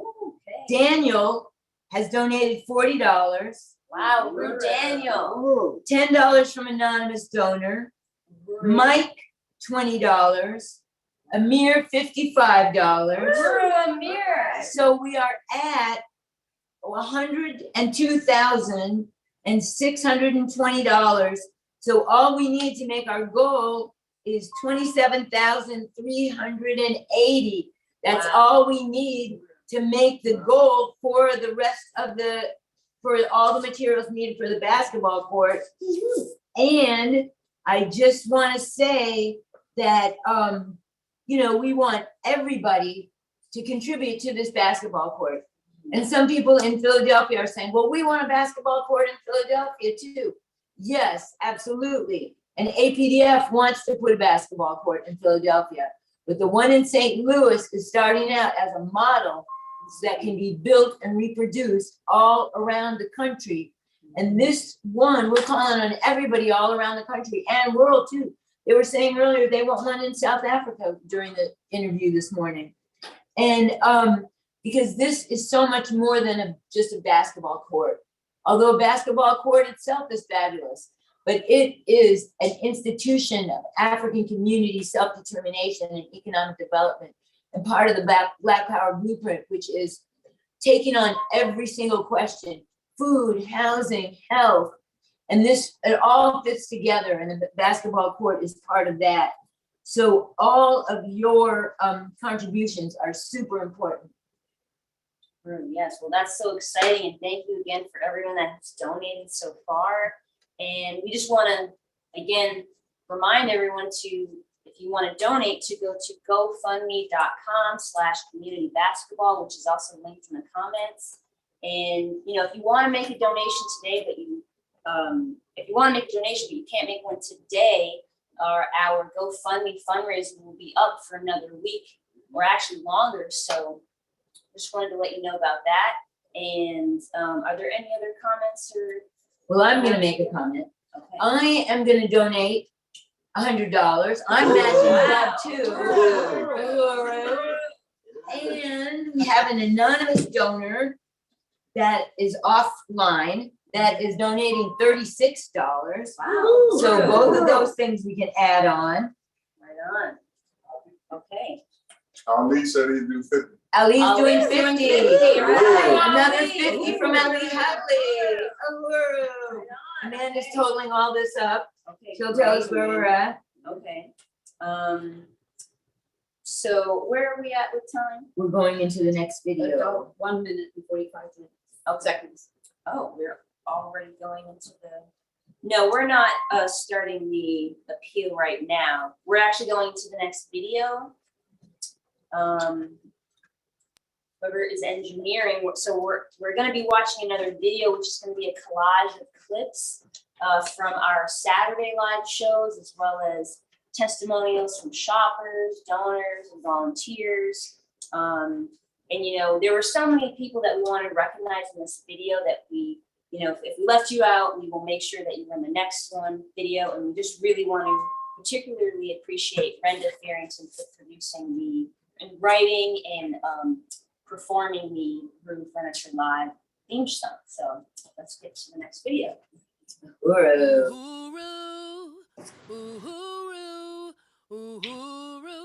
do we do? Offer programs of liberation for African self-determination.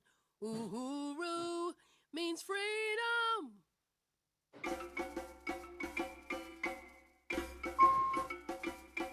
We're not about to reinvent the wheel when we can come on, get down here and get the wheel that's already invented. So come on down here, get it at the discount price, and supporting an organization. Just think of it like this. You're giving a donation and getting something free. So think about it like that. You're donating a great cause, and then you're getting the item free. So my next item here, thank you, Misunderstood.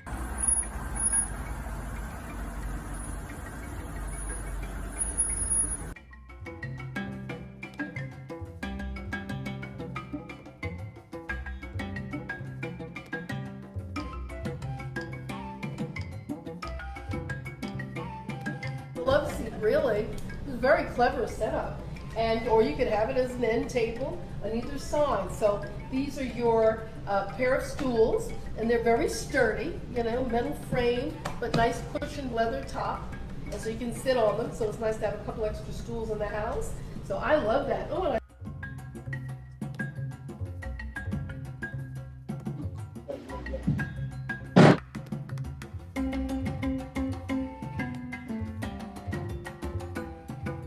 So this sale, 15% off all sofas and chairs, except for sets, and 10% off store-wide. So you hear us saying, you know, like. And your support makes a difference here with us. Shop, donate, volunteer, support African economic self-determination. Because honestly, this is what we're here for, right? We're putting the power back into the hands of the people, right? Of all people. And that's the entire reason that we're here. That's what the Blue stands for, right? So you can do that. And also, some beautiful furniture for your home. It's like a win-win situation. It's like, how can you know what I'm saying? Can't beat that. So, you know.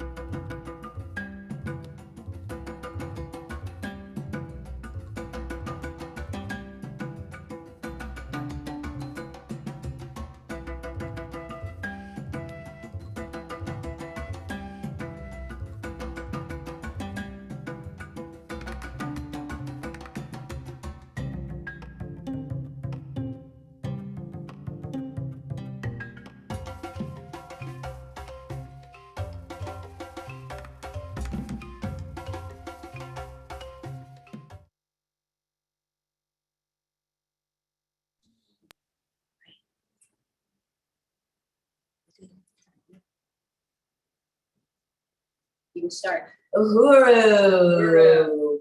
We're back.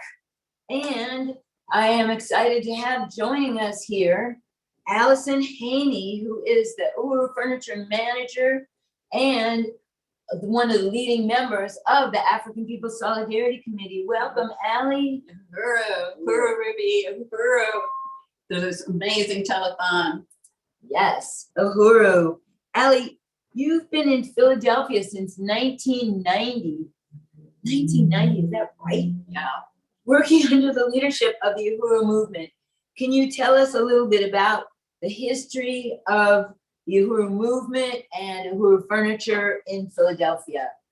Uhuru, well, thank you, Ruby. And I just really want to salute our leadership, Chairman Amalia Shatala, who founded and created Uhuru movement worldwide, and Uhuru Furniture and Collectibles, of course, as one of many, many institutions of the Uhuru movement, and our leadership Deputy Chair Odusunea Shatala, who we have the great honor to work under her leadership right here in Uhuru Furniture. Yes. And, I just really want to appreciate, the leadership of this telethon, Uhuru Solidarity Movement, and Chairwoman Penny Hess, and also just appreciate our amazing leaders of Uhuru Furniture, Ali Hutley and of Myers, who came right before us.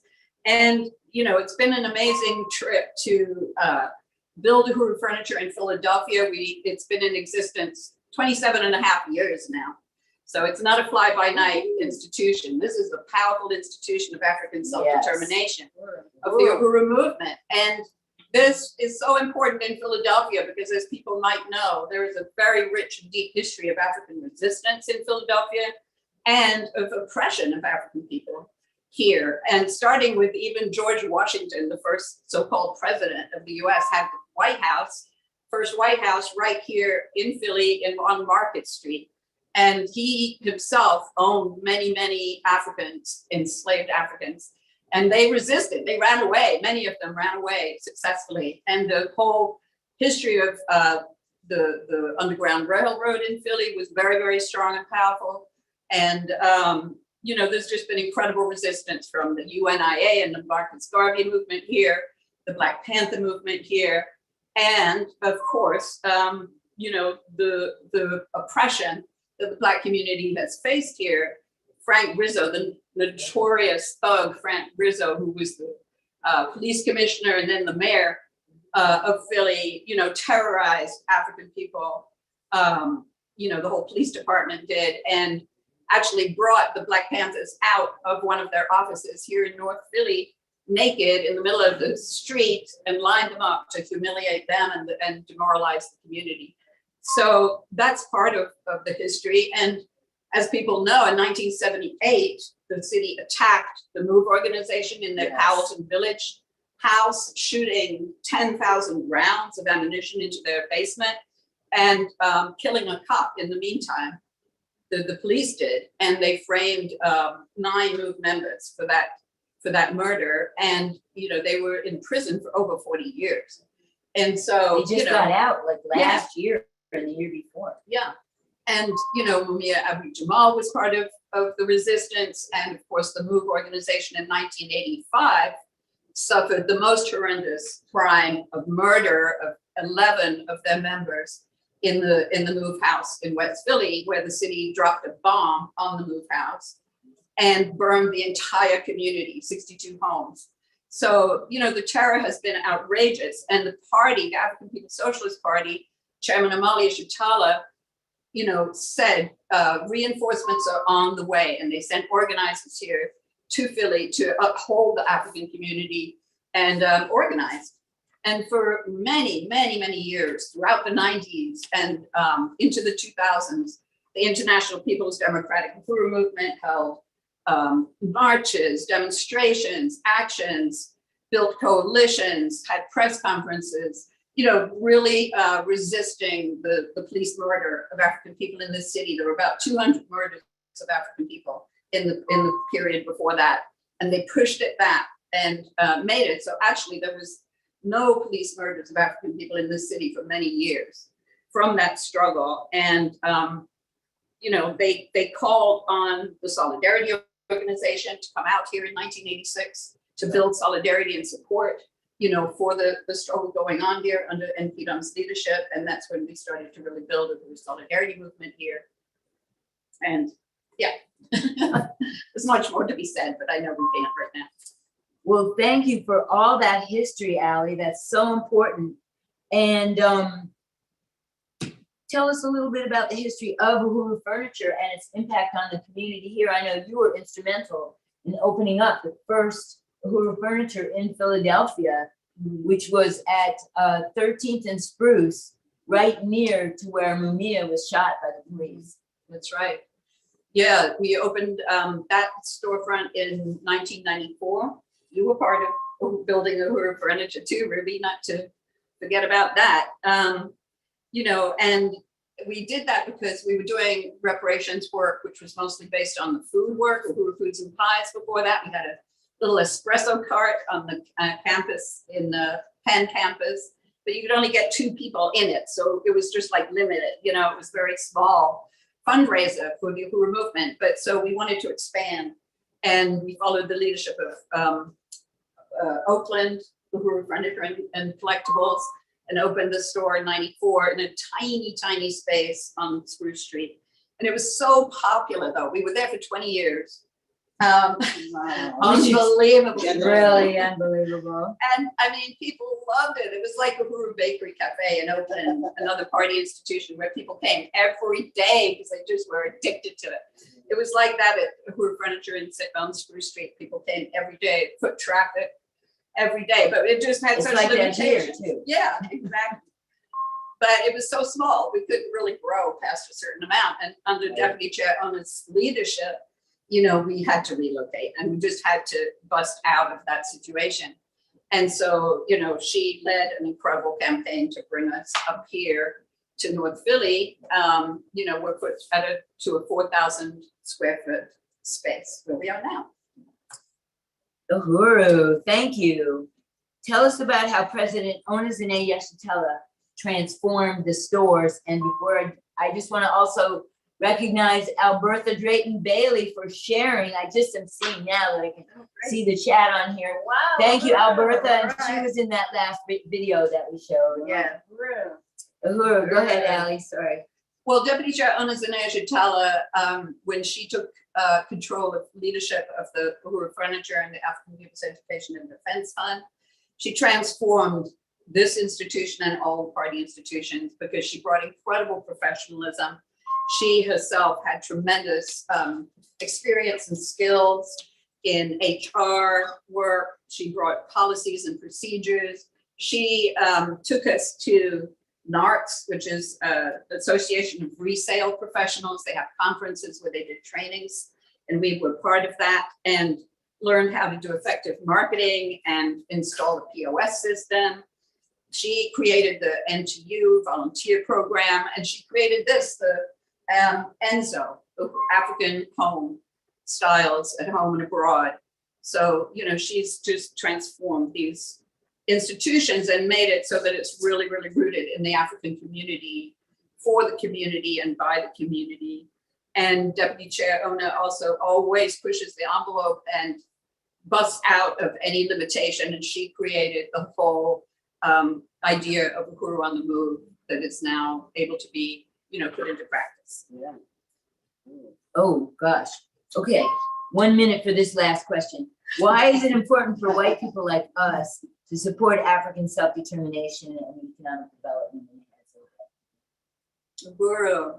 Well, you know, this is so important because, you know, we live in North Philly, in Philly, and, you know, the whole show was from St. Louis.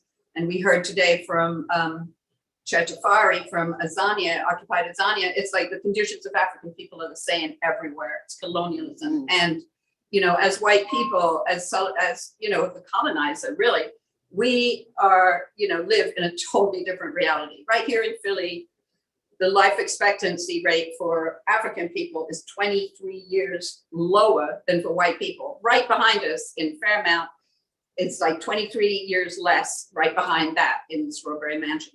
So these are the conditions, and the only solution is coming from Black Power Blueprint and the Uhuru movement and the African People's Education Defense Fund. So it's absolutely in our interest to support this. If we want to change the conditions, if we don't want to be live at the expense of African people and other people, anymore, this is how we can participate and contribute and participate in reparations to the African community for them to transform their own conditions. This is our leadership. This is our future. So I really want to encourage everybody to donate and support it. And I'm going to donate $500 today.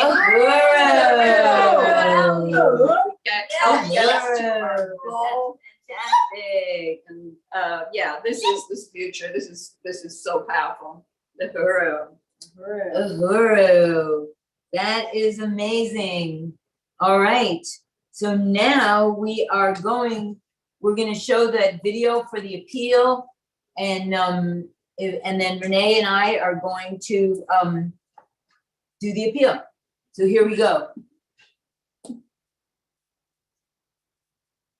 I think.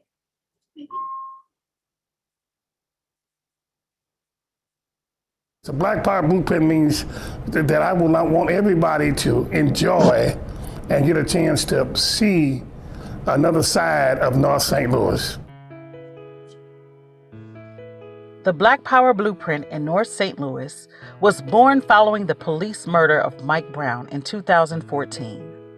The Black Power Blueprint is testimony to the fact that Mike Brown and the hundreds of other Black people killed by the colonial police did not die in vain. The African People's Education and Defense Fund and Black Star Industries believe we must go beyond protest. We must build institutions of economic and political power in the hands of the Black working class community. In 2017, we initiated the Black Power Blueprint in North St. Louis under the bold and innovative leadership of Onezene Yeshitela, president of the African People's Education and Defense Fund, and we have already transformed our community. We purchased and renovated the Uhuru House at 4101 West Florissant Avenue, which was ready for use by early 2018. We bought 2 adjacent buildings down the street at College and West Florissant. In 2019, we demolished the corner building, which is slated to become a community basketball court. Even during the pandemic, we didn't miss a beat, and throughout the year 2020, we completed the stage in the outdoor space, installed a wrought iron fence, and then planted the garden. This is powerful because you're here. We completely renovated the 4-plex apartment building on College Avenue that will provide housing for our African Independence Workforce Training Program for our brothers and sisters coming out of the prison system. We also demolished 2 other nearby buildings on West Florissant to make way for retail shops and contracted with the LRA for property designated for an African women's facility.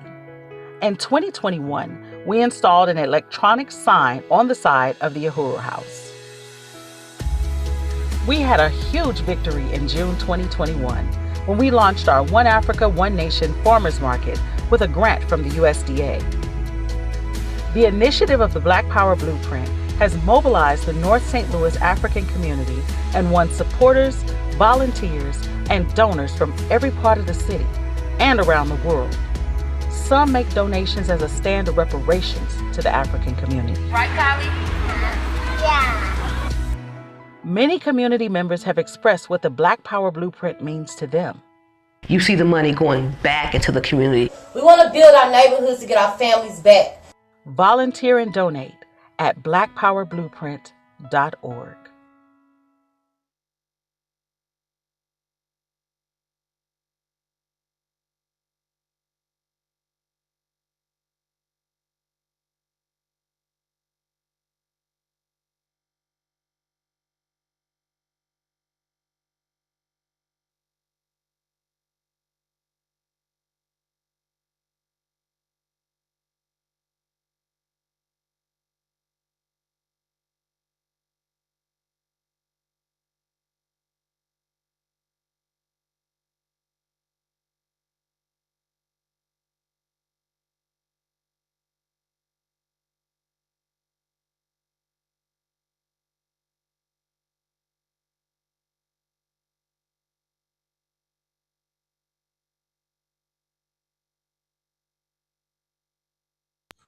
Uhuru, this has been an amazing presentation from Uhuru Furniture Philly. We just want to make sure you're still there. We can't hear you at the moment. Oh, we muted.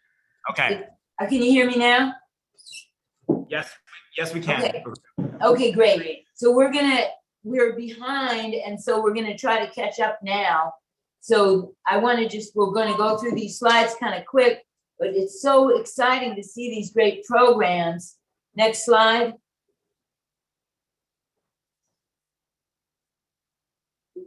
Can you guys hear me? Okay, can we go to the next slide? Okay, the electoral campaigns. Okay. Well, can we back up for a second? All right, I guess not. All right, we're a Halloween. We just skipped through the whole year, but it was been a fabulous, fabulous year in St. Louis. The electoral campaigns where 2 candidates ran for alderman in St. Louis to show what, a political campaign in the interest of the Black community looks like, and it really shook them up, and it's just the beginning. Now we're on the Halloween festival, which was like just a wonderful festival. The farmers market, which next year will be once a week, so people can really do healthy grocery shopping and get healthy groceries in their community. APDS has purchased the buildings and purchased the lot that is going to be turned into the basketball court, demolished an abandoned building that was a dangerous, crumbling eyesore for decades in that community. That's something the city should be taking care of, but APDF did it. Demolished the building with Jack's Construction. And so far, we have not only bought the land, APDF has not only bought the land, cleared it, but they've also raised the money for, next slide, surfacing the court. Next slide.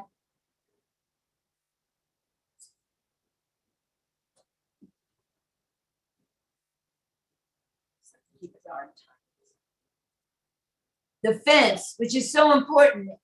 The fence isn't a luxury, like the kids are playing ball. Right now, they run into the street to get a ball and get hit by a car. So this is like for the safety of the community. Next slide.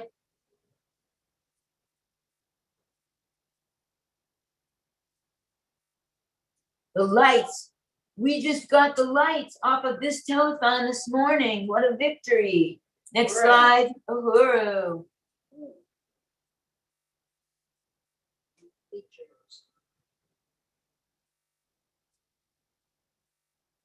Bleachers. So are the bleachers are bought now, right? So we're on to the next thing. Is that so? Yeah. Excellent. Okay, so we've had a lot of donations come in so far. Now they're telling us that we're muted, but I don't think we are. I don't know. Are we muted? Can you guys hear us?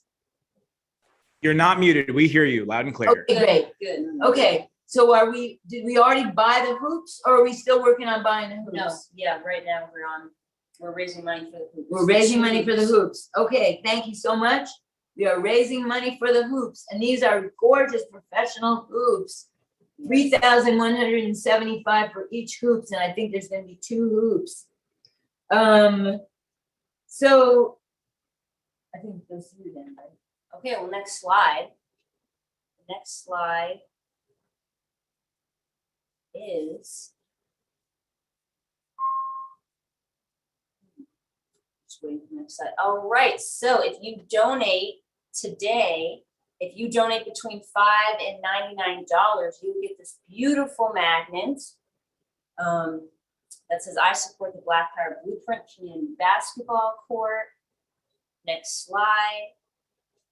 And I don't know if you can see it on my screen, but if you donate between $100 and $299, you'll get these 4 beautiful coasters. And we actually have them in person, if you can see it. They're really cool.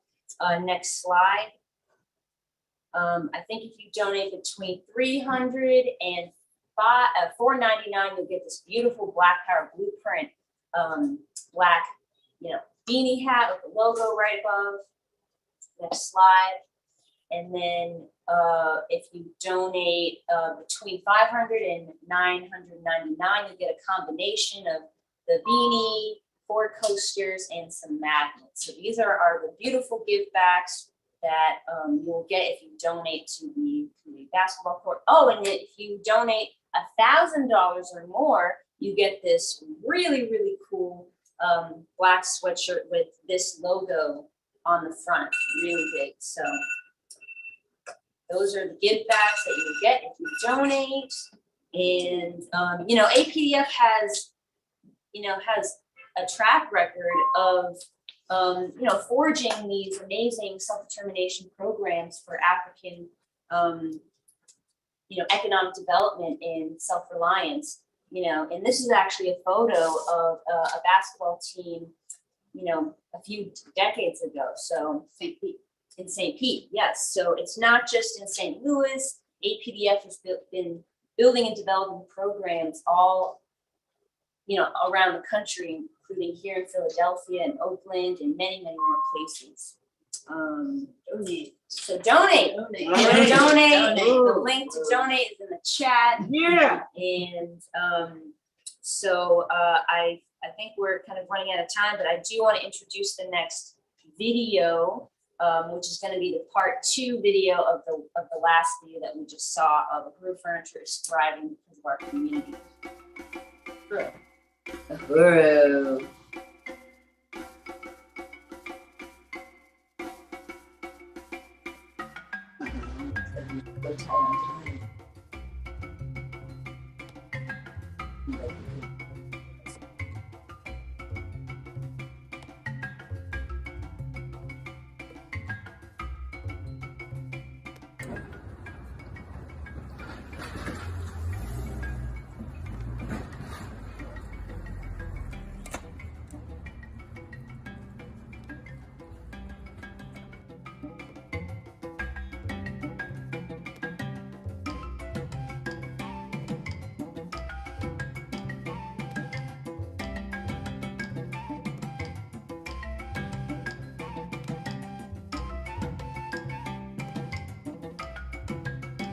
And remember, your Uhuru is open Wednesday through Sunday from 11 o'clock to 6 p.m. Same day delivery or next day delivery.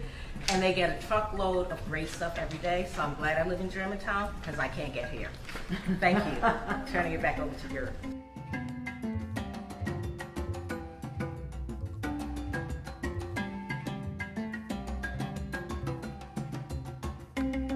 Morning, everyone. Next in the showroom, we have item numbers 1 and number 20. These are round brass wall hanging platters.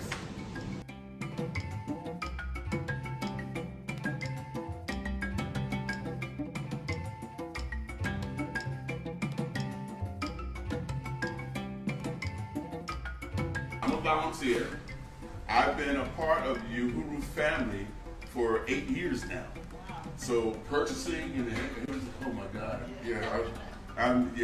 yeah, I have, my whole house is filled.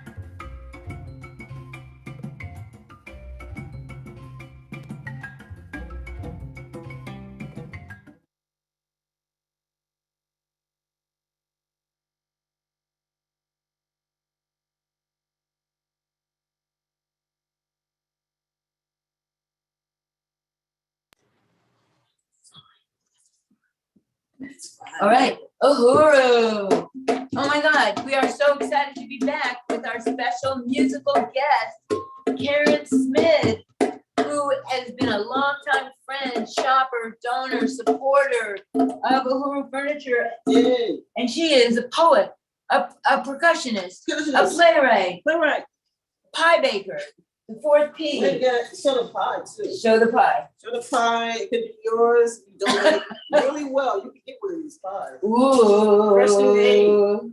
Apple. All vegan. All right. Go for it.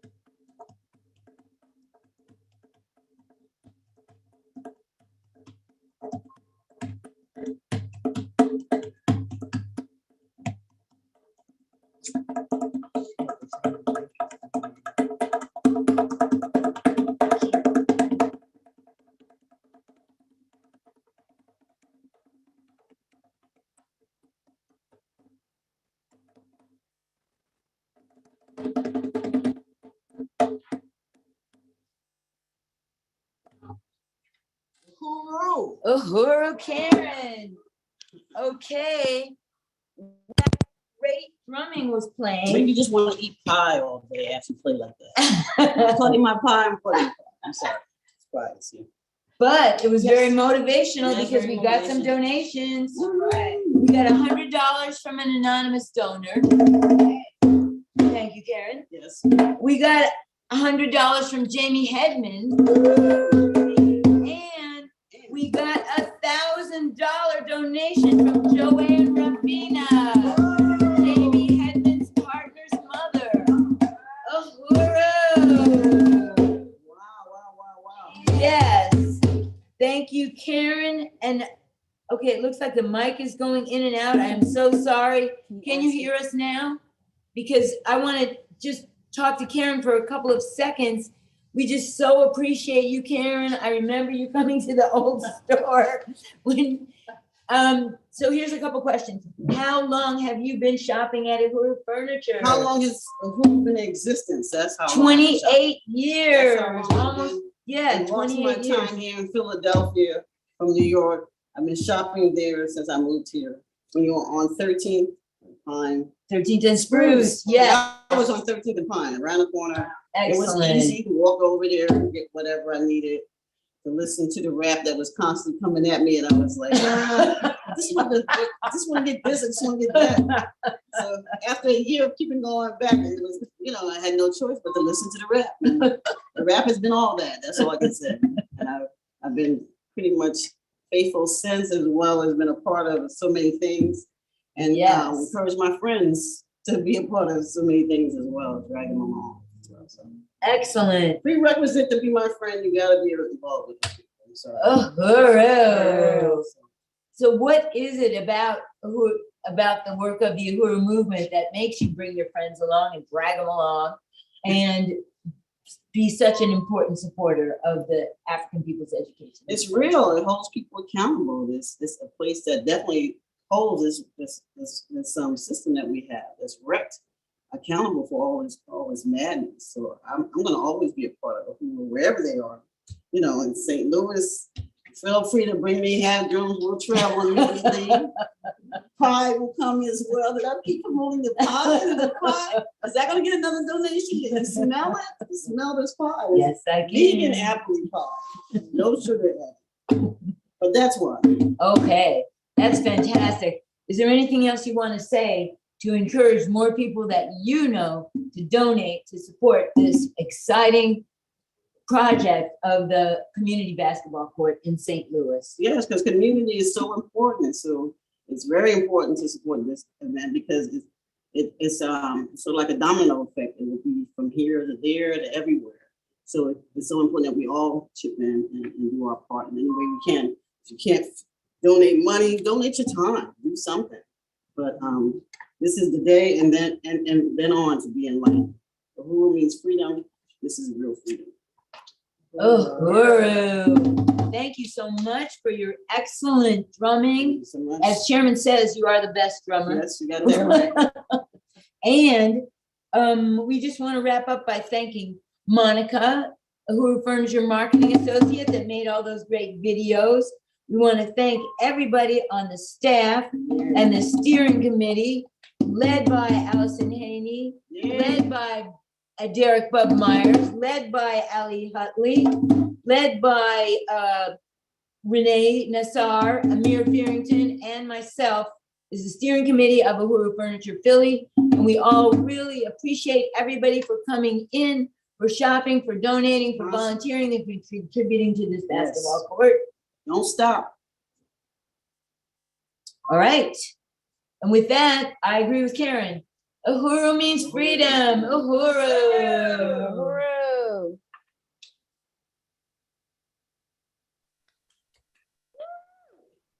Uhuru. Wow, thank you so much, Uhuru Furniture and Collectibles Philadelphia. It's really, really good to see you and to hear that amazing drumming. So I do want to introduce my my co-MC, Comrade Ali Aiello, tuning in from Oakland, California. Uhuru, Ali. Uhuru. Uhuru. I'm so excited to be here with all of you today on this 24-hour telethon. I'm tuning in or coming to you from Oakland, and just want to salute that amazing segment from Uhuru Furniture Philadelphia. That was so powerful, beautiful drumming. by Karen Smith, and just what dynamic statements, and just goes to show what a powerful institution that has been for 28 years, putting power into the hands of the African working class. So really excited to be with you here today. And I'm also looking forward to our next panel that we have coming up, and want to bring on and welcome the chairwoman of the African People's Solidarity Committee, who's with us here today, Chairwoman Penny Hess. And also we are very honored to have join us the Secretary General of the African Socialist International, Secretary General Luwezi Kinshasa Uhuru SG Luwezi. Oh, comrades, thank you so much for having me. Be honor. Thank you. Uhuru, Secretary General Luwezi, such an honor to have you on the show and to be able to talk to you today. Thank you so much for coming on. And we wanted to just talk to you about the whole understanding of the African Socialist International and the significance of it. And before we do that, I was just wondering, I would like you to say, I know that you were born in Congo. If you could talk a little bit about that and how you ended up in London and why, and how you came to join the African People's Socialist Party. So tell us a little bit about yourself. Yes, we're Chairwoman Penny and all comrades from the APAC and Solidarity Movement. Basically, I was born in the Congo. That was just a couple of years after the independence of Congo. By the time I was born, Lumumba was killed already. I grew up under Mobutu. By the time I was going to school, the revolution was not really talked about. Lumumba was already slandered, and Mulele was able to launch another struggle to the way he understood it, that independence was stolen, so we need to reconquer it. And he launched an offensive, and he tried to mobilize the peasants, generally speaking, in the countryside. And he was quite successful in the sense that the neo-colonial governments could not resist the offensive of the poor people. Despite the limitation, they had severe limitations, politically, organizationally, and so on. But the masses understood that Mulele was right, and the Lumumba was killed by the collaboration of imperialist powers and the African petit bourgeoisie. Although the class question was not consolidated yet in their brain, but then they understood it. Those who were in power, they stole it from Lumumba, and they worked for the Belgian colonizers. So Mulele also was slandered. So when I was going to school, you didn't hear anybody saying anything basically about these two leaders, because by the time I was in primary school, neocolonialism has been consolidated. The revolution was crushed. So the President Mobutu was everywhere. In school, we were forced to sing Mobutu's to sing songs praising Mobutu. It was just Mobutu was everywhere. And but at the same time, Mobutu, as a CIA agent, he had to play a role in the region in support of neo-colonial organizations to take power in Angola. So you had organizations based in Congo, but fighting for liberation of Angola, but under the leadership of Mobutu. So this impacts all of us. So you could see the neo-colonial organization from Angola in the Congo. You could see, basically only this political discussion you can be a part of is how to free Angola, but under the leadership of neo-colonial leadership, because Mobutu was the main supporter of that organization. So I listened to all that, and I got some glimpses of discussion around socialism. I heard some of my uncles talking about socialism because I had a uncle who was studying in Poland, so that's how I heard about socialism, things like that. And in terms of general struggle, you couldn't hear basically massive struggle, people struggle, you should not go on strike because you will be arrested, you could be killed. That's basically the message we got. In fact, Mobutu came to power twice, but in 65, when he took power, in 66, he organized a public hanging, and it was packed. So that was the message. And he hung, no revolutionaries, he hung his rivals from the petit bourgeoisie, 4 of them. And that's how Mobutu, I said quite a lot about what I'm trying to say. When I went to school, primary and secondary school, we experienced neo-colonial dictatorship. That's how I refer to it. And then the only struggles we heard about was coming from the students. And the last one that shook the system, or at least had some significance, it happened when the vice president of the United States, I don't remember his name, came to Congo. There was a huge demonstration in 1971 or 1970. They opened fire. They killed a lot of students. And Mobutu closed the universities, got all the students in the army, to punish them, not to use weapons, just to give them physical exercise, things like that. So these really, I can say, more or less, characterizes my upbringing when I was there. So now, by the late 70s, let's say between the time Mobutu came to power, 65, and by late 70s, Mobutu's power has been, I would say, shaken by the economic crisis. He didn't have the resources he had before. The copper price was high. All these resources that were poured in to prop up his regime so that it can be accepted by the people in the context of a Cold War and things like that. He didn't have access to those resources anymore. So the crisis became real. Life became really hard. It was obvious to everyone that before 74, the middle class was real. Children went to schools, buses took children from one place to the other, things like that. Teachers were paid regularly. Middle class was real. Like my teachers, early secondary school could have a car, things like that. All of a sudden, that wasn't impossible. That became impossible. The money, the currency value went down, copper price plummeted, and then we see an emergence of some kind of there was a war in the 77 coming from Angola. I forgot to mention that 77. The Angola became independent because Mobutu supported the other side. The side that won was supported basically by the Soviet Union, not by the United States, and they organized some kind of war. The refugees from Congo who lived in Angola were sent back in Congo to overthrow Mobutu. And that's the first experience we had of Mobutu being weak. And the masses started making slogans, just talking about Mobutu. The fear was really questionable now. That was 77.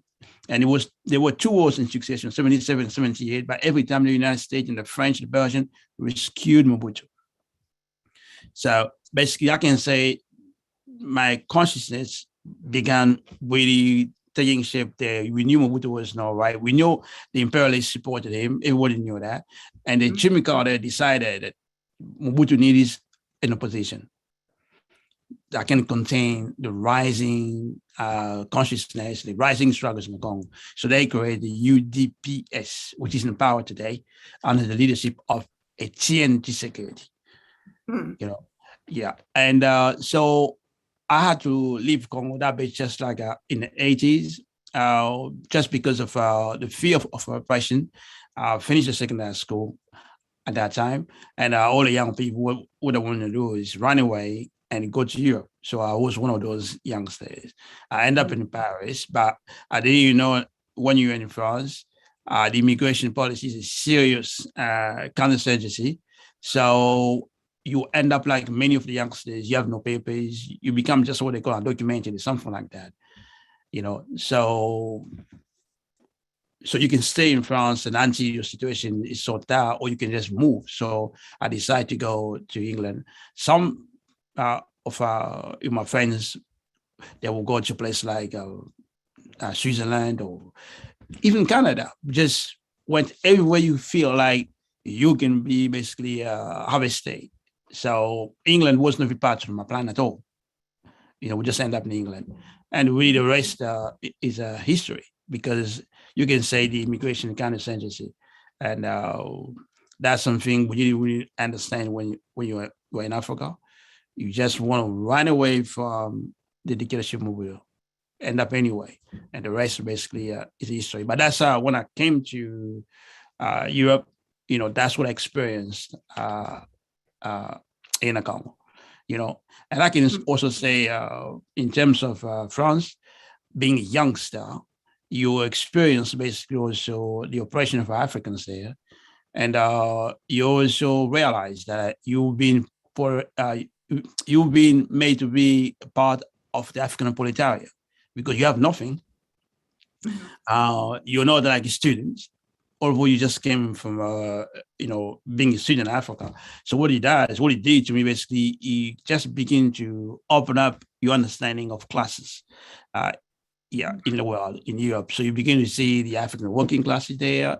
They are marginalized, oppressed. The police is everywhere, slandered every day. You see all this, and and you also know France resources, where they're coming in from, and things like that. So it begins to impact on you. You see the injustice there every day. You see it. You see the police with dogs in the black areas, things, I told you in Africa, people being paid almost nothing.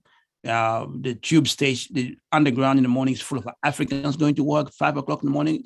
When you experience that, so you clearly, the histories are telling you, or the experience telling you, this is what the African majority, the African proletariat goes through.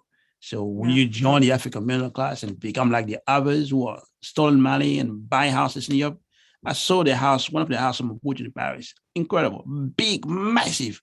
When most of us have no place to stay, or we stay in one room like 10 people and things like that. So you experience all those things very quickly, and then what he does, he transforms you. So, and of course, you have to take part in meetings. I saw those meetings when I was in Paris. You go to those meetings, but all the meetings, generally speaking, were led by African petit bourgeoisie of sorts, students, or things like that. And these were some of the limitations. But anyway, that's what I can say. So I ended up in London. Yeah. Uhuru. And, I just wanted to ask you, so how did you first meet the African People's Socialist Party? I'm a person who spends a lot of time in a library and the bookshops. So when I was in London, the first thing is to look for bookshops. And luckily, I didn't stay that far from a neighborhood called Ladbroke Grove. And there was a bookshop there called Grassroots. And they sold magazines and everything. So I think first I saw the Batting Spear there, but then, that would be the first month. My English is not that good at the time. I saw the Batting Spear newspaper, but I thought it was something to do with the Batting Spear reggae group. So I said, okay, I will stick with the reggae music I have some tapes of Batting Spear. So I didn't really understand that was a revolution newspaper. So I went to Paris. That was for me a year later, I think. And I was in the bookshop with Patricia. Then I saw the only book in English was the book on the Reparations Now. So I grabbed it. I quickly read it. I thought this is extraordinary because the book just spoke directly to me in terms of the revolution being defeated, what the summation was basically. And it was not something that's written because it was in the past.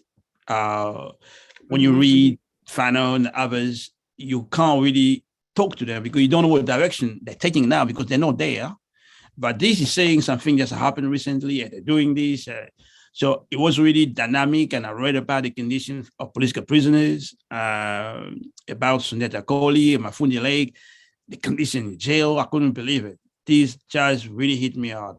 So, and then I talked to Patricia, and then she said, what? She knows about the group.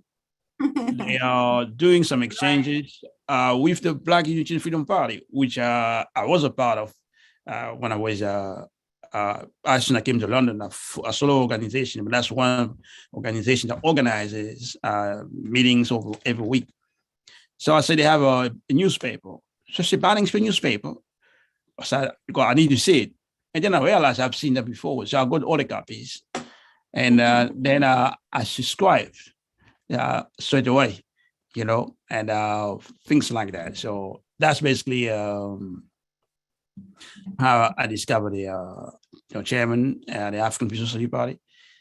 And then we begin to talk in the BFP. And of course, I don't know how it happened, but a contact was renewed because I know Ali was sent to London, and she came to London. She had some newspapers and things like that. And I met with her. And the same year, I think, 2 other members came to London. One is a renegade now, and another comrade, a sister comrade. I met with them too. That should be probably 91, I think, or 92, I'm not sure. And the chairman came to London in 93. So as part of the BFE, we hosted the chairman 93. So these are basically really the connection was made, in those 3, I would say, events, basically. Ali coming and the 2 other members coming and the chairman coming in 93. Yeah. Uhuru. I mean, I think that's just so profound and just telling that you were born in Congo when Patrice Lumumba was first. Were you? I don't know if you were alive when Patrice Lumumba was in power for 3 months. No, I was not alive. You were not alive then, but in any case, you were born into the result of the counterinsurgency, the US imperialist murder, assassination of Patrice Lumumba, and the installation of a vicious neo-colonial just butcher called Mobutu, and the constant ongoing struggles of the people of Congo who have paid such a profound price for US and imperial, colonial domination and extraction and theft of the resources, and that your consciousness made you leave Congo because your life could have been in danger and your family, and you came to Paris, which was a colonial power. You saw other Africans there and their experiences. You go to an African bookstore and you see the book by Chairman Omali Yeshitela on the first tribunal on reparations to African people. And I mean, I just think, and then you go to London and you meet Chairman. It's just, it's just so telling of the colonial domination, of the colonialism as the mode of production and what it forces the conditions for the lives of African people all around the world. And it's just a powerful thing that your journey and how you came to be a member and a leader of the African People's Socialist Party. If I might say something quickly, when you're in Paris, you see a lot of things. One of them, you see the unfinished revolutionary struggle in Algeria. You experience that every day. There's always something going on between the French colonizer, French and the colonized Algerian, because they don't have, total self-determination. They don't have it. They are still forced to work in France. And they work in France not as a free people, as colonized people. And the French have not accepted the defeat. So it's an unfinished struggle. You see that conflict every every day. You see that on the tube at work, wherever you go, at supermarket, and that really, that really stands out for me. To say, oh, wow. I think that also the fact that every day is something, if you want to see it. I'm saying we don't get a lot of news here, but just the suffering and the price that Africans in the Congo, because of the vast resources, whether it's of Congo, whether it's diamonds or coltan or uranium, and now cobalt, this whole struggle around cobalt, and whether the Chinese own it. But just like coltan with cobalt, there 75% of the entire world supply of cobalt is in Congo. So the people pay the price, and when we think about that this government, this US and imperialism and this parasitic means of production of colonialism, that it killed Lumumba for standing up and making a promise that the people, Africans of Congo, would benefit from the resources, and they killed him. And I just think that's so profound, because it's still going on today, every day in the news. Yeah, and just you're right. To mention the resources question, because what really stands out is that there has not really been a break from the independence. Very quickly, imperialist white powers, basically led by the United States, launch a major counter-insurgency, counter-offensive, give independence, independence declared on the 30th of June. By the first week of July, is a counter-insurgency, full counter-insurgency on the way. You have the Belgian army reoccupying major cities. That's a week before the speech you saw Lumumba gave. The Belgian army reoccupied major cities. Wow. The United States and intelligence, somehow they managed to get Lumumba to call for UN forces to come to Congo. And they anticipated the best way to control Lumumba is to get the UN in. And they got the UN in within 2 weeks. And within 10 days, the Belgian disarmed the African soldiers who were uniting with Lumumba for the Africanization of the officers of the army, because all the officers were white. And Lumumba gave the army a pay rise of 30%. So he will had support from the rank and file soldiers. So the Belgians decided to disarm them. And we're talking about within 10 days, and the Belgians initiated the secession of Katanga. And within a month, they initiated the second secession of Kasai. And they seized, they freeze the bank account of Congo, because Lumumba really never really ruled Congo, if you look at it this way, because he had no access to money. The Belgians froze that and organized secessions, had the UN forces throughout the Congo, and the UN forces refused to take order from Lumumba, and also they refused for any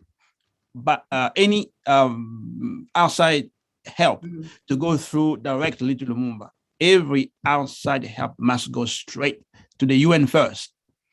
So there was no independence. Within a month, you can say, Lumumba was already more or less neutralized, and then the coup happens in September, the first one. He has no access to radio. He could not move. He became a prisoner by the prime minister. And the UN, and he was under house of arrest. So less than 2 months, or within 2 months, basically all this were done. And in terms of resources, you mentioned coltan and cobalt. these two products, overwhelmingly, they are in the Congo in terms of what is being produced. The coltan quality is high. You don't have to dig deep. And that's something like 60 to 80%. We know the figures. The imperialists give us all these figures, but we know it's very high. And but that's where there is a war now. This is where there is a proxy wars to it's kind of settler neo-colonial wars, the way we understand it better now. It's war where the workers have to work at the gunpoints, and the workers are displaced. The peasants can't farm because they want all the workers to be put in the controlled zones, what they call in the United States reservations. That's what we have. In Africa, they call it today displaced people. But you live in your own country, how can you be displaced in your own land? And this is done under supervision of the US ambassador, all these things. And the neo-colonial armies of Rwanda and Uganda play the key role in controlling these areas. And the cobalt is not where the coltan is. The coltan is in the east. When you hear Kivu province, that's what the coltan is. But if you hear cobalt, that's in Katanga. But in the Katanga, there is no war like in the Kivu. But exploitation, it's a colonial exploitation, is really profound, is wild, no regard for the workers whatsoever. 60% of the rivers where the cobalt is from, 60% of the rivers are polluted. The African scientists have done a survey, some study, they analyze the product, because increasingly women are giving birth to children with defects. And it's just horrible to see these children being born with defect, malformation in the mouth, in the limbs, and so on. But these two products are the base of a green revolution or green energy, whatever they call it, is the base of it. Cobalt is everywhere. That's turbine, right. yeah, it's everywhere to make turbine in the wind energy. You have in the engines to make the catalyst for cars. Cobalt is there to make a hip replacement. Cobalt has a wide industrial application, but the work is there. If you go, you take the urine samples of the people. Wow. Polluted, you've got all kind of radiation in their bodies. In fact, when the cobalt and other minerals are taken from Katanga, they used to be done by railway. No, now they're done by roads. And the road, it means dust everywhere. It means people swallowing dust, swallowing mineral with radiation. And people now have like sometimes 200% of the radiation allowed by the imperialist standards themselves. So you go war, genocide, war with weapons, knives, and things like that. And then you also have war just by polluting the rivers, the atmospheres. So the situation is far worse than it was when Lumumba was around, far worse by 1,000 miles. There is no security. Women are raped in a way that they content. Not only that they're raped, but they're raped in the most, I can't really describe it because they use solid objects like knives, batons to rape women. Soldiers offload the guns inside the vagina of the women. This is documented. This is not something like I can tell you, but that's documented. The UN reports, the mapping reports, they have several hundred cases described like that. And, these are really, really cases. And yet, there is no call for genocide. Kagame and Museveni are rewarded. And the African people regime in Congo has completely sold out beyond anything you can think of. Because right now, as I'm talking to you, Kagame's army and Museveni's army are legally, when I say legally, back in the Congo now. To do what? Yeah. What Kagame's and Museveni's army are going to do in the Congo? Because they are really armies in the Congo now.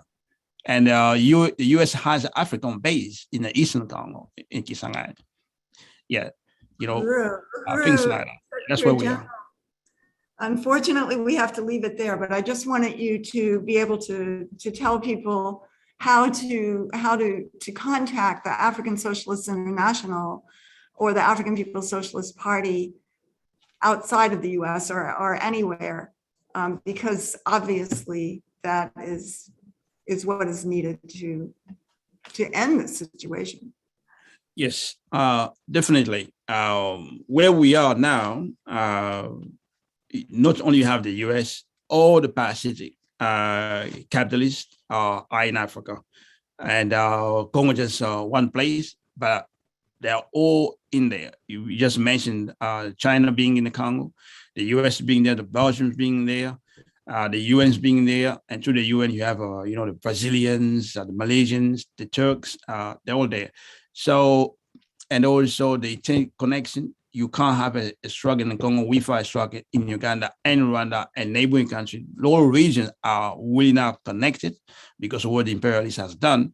So the response is basically the masses have to have access to a revolutionary project across the region and across the continent. And that is the African Socialist International.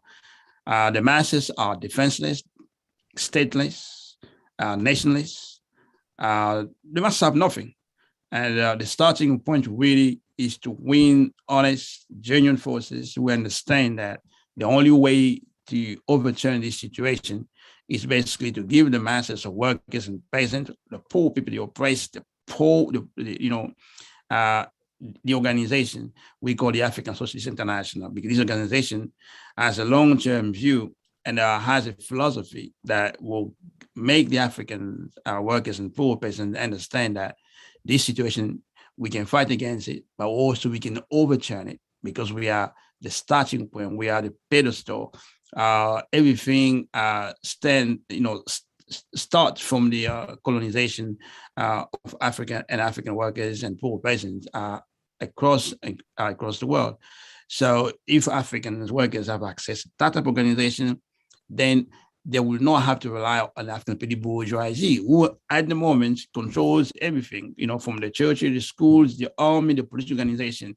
And this is the problem we need definitely to end. And the African Socialist International is the only project the masses in Africa can see, because it raises a couple of things. One, the mission of the Black workers is to have their own state, their own Black power, and that has to be an international power. That's what requires Africa to be united, free and united, no borders, one single economy, one single state. And that project, that's the only African plan that makes sense. So to contact us, basically, if you want to be part of that project, on an email, you can send us email on there are many ways you could, first, if you can join, you can go to apspwho.org. For those who can join, apspwho.org. And if someone is in London, for example, we'll be doing outreach this Saturday between 12 and 2, this Saturday in London. People can directly phone us to say they can come with us. So I can give you the number. They can call us. It's basically 07723067486. So basically 07723067486. If you can join it, I say go straight to apspwho.org. If you can be in touch with us, just dial the number I have given to you. And don't forget, this is a telethon, I understand. So we need resources. So it's good to be in unity, what we say, but it's better to give us the means to carry out our mission of building everywhere, giving masses of Africans and also white people who are on our right side, which means they support the struggle for Black power and African self-determination. They can also join so that you donate. So donate. Practice is key. So that's what we want you to do. Donate. If there is no donation, it's like, it's like not even talking. I don't need to talk. So we just need these donations. So that will definitely make the day. So that's what I can say now. Thank you so much, Secretary General Luwezi Kinshasa from London. Thank you. That was profound. And we want to say unity through reparations. Thank you for having me. True. Excellent. Wow. Uhuru. Yeah. Sorry, go ahead, Ellie. Uhuru. Wow. Yeah, I just really want to appreciate that panel, Secretary General Luwezi and Chairwoman Penny. And wow, yeah, that was extraordinary. And just really want to unite with Secretary General Luwezi's call for people to donate and contribute to these projects, and also giving us the perspective of how colonialism is affecting African people around the world and what the African Socialist International is doing to overturn that. And people were super inspired by that panel. We got in some new donations.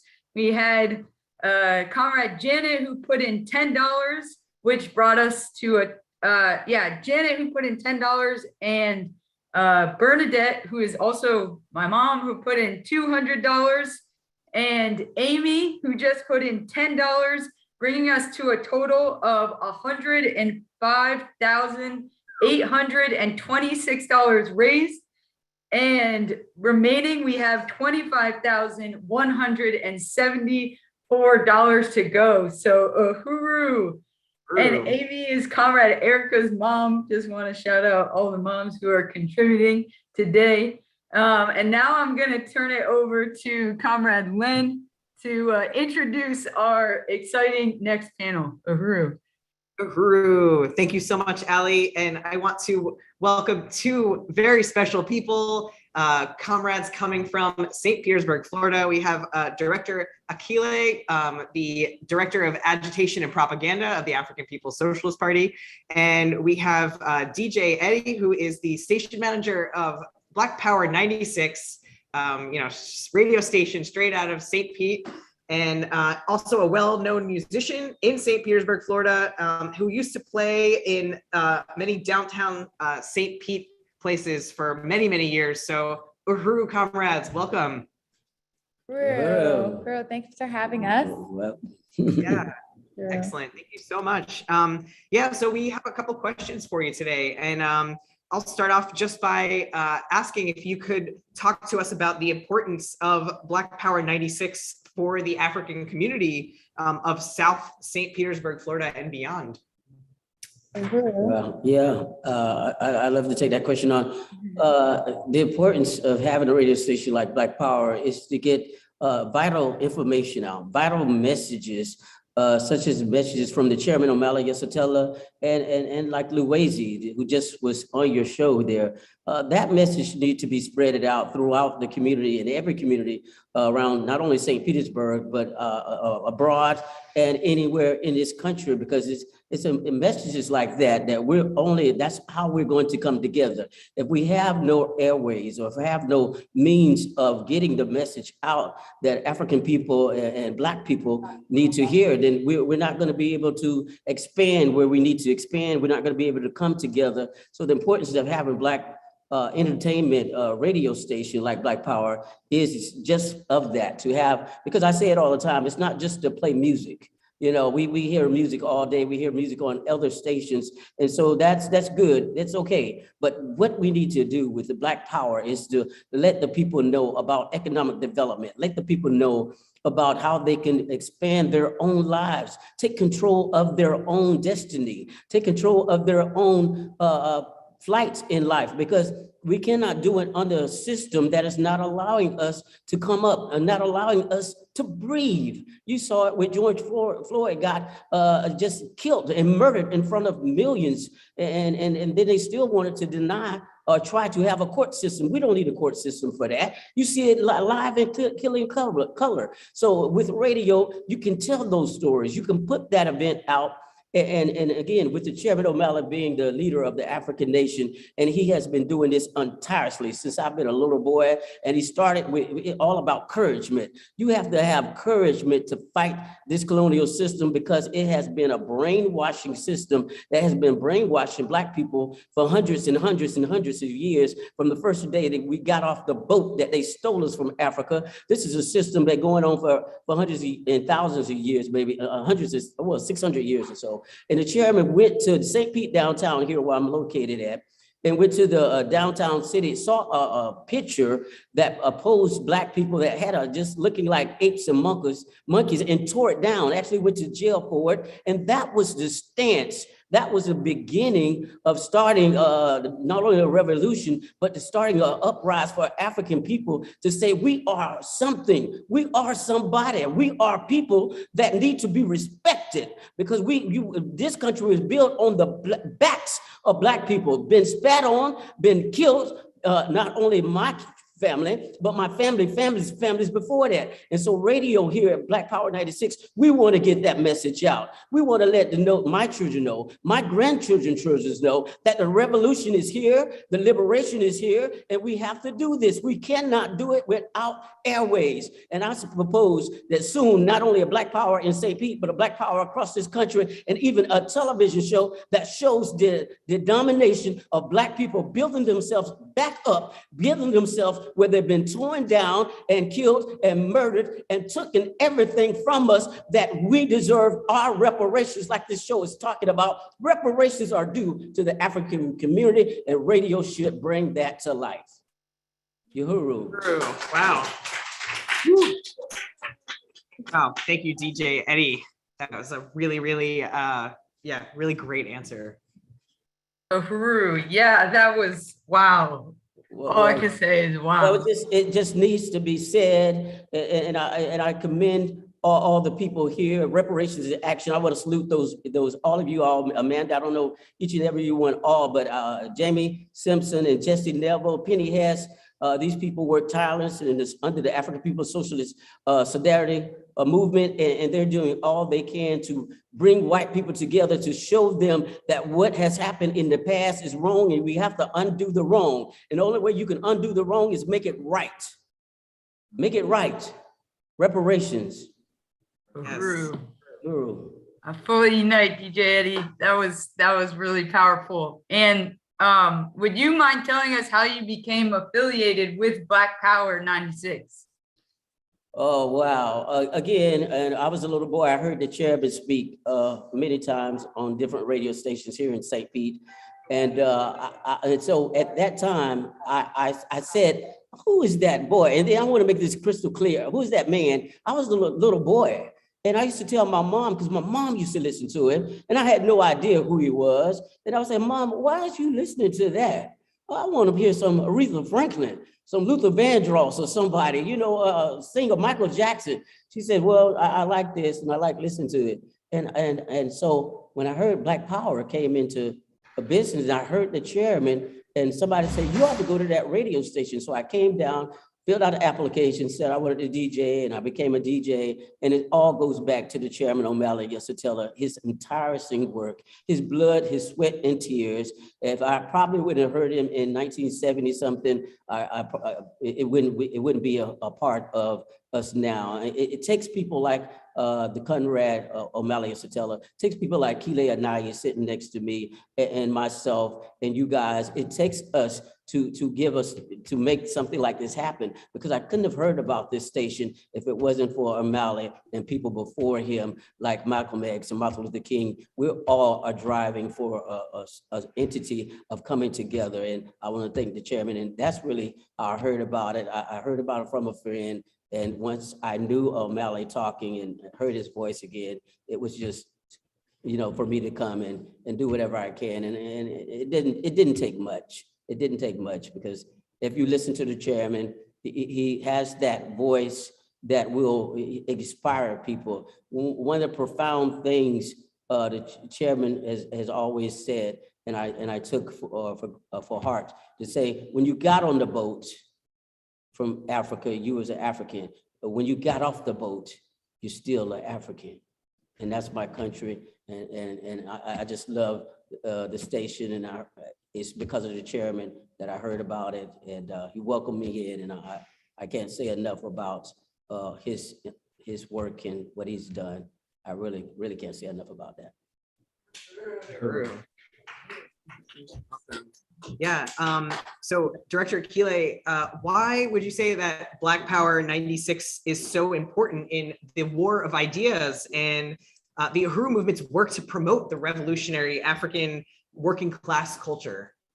For real. Well, I think Mr. Eddie probably has lent a lot to this answer as well. And just his initial answer to the first question, just around the significance of an institution like Black Power 96, which is an institution of the African People's Education and Defense Fund. And just understanding that we live under a global social system characterized as colonial capitalism, that African people have been snatched from Africa and enslaved, dominated by a foreign and hostile alien group of people for the exploitation and sucking the blood of our people and our resources.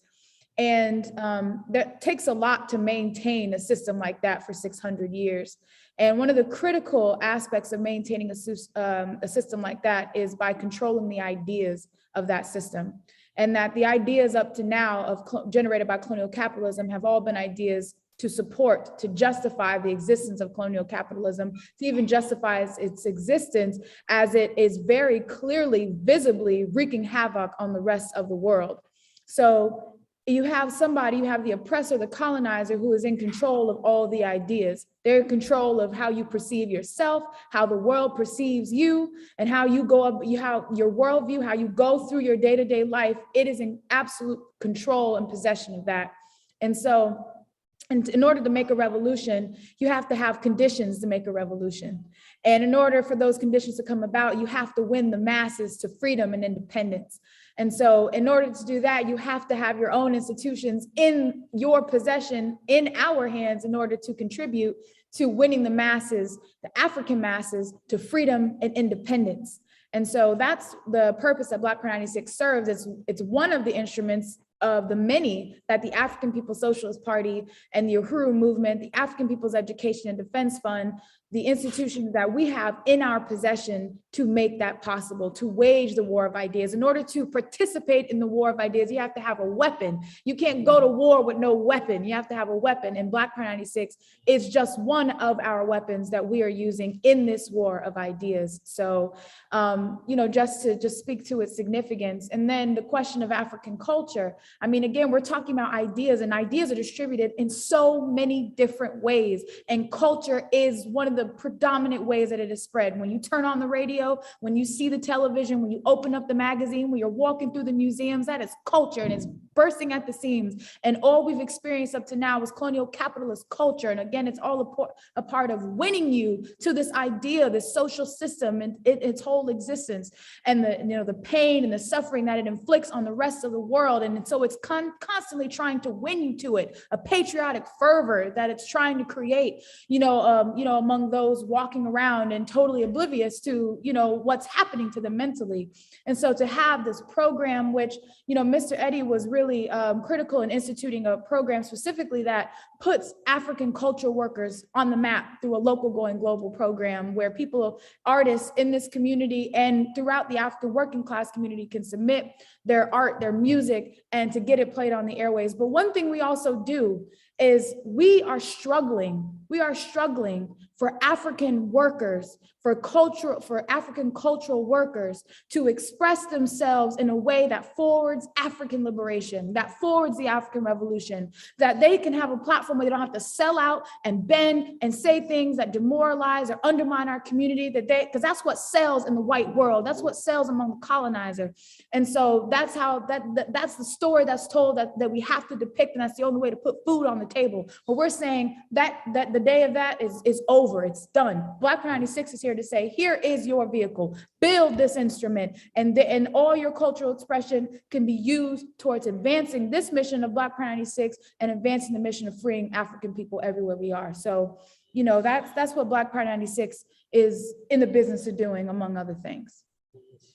Uhuru, right on. And Wow, yeah, I just really appreciate how you said that it's a weapon for going to war. It's a tool that is used to forward the African revolution.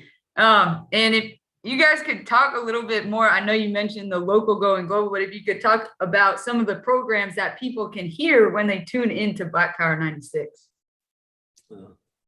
Yeah, well, yes, of course, being in the morning, it starts out with gospel. And I just wanted to do that because our gospel, our community across the country, African people are spiritual people, and they love God, they love the Lord, they love hearing that. So that's number one thing. You wake up in the morning at 6 a.m. till about 7 a.m. It's gospel music. And I come on from 7 to 9 with Good Morning Gospel, Florida Blind Boy Show. Because again, African people, Black people are spiritual. They're spiritual in nature. That's why they beat on the drums. When people die, they celebrate. They beat on the drums because they can tell a message with just the banging of the congos, the banging on the congos. They're banging and they're not saying anything, but they're spiritual. So we start out with gospel, and then in the midday, it's a show called the Midday Cafe. And we have several other shows like the People's War Show, a dynamic show with Dr. Masamela, Dr. Masamela and Conrad Dexter out of San Diego, California. These brothers have a show, amazing show, have gone into syndication, and you just have to hear it because they're pushing the idea, they're winning the war of ideas and that has been thrust upon us during the working class. So you can hear that show every Thursday at 5 p.m. And of course, we have other gospel shows with Brother Larry Faison. We also have another show as Reparations in Action. Yeah, man. Another show with host Penny Hess, Jamie Simpson, Jesse Neville. This is a show with white people coming together in solidarity of the African People's Socialist Party.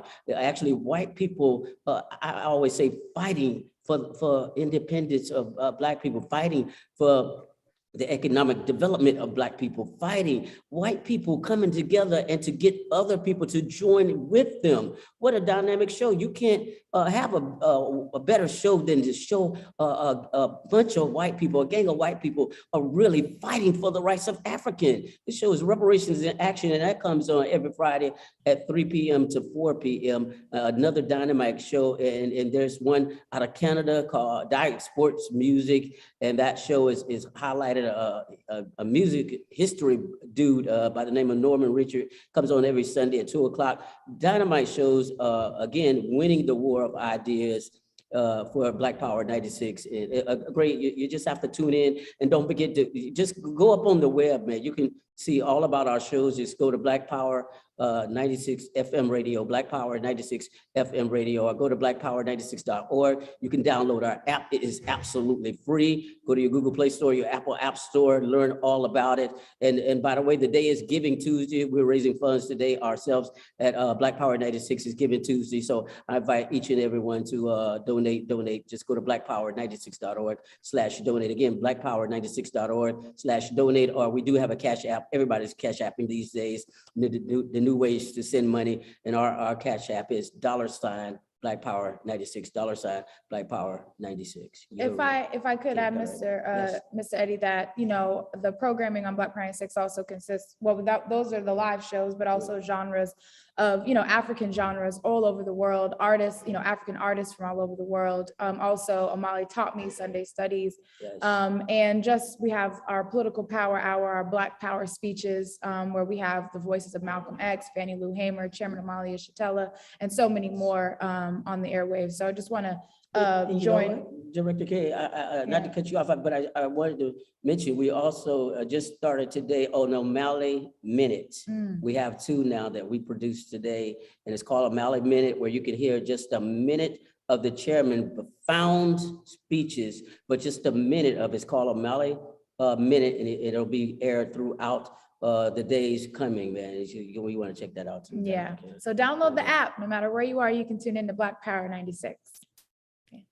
Thank you. Uhuru. Well, thank you so much, DJ Eddie and Director Akile. And just the last thing before we end is why, if you could tell us why you think it's important for our viewers to support the Black Power Blueprint on today's Reparations Telethon. Well, as another institution of the African People's Education and Defense Fund, I just want to really encourage everybody to support the Black Power Blueprint. This work that is concentrated in St. Louis has huge impacts and consequences for the entire African world, positive consequences for the entire African world, where right in the heart of the working class African community of St. Louis, we are, turning around a process of that has, we characterize as gentrification, which is another word for colonialism, which ravages and literally it has to carry out a policy of genocide against African people in order to even occur. The Black Power Blueprint is turning that all around by erecting these institutions that are forwarding self-determination, it's reviving a community that, has been just spat on and,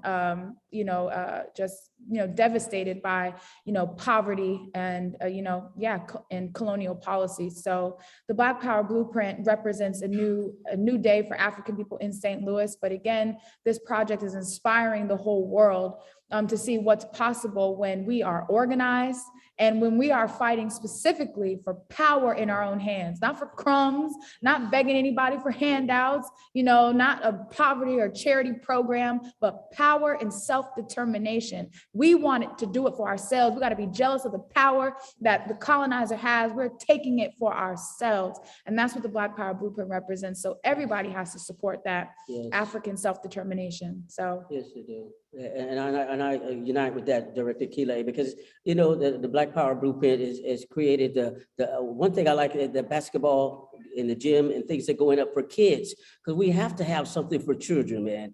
I'm 59 years old. I'll turn 60. I've seen a lot of good days and a lot of good days coming before me, but I'm talking about the little ones, 7 years old, 6 years old, 8 years old. When you can show them to people like my face, the color of my face, doing something for economic development, when you can show the color of my face that we can play in gyms, because you look around the world, right here in St. Pete, it's hardly anywhere for my children to play, anywhere. So this project, the Black Power Blueprint, are building this. They're building gyms. They're building quabba halls. They're building kitchens. And these kitchens that other people can come in and take a part and learn how to cook, learn how to perform on a stage that they've never had a chance to perform on. The Black Power Blueprint is doing that, not only in St. Louis, everywhere. It's about the children. You have to know in your heart that people that are 50, 40, 60 years old, yes, we are paving the way, but our children are the one that's going to have to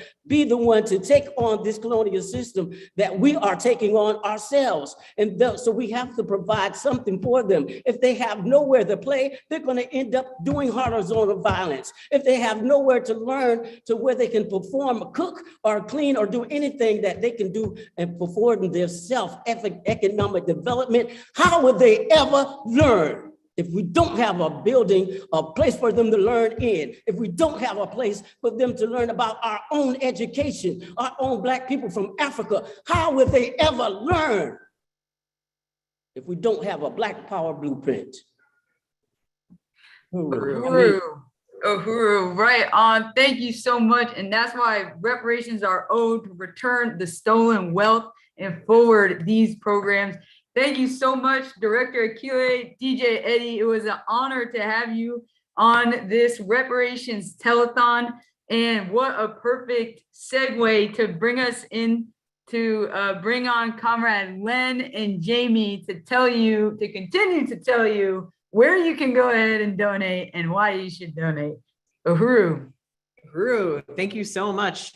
Before we go into an appeal, though, we do want to show a quick video. We did have some news that was said about the Black Power Blueprint, and we want to share it with all of our viewers and supporters. So take a look at this video.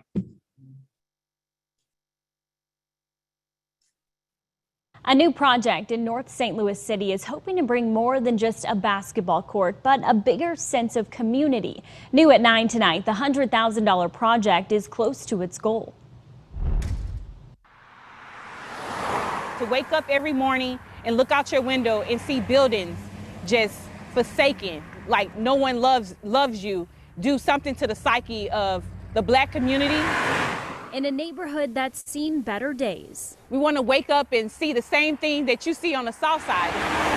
There's residents and organizations pushing to see the area they love back to how it used to be. We are moms. We are sisters.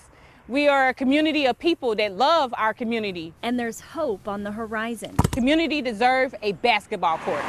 The African People's Education and Defense Fund is one step closer. And our young people are the future. To making one project a reality. We want to bring back love and prosperity and great family and community. And this is where they plan to put the fenced-in court on the corner of College and West Florissant with lighting, benches, and bleachers. But on this property right here, we're going to have a mural. And we're going to put some of the freedom fighters that have been fighting for the liberation. It may seem like a small project, but it's going to bring more than a love for the game. Learning how to be a part of a team. You know what I'm saying? Working together as a community. Bringing those that sportsmanship and that teamwork to a community with our young people is very important to building a healthy community. Whether it's used for pickup games, leagues, or tournaments, the hope is what's built inside the court extends far beyond the paint. This basketball court is the beginning of change. If you'd like to get involved or donate, we have a link up on our website, fox2now.com. Thanks for watching Fox 2 News at 9. Uhuru, that's such great coverage. You know, it's really said something about where the Black Power blueprint is, that it's visible even in the mainstream bourgeois media, and that the narrative is that this is a victory, you know, for the African working class. Definitely. And you can donate at gofundme.com/communitybasketball. Go there now and, donate to this amazing transformative project that is giving power and resources back to the African working class. So next up, we will be watching a really great culture piece that is Ilikia Ngoma, and this is her song called Freedom in the Mix. And let's just check that out right now. Uhuru.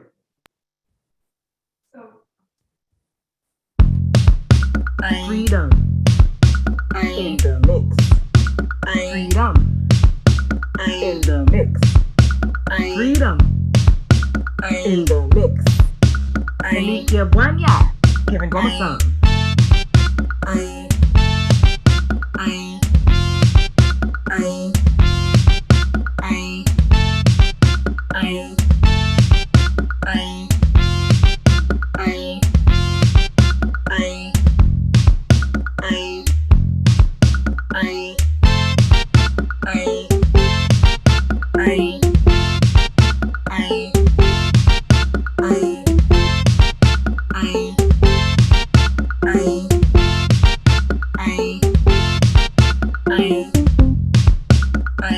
Get up and try to do something.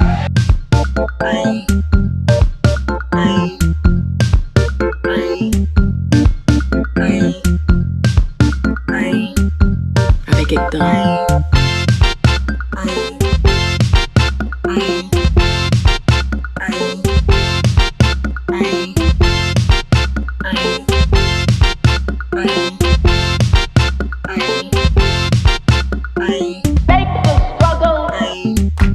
Let's go, Alien, go.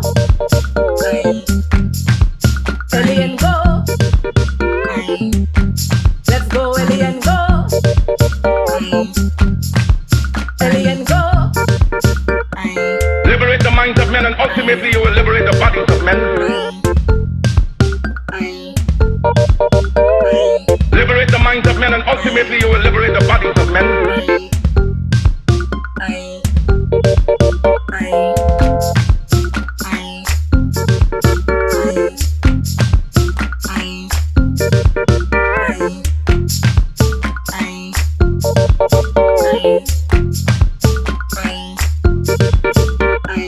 Qui qualité l'amour, nous gagne. Haïti.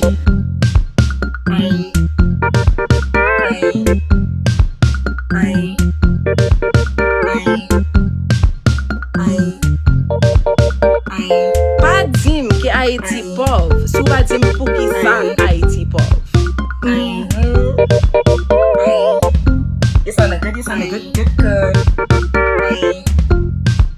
Yeah.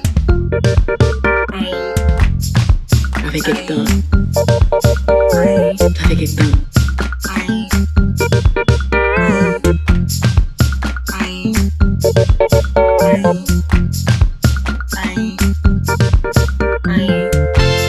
You can pray until you faint.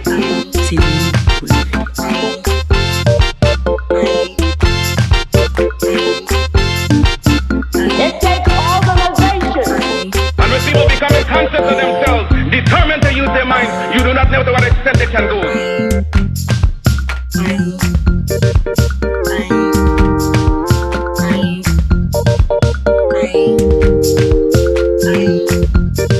Actuellement là, c'est ça le besoin. Pas gagner plus simple là. C'est nous pour lever. C'est nous pour lever. Uhuru in the mix.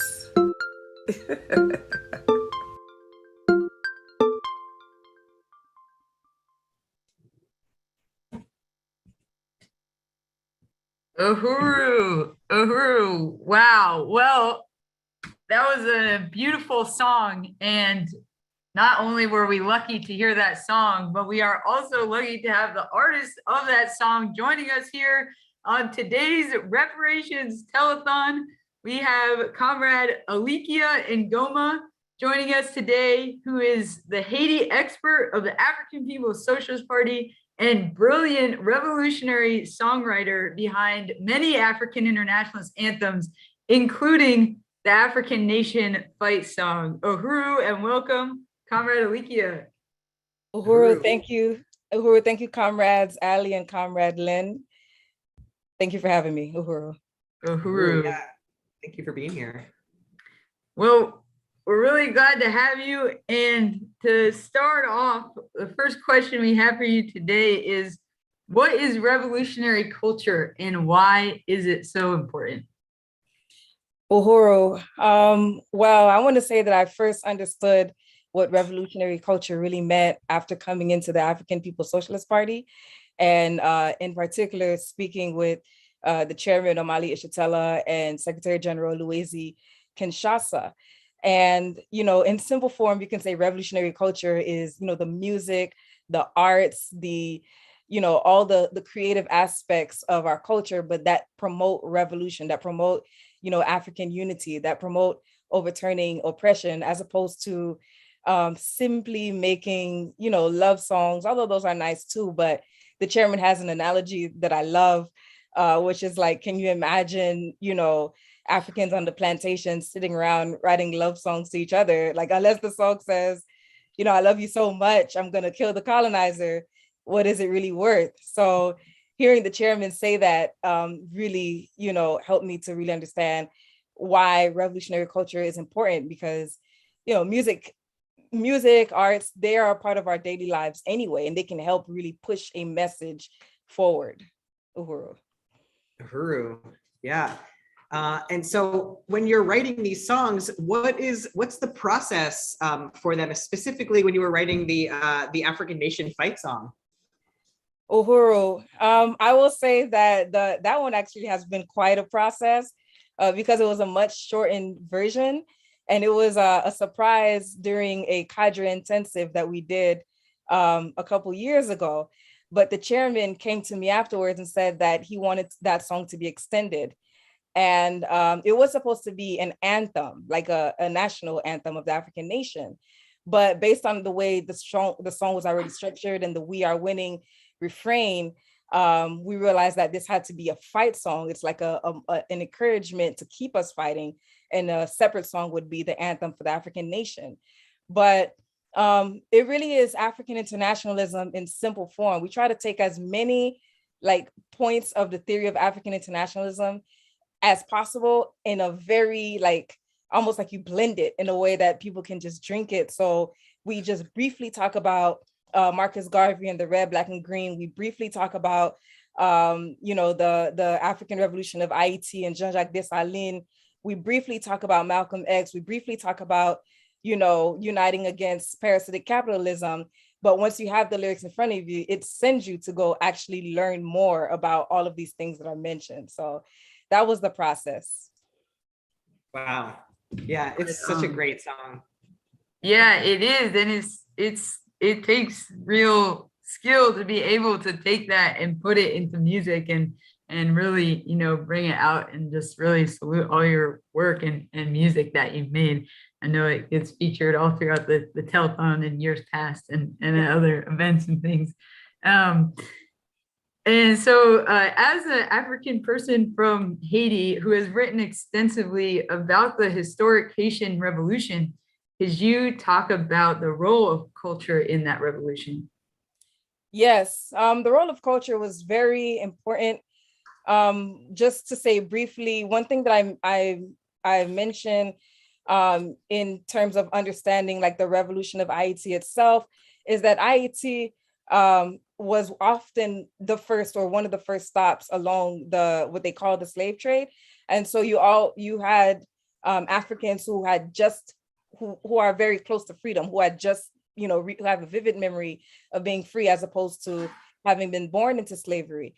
And so there was a lot of, you know, resistance, as African people have always been resisting, but the culture, you know, the drums, a lot of the rhythms and the ceremonies have still been alive. So even through the revolution, whether it's an art form that we call Lala, which is still, you know, used in protests today, it's a very high energy, up-tempo, rhythmic kind of percussion driven genre of music, and a lot of chants on it.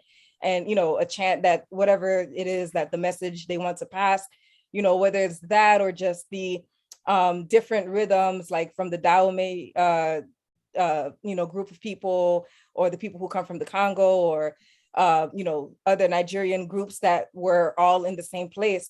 All of that was used as instruments to carry messages, you know, to each other amongst the enslaved, and also throughout the revolution itself. Uhuru. Uhuru. Wow. Yeah, you know, especially with drums, it's like the heartbeat of revolution, you know. So really, really important. And so, you know, all of this is building reparations and a culture of reparations. And you know, the money is going towards the Black Power Blueprint for this community basketball court. And so I just want to ask you, you know, why do you feel that it's important for people tuning in today to support the Black Power Blueprint? Yes, as we know, the Black Power Blueprint is a very dynamic project of that's led under the African People's Education and Defense Fund, one of the organizations of the African People's Socialist Party. And, you know, it's a project that's led, you know, by the African poor working class, taking power into our own hands, developing our own institutions. And in recent years, a lot of our work has been concentrated in St. Louis, Missouri, which is important and historic, especially if you're talking about the St. Louis that many people have opened their eyes to after the August 9th police murder of Mike Brown in 2014, I believe. And so the kind of resistance that came after that. So for, you know, the African People's Socialist Party to go into the same place and build, you know, not just like these other opportunists that, you know, have come in and made a lot of money off of our backs, and, you know, made this fake movement of Black Lives Matter that you don't see till now what, you know, has been built.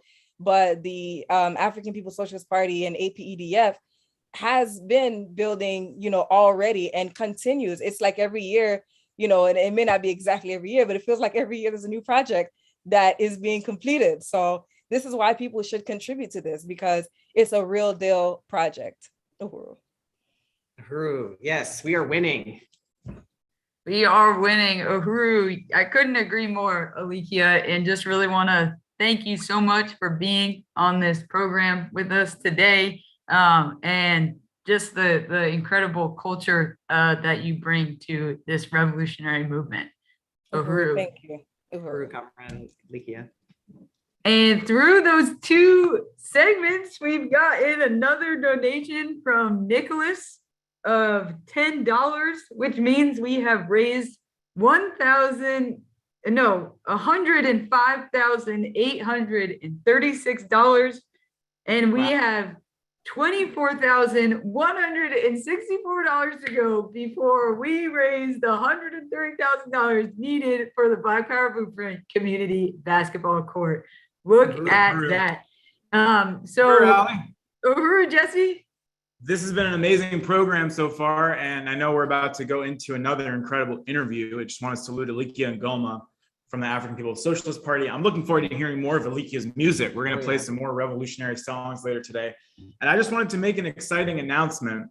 First of all, I wanted to make a correction. I misspoke earlier when I was naming the organization CAMP. The correct name is the Community Arts and Movement Project. And we want to shout out the chair of CAMP, which is Digger, as well as Sophia, Don, Barb, and Angelica, who are currently on the board of that foundation, which recently issued a $3,000 grant for the Black Power Blueprint. So huru and salute to all of those amazing comrades and supporters of Black Power Blueprint. And I want to make a special shout out to Angelica Mueller-Rory, who we heard earlier today, who has pledged an additional $1,000 towards the basketball court of the Black Power Blueprint. Angelica. And Angelica, I can't even tell you all of the many ways that that this amazing comrade has continued to support financially, organizationally, through knocking on doors, through passing out flyers, through just sheer work and will, and also through winning other people, through the Green Party and just in general to support the work of the Black Power Blueprint. So we love you, Angelica. We appreciate you. And we salute you for your amazing stand of reparations to African people. Yes, awesome. Thank you, Jesse. Thank you, Comrade Angelica. That's so great. I think we're definitely gonna just raise all the money for the rest of this basketball court today. I totally agree. I had a feeling an intervention from Jesse was going to bring some good news. So I'm glad to see that. Well, Comrade Lynn, do you want to go ahead and introduce our next panel?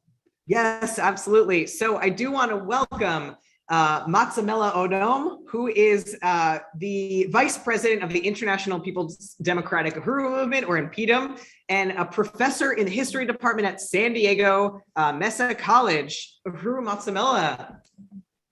Uhuru, how y'all doing? Good, how are you?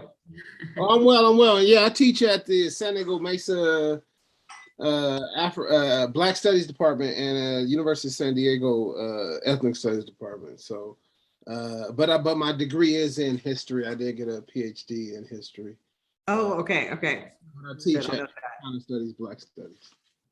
All right. Well, Matsamela, thank you for being here today. And I just want to start off this interview by asking if you could talk about your work to bring African internationalist theory and history into the university classroom. Yeah, Uhuru, thanks for that. Which is what, I try to do as much as possible as a member of African People's Socialist Party. The goal really is to take African internationalism everywhere we can, to really be, evangelists for African internationalism. And yeah, so in that, I introduce my students to African internationalist theory. Currently, I teach an introduction to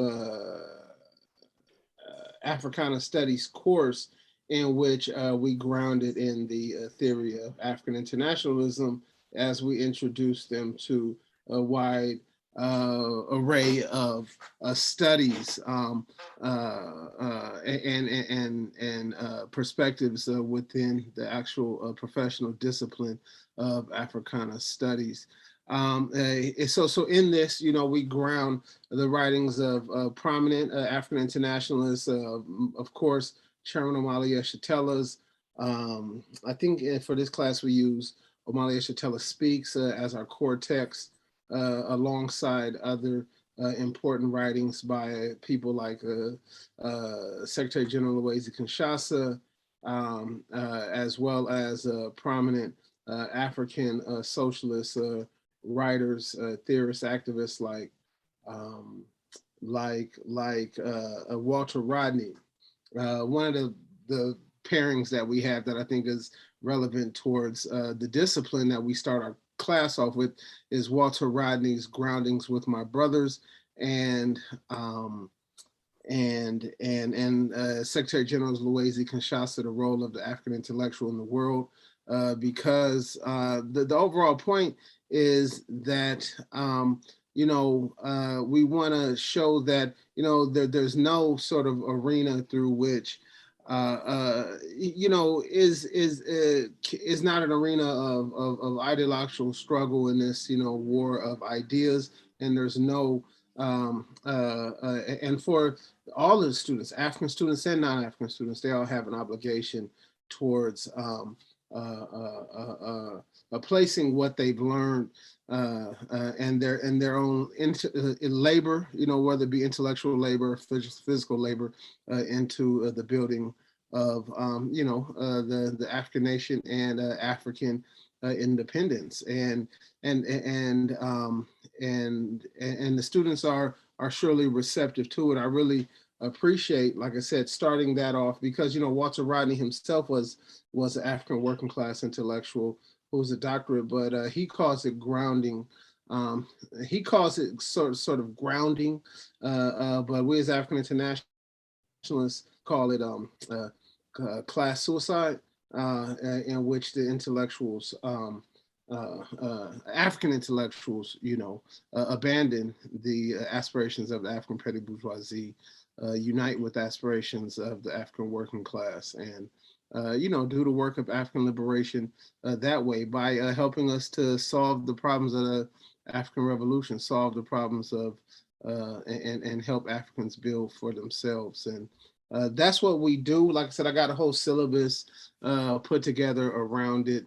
And like I said, there's pretty much, there's not any class that I taught that I haven't incorporated chairman's writings into, but I've also incorporated chairman's writings into my own research as a professional historian, Africana studies historian.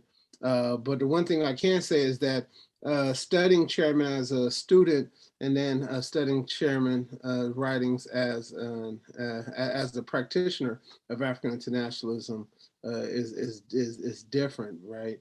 Because understanding how to place the work in the practice really makes it different, which I think sort of makes it different. Of course, there's organizers who've got far more organizing experience than me, and there's, of course, intellectuals who've got far more intellectual credos or whatever than me. But unfortunately, there's not the number of African intellectuals really doing the work to forward the African Revolution is really thin. But hopefully, what we're doing in my class and stuff can turn that around. True. Wow, that's so powerful. Yeah, I wish I had access to those classes when I was in college. It would, change the whole worldview, and it's so powerful to be able to bring that into the classroom. And just want to announce that we have gotten a donation from Ralph Pointer, a longtime fighter for African liberation and a member of Black is Back Coalition, who has led the work demanding freedom for African political prisoners. He just donated $175, so that puts us at $107,011 raised so far, with $22,989 to go. So uhuru and salute to Comrade Ralph and uhuru. And let's see, and Massimo, could you talk about the political function of the university system under colonial capitalism? You know what? Recently I did an interview with Reparations in Action, I think called White Lies Shattered, which is the Uhuru Solidarity Movement podcast.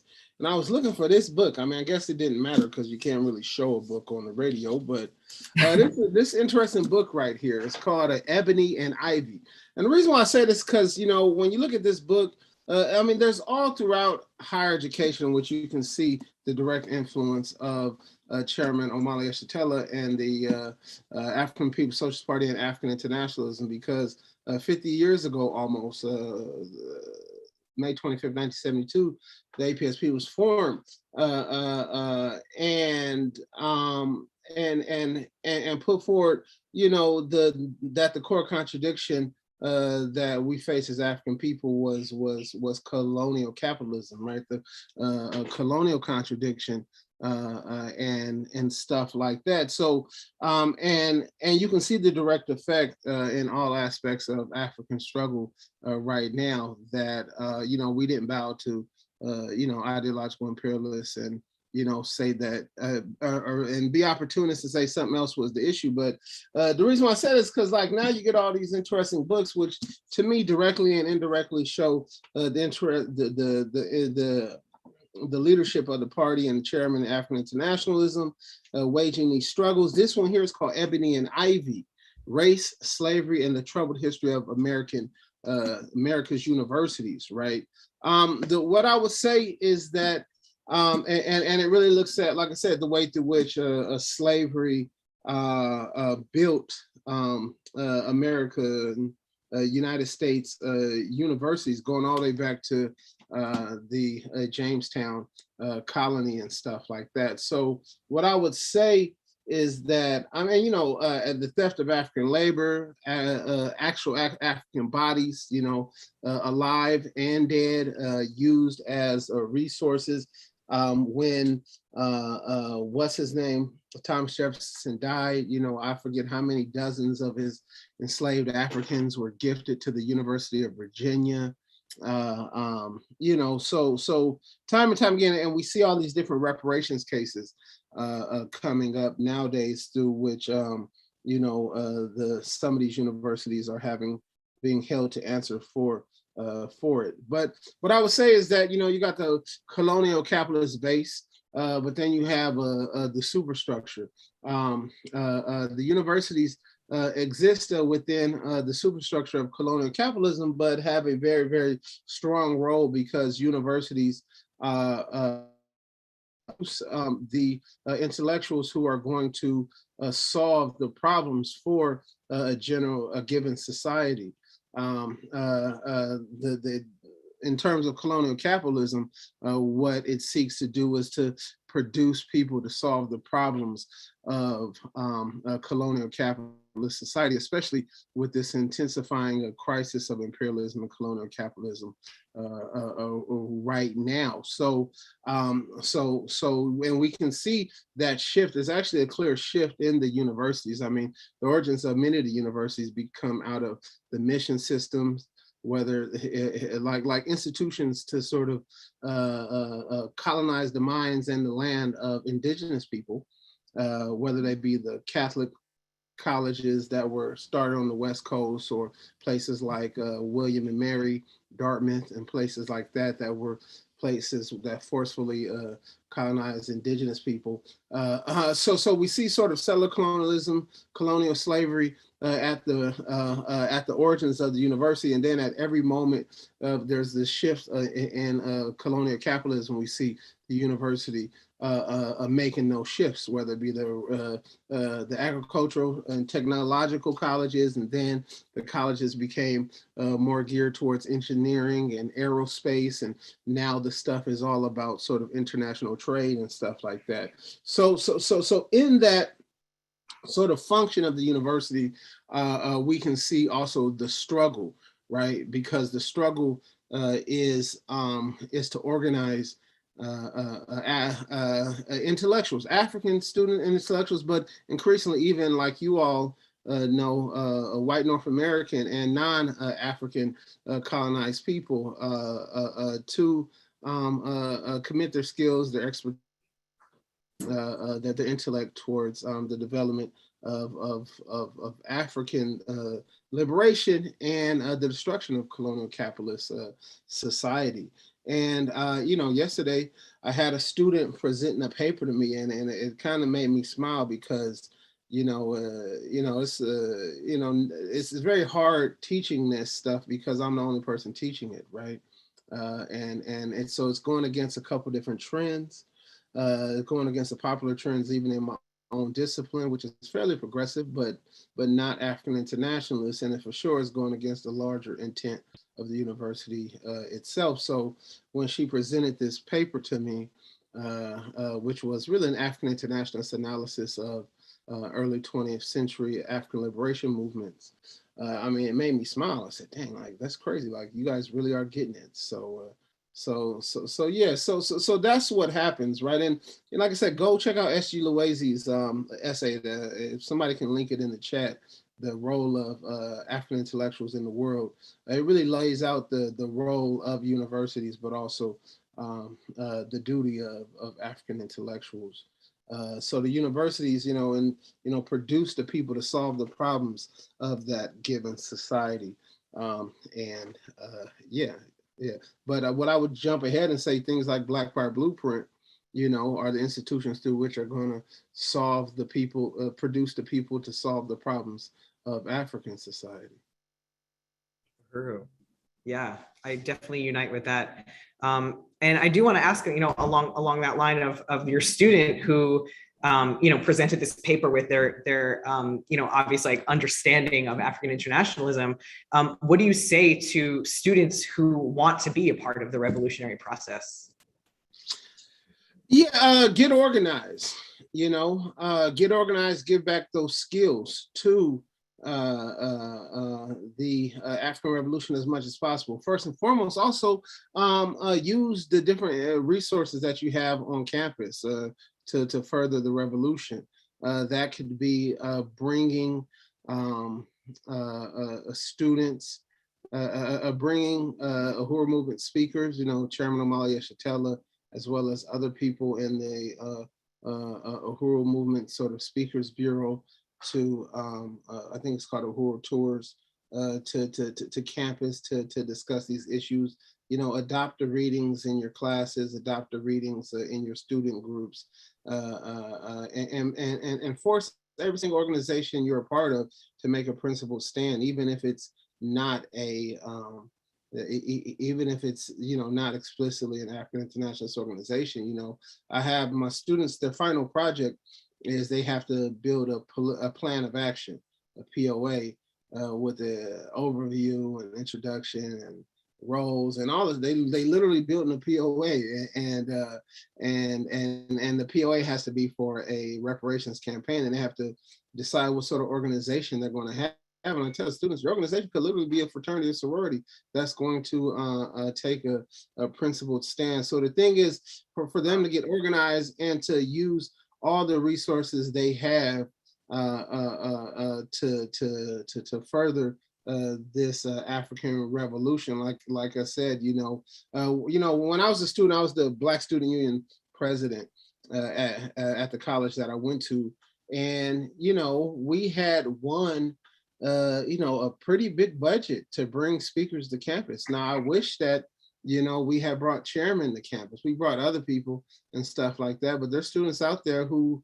have these budgets to bring people to campus, use those things, use the spaces, as you all know, booking rooms just at a conference hall or at a hotel could be thousands of dollars, but students can get these rooms just by signing their name on a list, do all that stuff that you can. I know that's sort of one thing that when I was in graduate school, I did, was I lend my support to the comrades here in San Diego who were organizing to bring chairmen and other people here to San Diego. Teachers opened up their classrooms for public lectures by people like Yeshide and other people like that all throughout those times. So that's what I would suggest them to do, is to get organized and as much as possible to lend their abilities and their resources to the movement. And it can look a variety of different ways, but the highest level I would say is to get organized in a Uhuru movement organization. And the great way for the students to get organized is go sign up for the Uhuru Into You Volunteer Brigade and start to get your feet wet. If you want to go a little bit further, if you're white North American, join the Uhuru Solidarity. If you're a colonized person, join the International People's Democratic Uhuru Movement. You know, Yes. if you're really feeling funky with it, join the African People's Socialist Party. You know, because at the end of the day, that's what we need, and that's what I realized myself as a student, as a person with the red chairman. I realized, no, you know, at the end of the day, I got to be organized, right? I just can't be a person supporting. Eventually, I got to be organized. But that support, it's a dialectical process. That support eventually pushes us towards a higher level of participation. Uhuru, thank you so much, Matsumoto. This has been an absolutely fantastic panel interview. And just to say, it's bringing in the donations, and Uhuru Furniture Philadelphia has raised $500 from their shoppers for the basketball court from the donation can. So salute to Uhuru Furniture Philadelphia. That is huge, Uhuru, and that brings our new total to $107,511. Wow. And remaining left to raise is $22,489. So we are well on our way. We have raised the amount needed to get the basketball hoop. So we are moving beyond that, and we'll find out what the next thing is.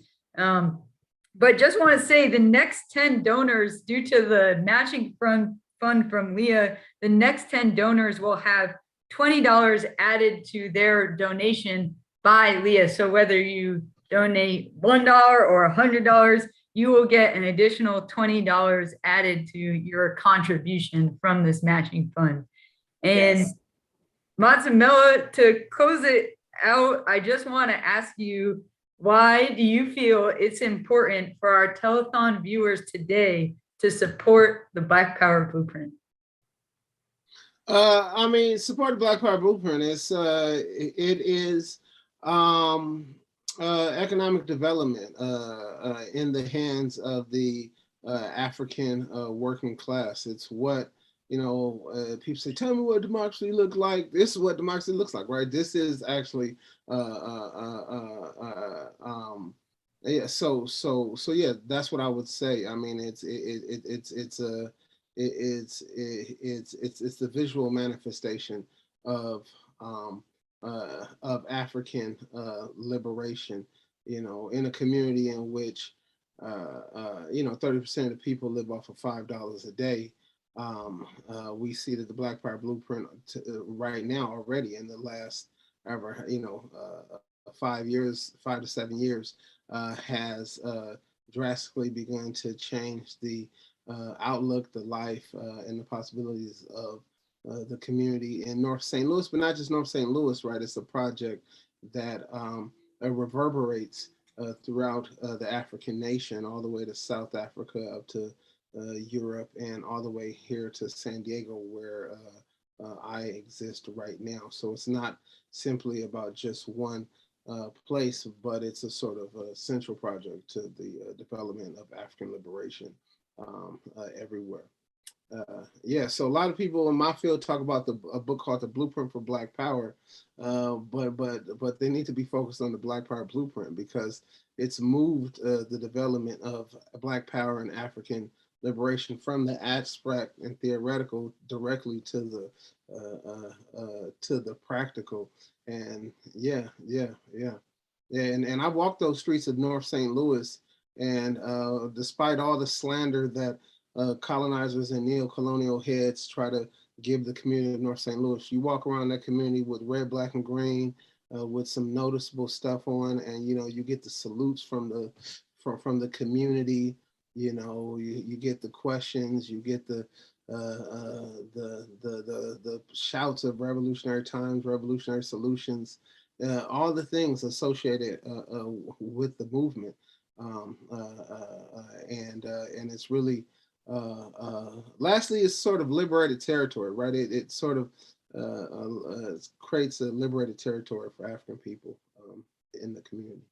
So yeah, go out there and support in any way you can, whether it be material support, whether it be a donation. Shoot, if you got a tractor, if you got an earth mover, and you say, well, I can't give some money, but I can ship this earth mover from Tennessee up the river to St. Louis, then send the earth mover. Whatever it is, commit yourself.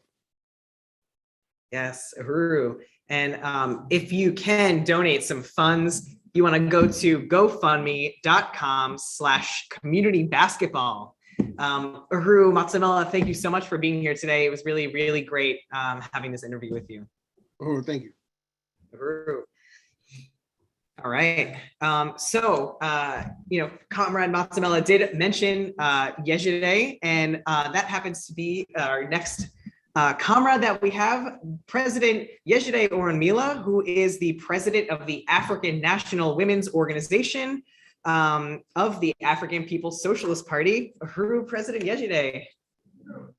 Uhuru, how are you? Good. It's really good to see you. I'm really happy to be on.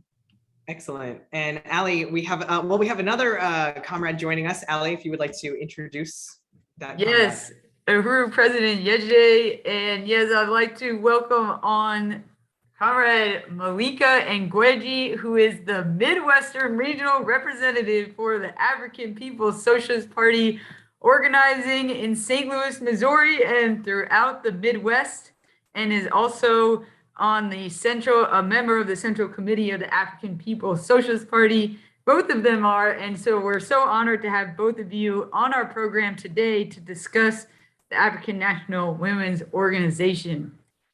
Uhuru. So I actually think Malika is not on right now. We're working on getting Malika on, but in the meantime, we would just love to talk to you, President Yejide. So would you be able to tell us what role that ANWO, or the African National Women's Organization, plays when it comes to African women in the struggle for African liberation? Yeah, absolutely. So the African National Women's Organization is the brainchild of the African People's Socialist Party, and the strategy of the chairman to bring African women into revolutionary political life. Because of the vapidness that happened after the military defeat of the Black Power revolution of the 60s, African women had in thinking about our own conditions and what's happening to us under colonialism, the only thing out there that seemed to be addressing anything close to that had been the feminist movement. And as we should know that the feminist movement is a movement that was created largely by and for white women to address white women's concerns as they were being locked out of the capitalist bounty.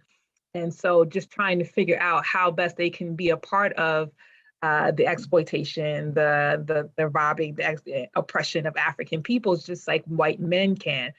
That explanation may not sit well with a lot of feminists, but that's okay. That's the reality of it. And a lot of African women, because of feminism as a whole has been changing and shifting, just like capitalism does as well, to meet the needs of the capitalist system itself. And so African women has often taken this and changed it to meet our needs, because obviously just regular feminism does not address the colonial question, and neither does Black feminism either. So as we look at this whole question that feminism brings to us in terms of patriarchy being the primary opposition to the success of women, ours as African women is based and rooted in the theory of African internationalism, which basically asks the question, would capitalist colonialism, imperialism exist had it not been for the attack on Africa, the exploitation of African people, the oppression of African people, and the theft of African lands? And the answer is no. So ours, when we approach this question of African women and our conditions and the things that we are faced with, is a colonial contradiction. It's looking at what happened to African women as a result of being part of the colonized, oppressed African masses, as a result of our history of being kidnapped and or colonial dominated, and our land taken from us, and all of these things that have happened as a result of colonialism. And so we address the question of women, African women, from this perspective. And so when we look at it from that perspective, then we recognize that it's not just addressing patriarchy, which is a symptom of colonialism, but it is addressing the entire question of power. Like, who has the power over African people, and what is preventing African women from actually becoming equal in society? And if we still live under colonialism and we all of a sudden become equal to African men, if that's the struggle that people want to take on, the question of capitalist colonialism still exists, and us not having power as African people. And so when we address the question of women, we take it from that perspective and recognize that our struggle is part and parcel of the overall struggle for African liberation, and that African women need to be brought into this struggle through our own issues that have resulted as a result of capitalist colonialism. And through this process is what we use to bring African women and African people and overall everybody else along to understand the conditions and the things that we are fighting for in our efforts to win African women to the revolution. Uhuru. Uhuru. Thank you so much, President Yejide. And you talked about role of animal, and can you talk about some of some of Animal's campaigns right now and how people can get involved? Having said all that, so one of our primary campaign is one called Arrest CPS. This is the modern day slave catching, slave auctioning system called foster care that goes into African communities and kidnaps African children, holds them for ransom, criminalizes the mothers, the fathers, ruins the entire community. It's a instrument of destruction, of oppression. And so when we say arrest CPS, we're not calling on the colonial police to arrest CPS, FYI. We're calling on African people to arrest CPS because we are self-determined and we aim to be self-governing. So we have to address the system and take it on. So we organize with African parents, primarily African mothers, who are challenging the system, wanting to get their children back. We organize with other organizations, Black-led organizations who are fighting in this space as well. And the whole aim is to raise up and expose that this system, this department of the colonizer is not here to help, but in fact, it is continuing the same system of kidnap and exploitation that is the foundation of capitalism itself. And so some of the objectives of the campaign is to obviously expose the system, but also offer support and help to African women who may feel isolated because of what the CPS does to us, but also to create a dual and contending power institution for us that's called Uhuru Kijiji Child Care Collective, where we say we want to take control, Black community control of child welfare. And so that's our main campaign, and that's what we've been working on for really seriously for the last 6 or 7 months, but we've had the Arrest CPS campaign going for a few, like 5 years, 4 years. Ooh, wow, yeah, that is, building dual and contending power, and the African People's Socialist Party is definitely doing that. And I want to welcome Comrade Malika Ngweji Uhuru Malika. So Malika, I'm really glad that you're able to join us today. And you are in the Midwest as well. That's where I'm located in St. Louis. And so I just want to ask if you could talk a little bit about the African People's Socialist Party's regional strategy and what it looks like in the Midwest. All right. Well, Uhuru, thank you for being here. I want to salute the entire Uhuru Solidarity Movement. I want to salute our leadership, Chairman O'Malley Yeshitela, DC Ona Yeshitela. And I want to just, as we're talking about the regional strategy, it has always been the strategy of the party to put power in our own hands, and that we put this fight in place.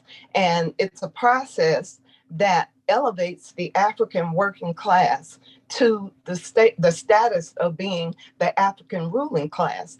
And as we're doing that here in the Midwest, this is where the Black Power Blueprint is. And ever since the hit the ground here in 2014 after the murder of Mike Brown, then the Black Power Blueprint just hit the ground running under the leadership of its architect, DC owner Zanae Yeshatella, and put down, different economic institutions and everything right here in St. Louis where we are. People have to understand that this area was area that has been gentrified, that the people have been beaten down and just have been taken to a status of being the lowest of low, forced out of their homes, forced out of jobs.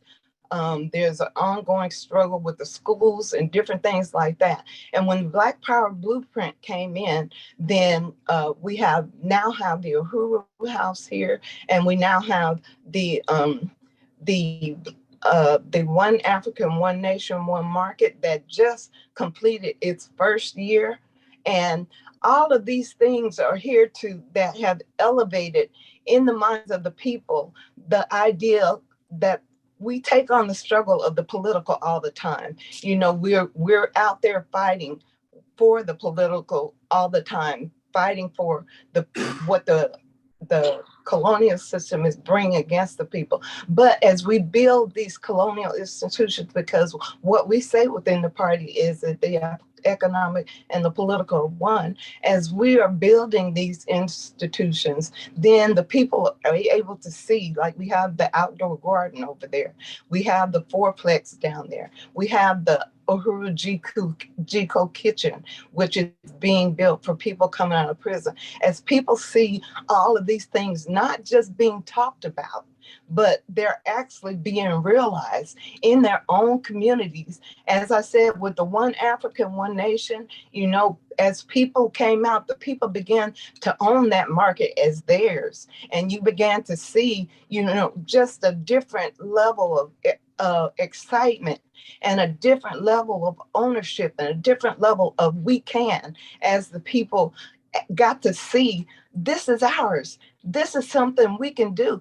St. Louis, we've heard the chairman say is, it's known for its vibrancy and, just for all the culture and everything. But in North St. Louis, as people, as you go through and saw all of the dilapidated buildings, all the empty houses, the kids being forced from one school in the neighborhood to everywhere else.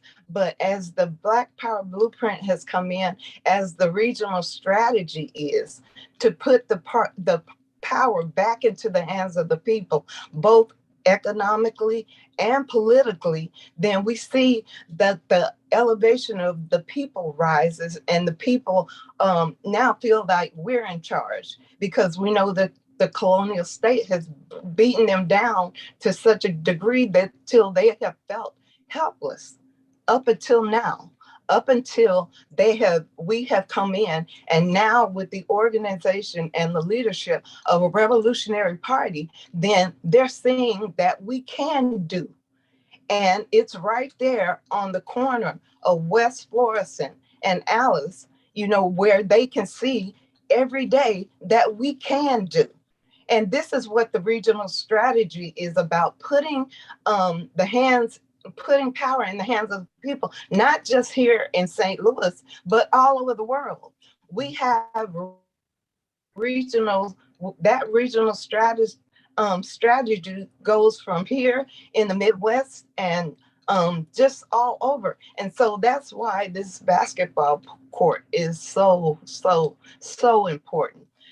To give our kids a safe sense of someplace where they will be able to come and be able to play on a state-of-the-art court and different things, and just another way to say, the owner says that our people are good and our people deserve the best. And this is just another way that we are fighting to make sure that we bring back some of those elements that are missing in our African communities that have been taken from us. And we're here as the party saying, no, we're not going to do it like that. We're not relying on the colonial state to fund our programs and stuff like that. We're coming in and we're taking power, and we are coming in and we are saying that through organization and through the leadership of the party, then working this regional strategy, as we have seen it already done under the leadership of the chairman and DC ONA and the other regional leadership, then we're actually realizing what we can do as a people and realizing that we can transform. And that's what the chairman says, that it's not enough to know what's going on in the world. We have to know how we can transform it. Uhuru. Uhuru, wow. I mean, that was the appeal right there, but yeah, I really appreciate that statement, Midwest Rep. Malika, and kind of answer my question, which was, and I wanted to open this up to both President Yejide and you as well, Malika, about, you know, why we're calling on people to, why should people go ahead and support this community basketball court? So I just want to open it up. If you have anything that you did want to add, or President Yejide, before we wrap it up. You should support it, because why not? I mean, very simply, like what else you supporting? I mean, we are doing, a lot of people talk about, particularly in the African community, about, you know, doing this and doing that, and the party is actually doing something. And it's a basketball court, and it's there for the community, and it's there to bring the community together as a way to also organize for the African Revolution. What two things?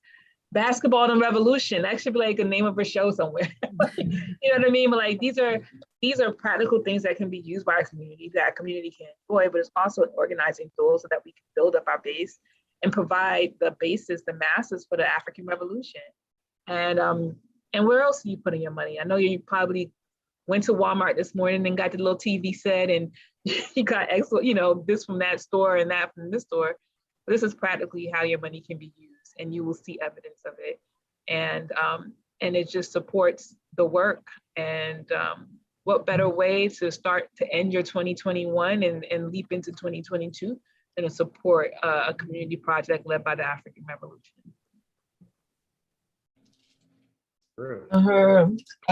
I would just add to that, you know, part of our working platform as a party, you know, number one says that our African people, we will not know dignity until we can recognize power over our own lives.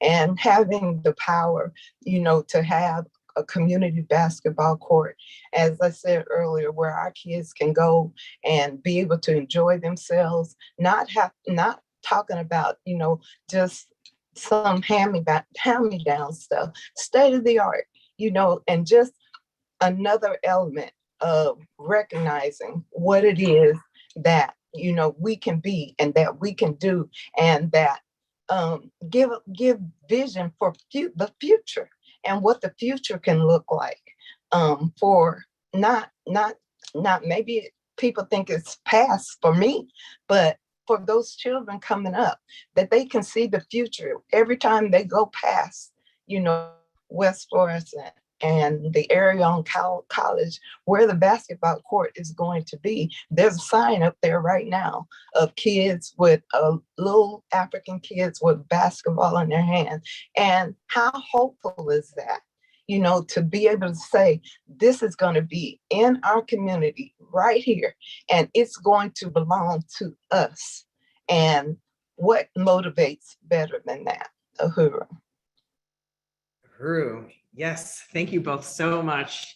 And, you know, I just want to say it's so significant that, you know, President Yejide, you know, the president of the African National Women's Organization, and Midwestern Rep. Malika, you know, two really important forces, you know, African women that are, you know, just huge leadership in this organization. And I just want to salute you both.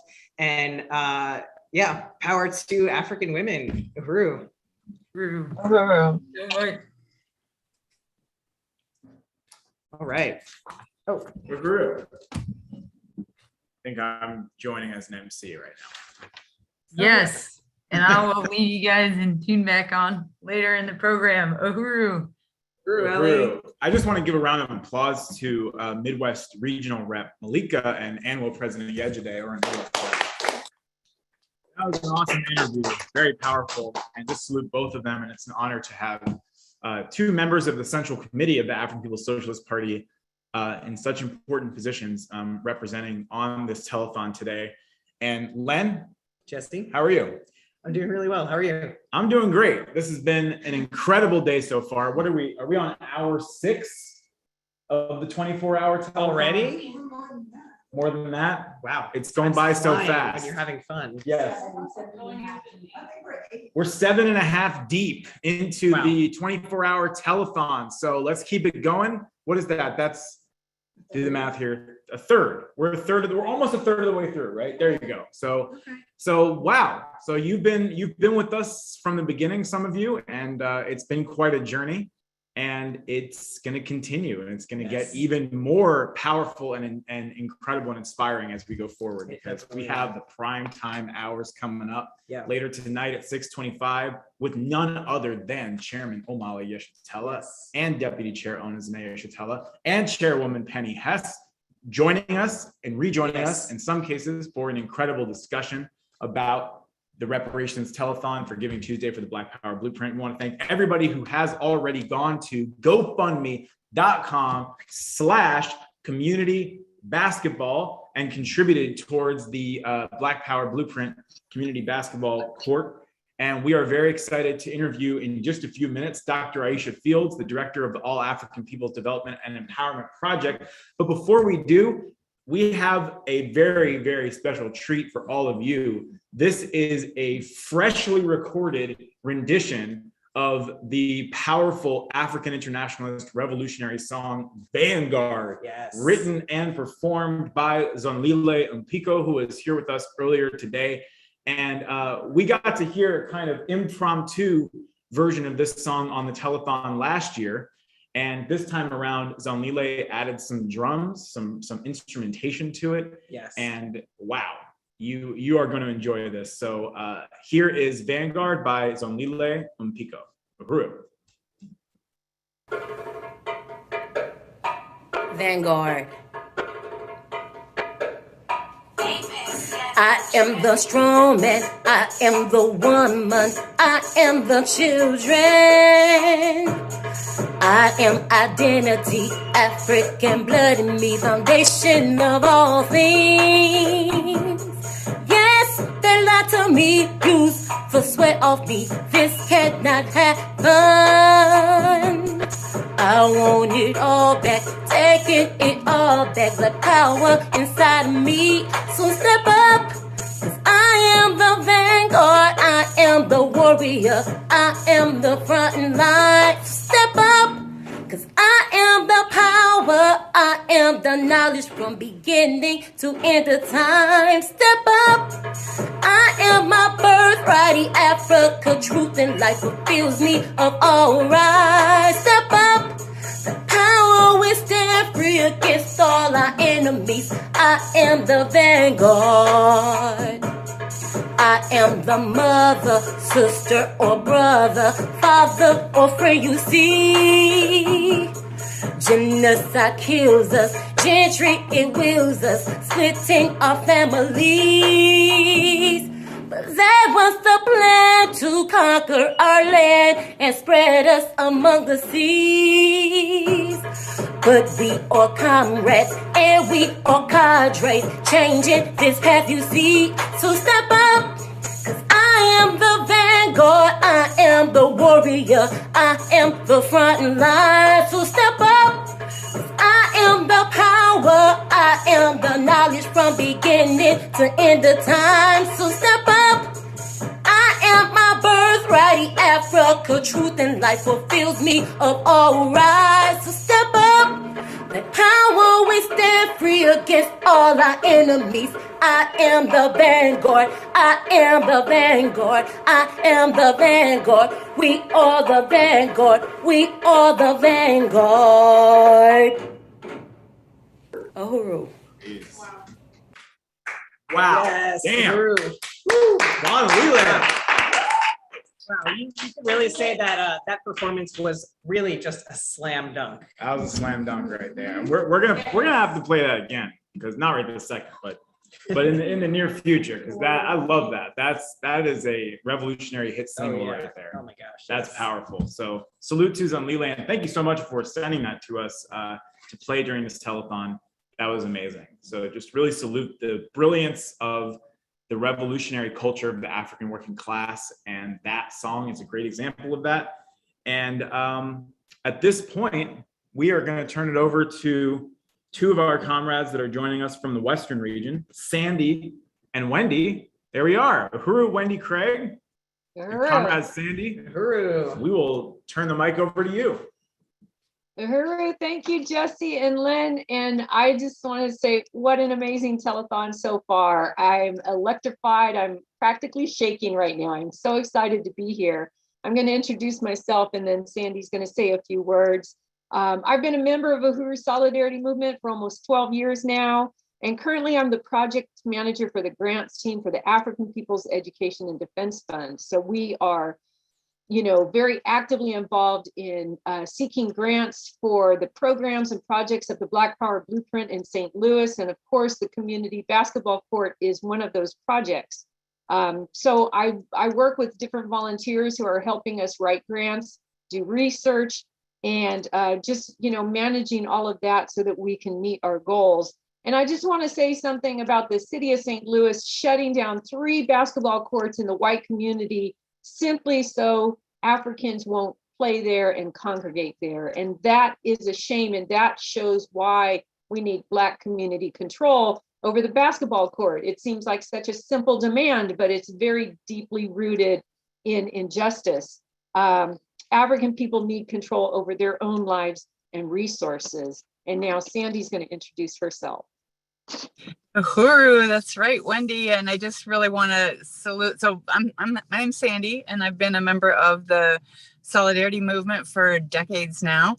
And I'm currently in the Seattle area. And it's been an amazing telethon so far. Of course, I want to really salute Chairman O'Malley of the African People's Socialist Party, Deputy Chair Onezene Shatella, and the African People's Socialist Party and the Black Power Blueprint that is just doing amazing, incredible work, setting the example for what real, genuine self-determination for the African community looks like.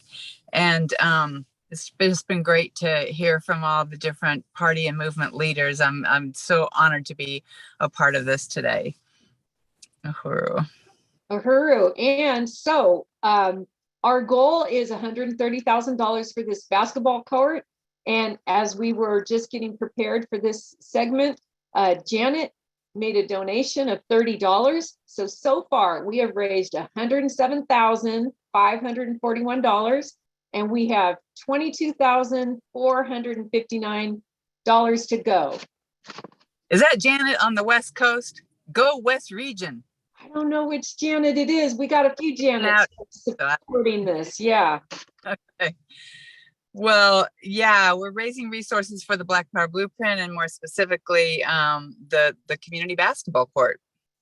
Yeah, and for the last 600 years, we know that African people have had their land, labor, and resources stolen from them.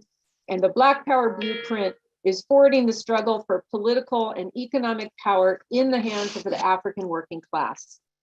So if we could go to the next slide, please.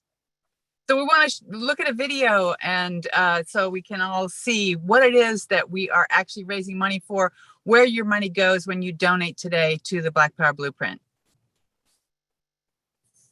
And I don't think we've got our slideshow started yet, but I think it's coming up right now. Right here in St. Louis, the conditions of the north side is horrific.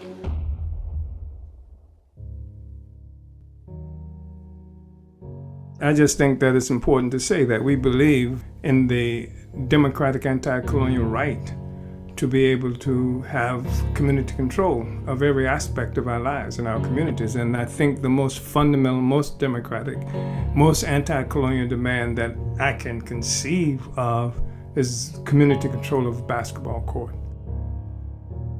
the basketball court is so important. Number one, because the community has no recreation.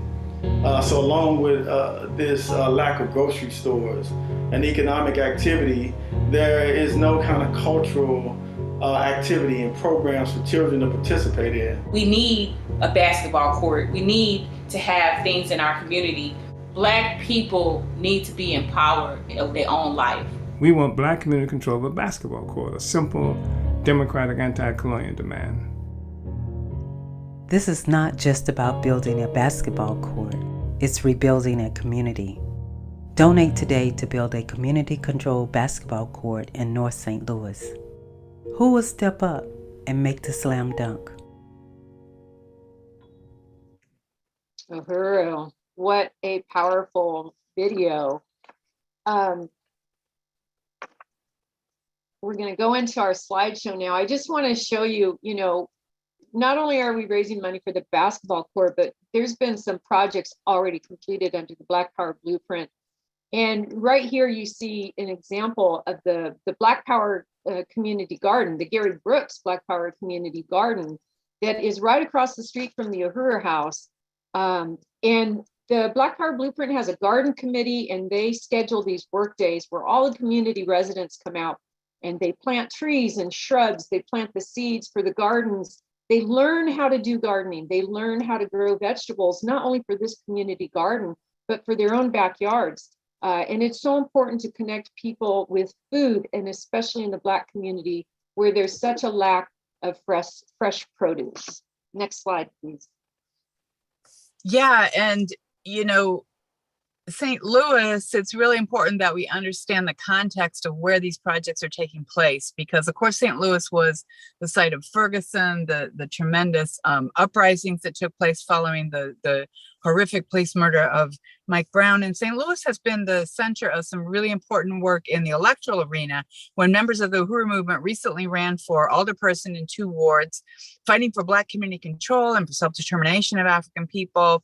And they went up against some really big moneyed interests who've been exploiting and looting the Black community there for a very long time. They didn't win the seats, but they built a movement. They brought the African community back into political life with its own self-defined agenda and program for the first time since the US government's military defeat of the Black Power movement in the 1960s. So St. Louis is really emerging as a vanguard of the struggle today under the leadership and through the programs of the Black Power Blueprint that we are raising funds for today. Next slide. Yeah, that was a really powerful campaign. And across the street from the Uhuru House Community Center, the Black Power Blueprint has also completed the One Africa, One Nation Marketplace. This not only provides space for community events, but it's also addressing food apartheid in the community, and it's also creating new markets for Black farmers. And we completed 1 year of a farmers market for which we had received a USDA grant.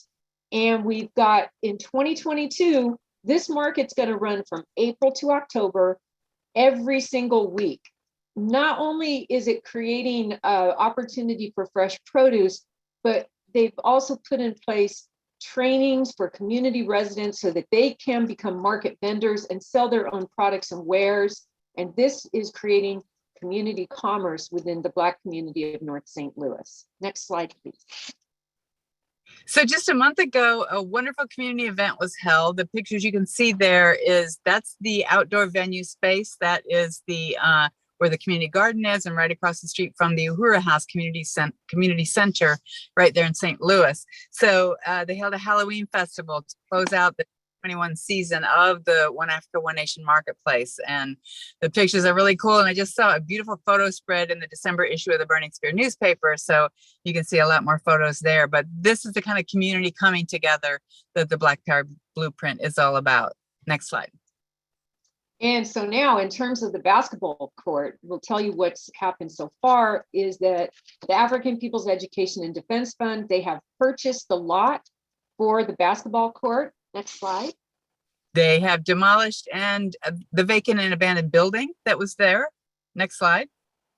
And so far we have raised money for, if we can go to the next slide. We've got the concrete work money raised, $33,000 plus. Next slide. Supporters of the Black Power Blueprint have contributed $28,620 to surface the court for the basketball court.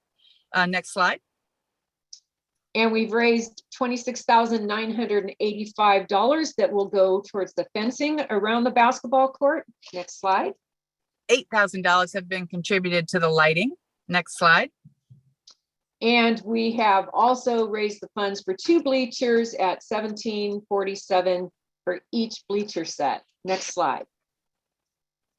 So here's what we're raising money for right now. And we want you to dig deep, go into your pockets, go into your checkbook, go into your credit card, whatever, and contribute and be a part of this exciting project. So next slide.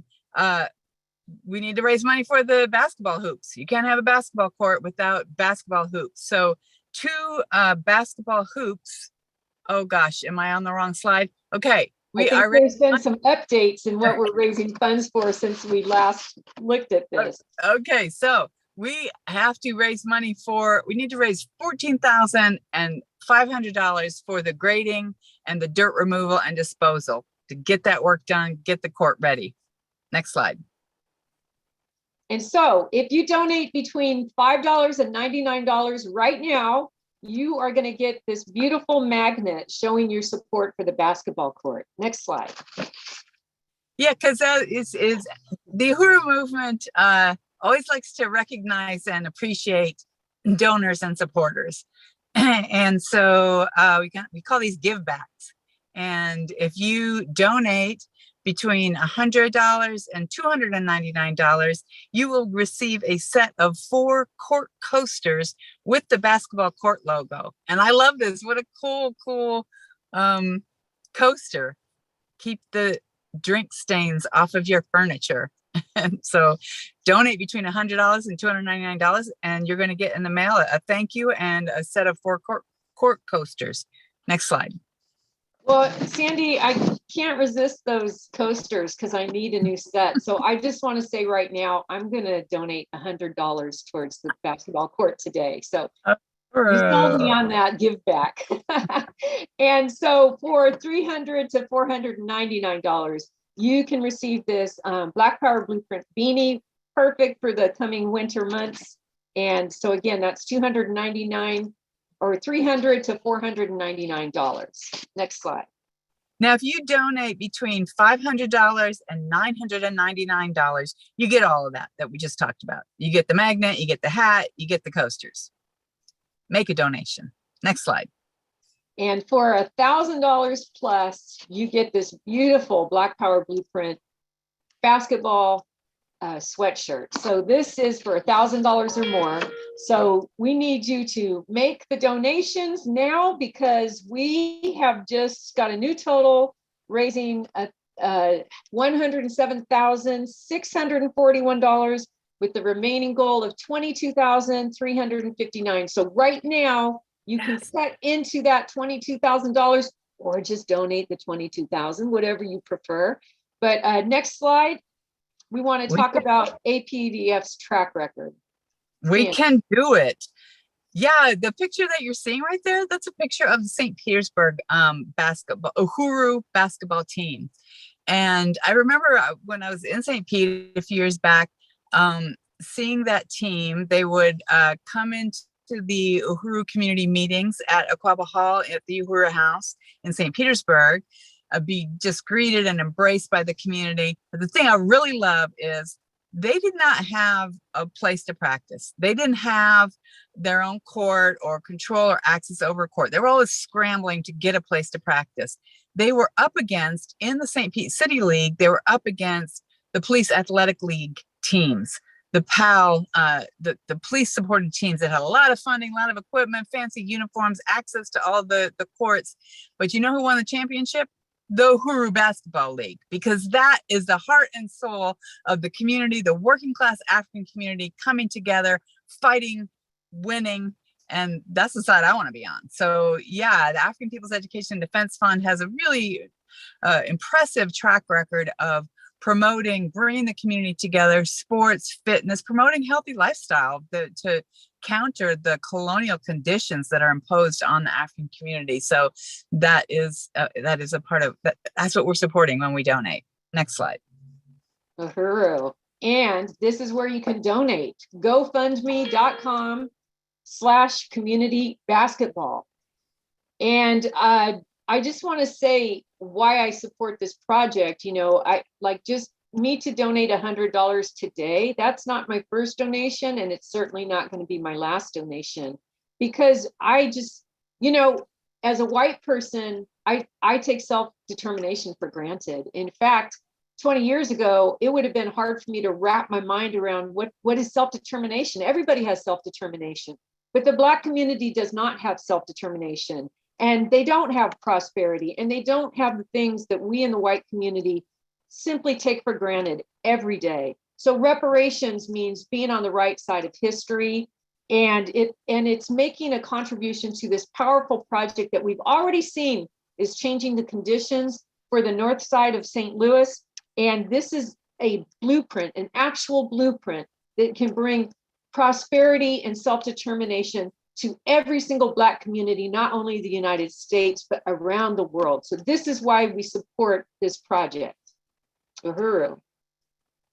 Uhuru, that's right, Wendy. And, you know, I contribute to the Black Power Blueprint, to the Uhuru movement, because I want to be a part of the future. I want to be a part of creating a world where we can all live. And contributing to this project, it's not overcoming racism where I become a better person, or I feel better now, or it's not charity to help out so-called less fortunate or something like that.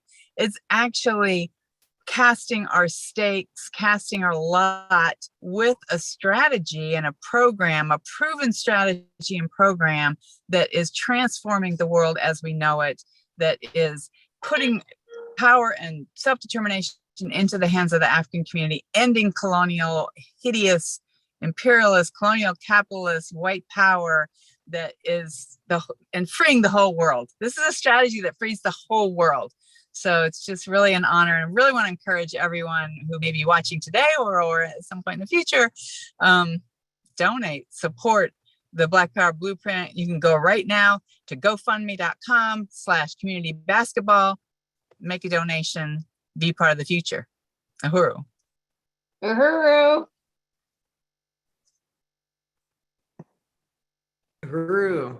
Thank you, comrades Wendy and Sandy, representing the West Coast. Uhuru, that was a really, really great appeal. So at this time, we do need to stop this stream to switch over to a new stream because, you know, that's what technology streaming makes